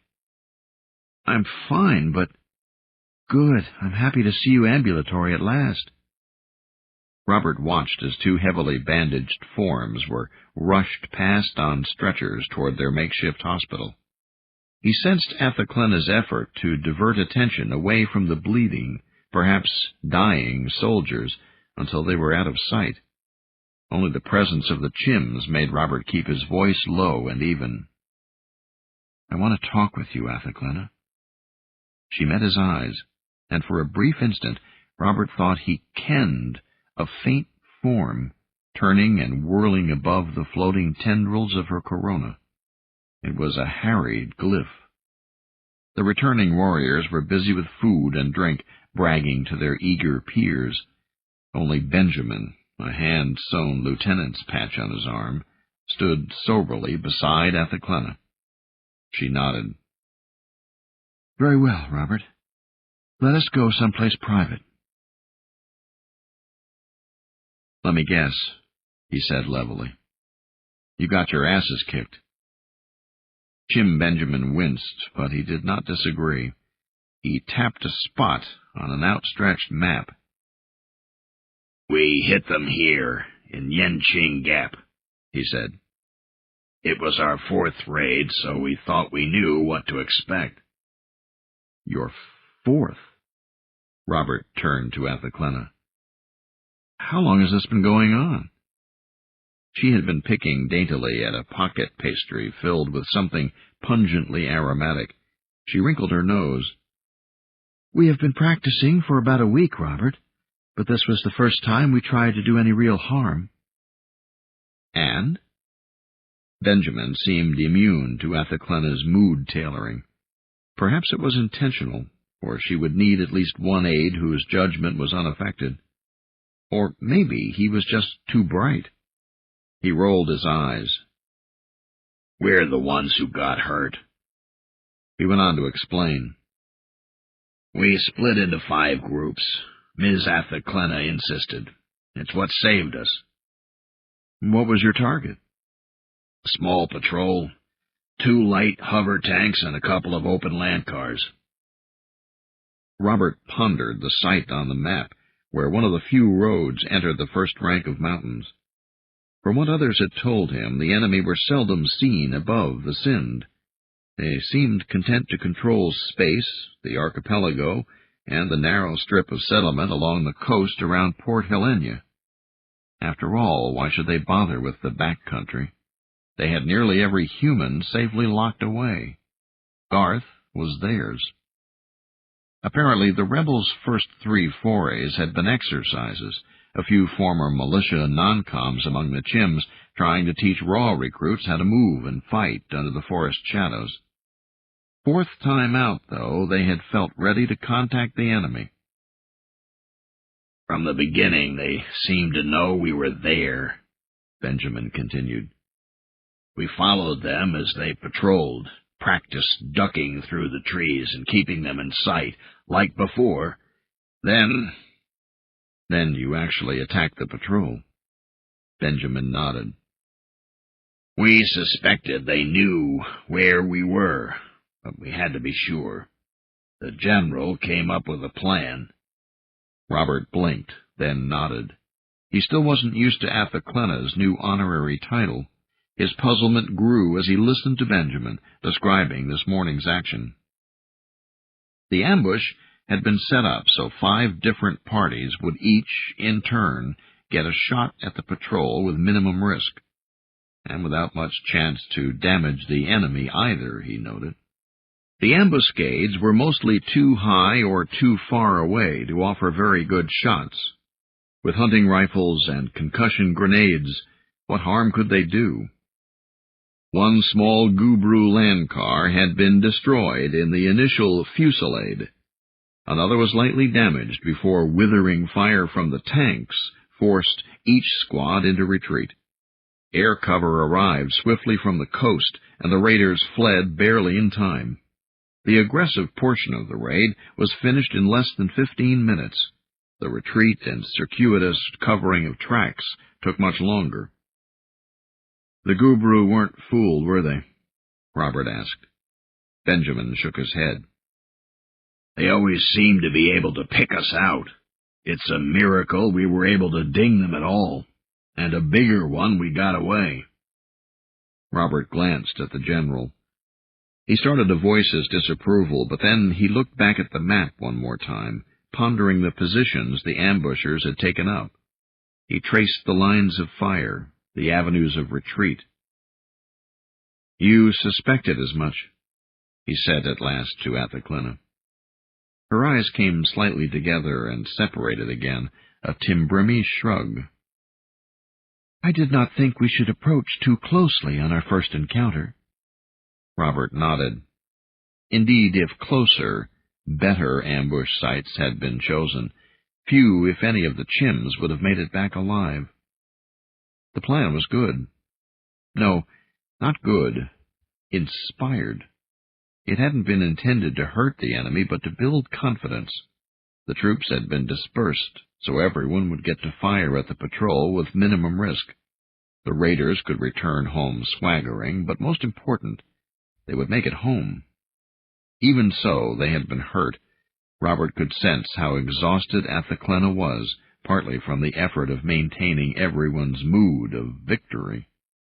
He felt a touch on his knee and took Etheklenna's hand in his own. Her long, delicate fingers closed tightly, and he felt her triple-beat pulse. Their eyes met.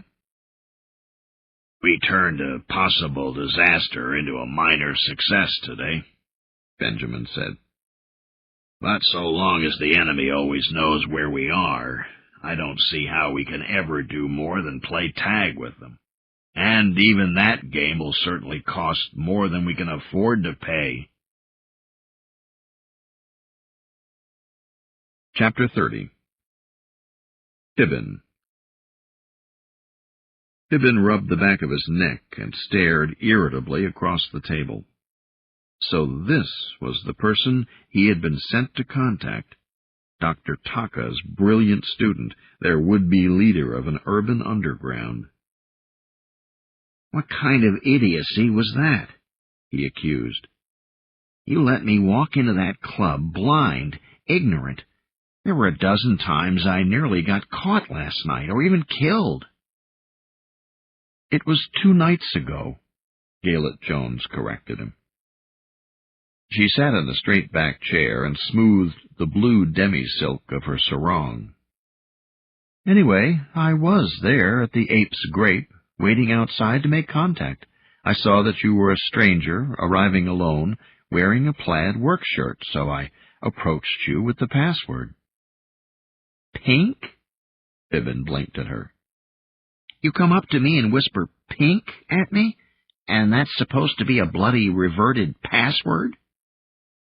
Normally, he would never use such rough language with a young lady. Right now, Galet Jones looked more like the sort of person he had expected in the first place, a chimney of obvious education and breeding. But he had seen her under other circumstances, and he wasn't ever likely to forget. You call that a password? They told me to look for a fisherman. Shouting made him wince. Fibbin's head still felt as though it were leaking brains in 5 or 6 places. His muscles had stopped cramping capriciously some time ago, but he still ached all over, and his temper was short. A fisherman? In that part of town? Galet Jones frowned, her face clouding momentarily. Listen, everything was chaos when I rang up the center to leave word with Dr. Taka. I figured her group was used to keeping secrets and would make an ideal core out in the countryside. I only had a few moments to think up a way to make a later contact before the guru took over the telephone lines. I figured they were already tapping and recording everything, so it had to be something colloquial, that their language computers would have trouble interpreting.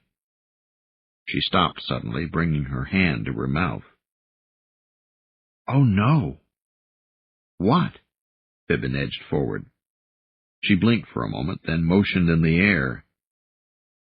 I told that fool operator at the center how their emissary should dress and where to meet me. Then I said I'd pass myself off as a hooker. As a what? I don't get it. Fibbin shook his head. It's an archaic term, pre-contact human slang for one who offers cheap, illicit sex for cash. Fibbin snapped. Of all the damn fool, if-me cursed loony ideas. Galet Jones answered back hotly. All right, Smarty, what should I have done? The militia was falling to pieces. Nobody had even considered what to do if every human on the planet was suddenly removed from the chain of command. I had this wild notion of helping to start a resistance movement from scratch, so I tried to arrange a meeting. Uh-huh. Posing as someone advertising illicit favors right outside a place where the guru were inciting a sexual frenzy. How was I to know what they were going to do, or that they'd choose that sleepy little club as the place to do it in? I conjectured that social restraints would relax enough to let me pull the pose, and so be able to approach strangers. It never occurred to me they'd relax that much. My guess was that anyone I came up to by mistake would be so surprised he'd act as you did, and I could pull a fade. But it didn't work out that way. No, it did not. Before you appeared, several solitary chins showed up, dressed likely enough to make me put on my act. Poor Max had to stun 6 of them, and the alley was starting to get full. But it was already too late to change the rendezvous or the password. which nobody understood. Hooker? You should have realized something like that would get garbled. I knew Dr. Taka would understand. We used to watch and discuss old movies together. We'd study the archaic words they used. I can't understand why she... Her voice trailed off when she saw the expression on Fibbin's face. What? Why are you looking at me like that? I'm sorry, I just realized that you couldn't know. He shook his head. You see, Dr. Taka died just about the time they got your message, of an allergic reaction to the coercion gas. Her breath caught. Galet seemed to sink into herself. I feared as much when she didn't show up in town for internment. It's a great loss. She closed her eyes and turned away, obviously feeling more than her words told. At least she had been spared witnessing the flaming end of the Howlett Center as the soot-covered ambulances came and went, and the glazed, dying face of her mentor as the epidemic gas took its cruel, statistical toll. Fibbin had seen recordings of that fear-palled evening. The images lay in dark layers still at the back of his mind. Galet gathered herself, visibly putting off her mourning for later. She dabbed her eyes and faced Fibbin, jaw outthrust defiantly. I had to come up with something a chim would understand, but the ET's language computers wouldn't. It won't be the last time we have to improvise. Anyway, what matters is that you are here. Our two groups are in contact now. I was almost killed, he pointed out, though this time he felt a bit churlish for mentioning it. But you weren't killed. In fact, there may be ways to turn your little misadventure into an advantage. Out on the streets, they're still talking about what you did that night, you know. Was that a faint, tentative note of respect in her voice? A peace offering, perhaps? Suddenly it was all too much too much for him. Fibbin knew it was exactly the wrong thing to do at exactly the wrong time, but he just couldn't help himself. He broke up. Hook? He giggled, though every shake seemed to rattle his brain in his skull. Hooker? He threw back his head and hooted, pounding on the arms of the chair. Fibbin slumped. He guffawed, kicking his feet in the air. Oh, good all. That was all I needed to be looking for. Galet Jones glared at him as he gasped for breath. He didn't even care right now if she called in that big chim, Max, to use the stunner on him again. It was all just too much. If the look in her eyes right then counted for anything, Fibbin knew this alliance was already off to a rocky start.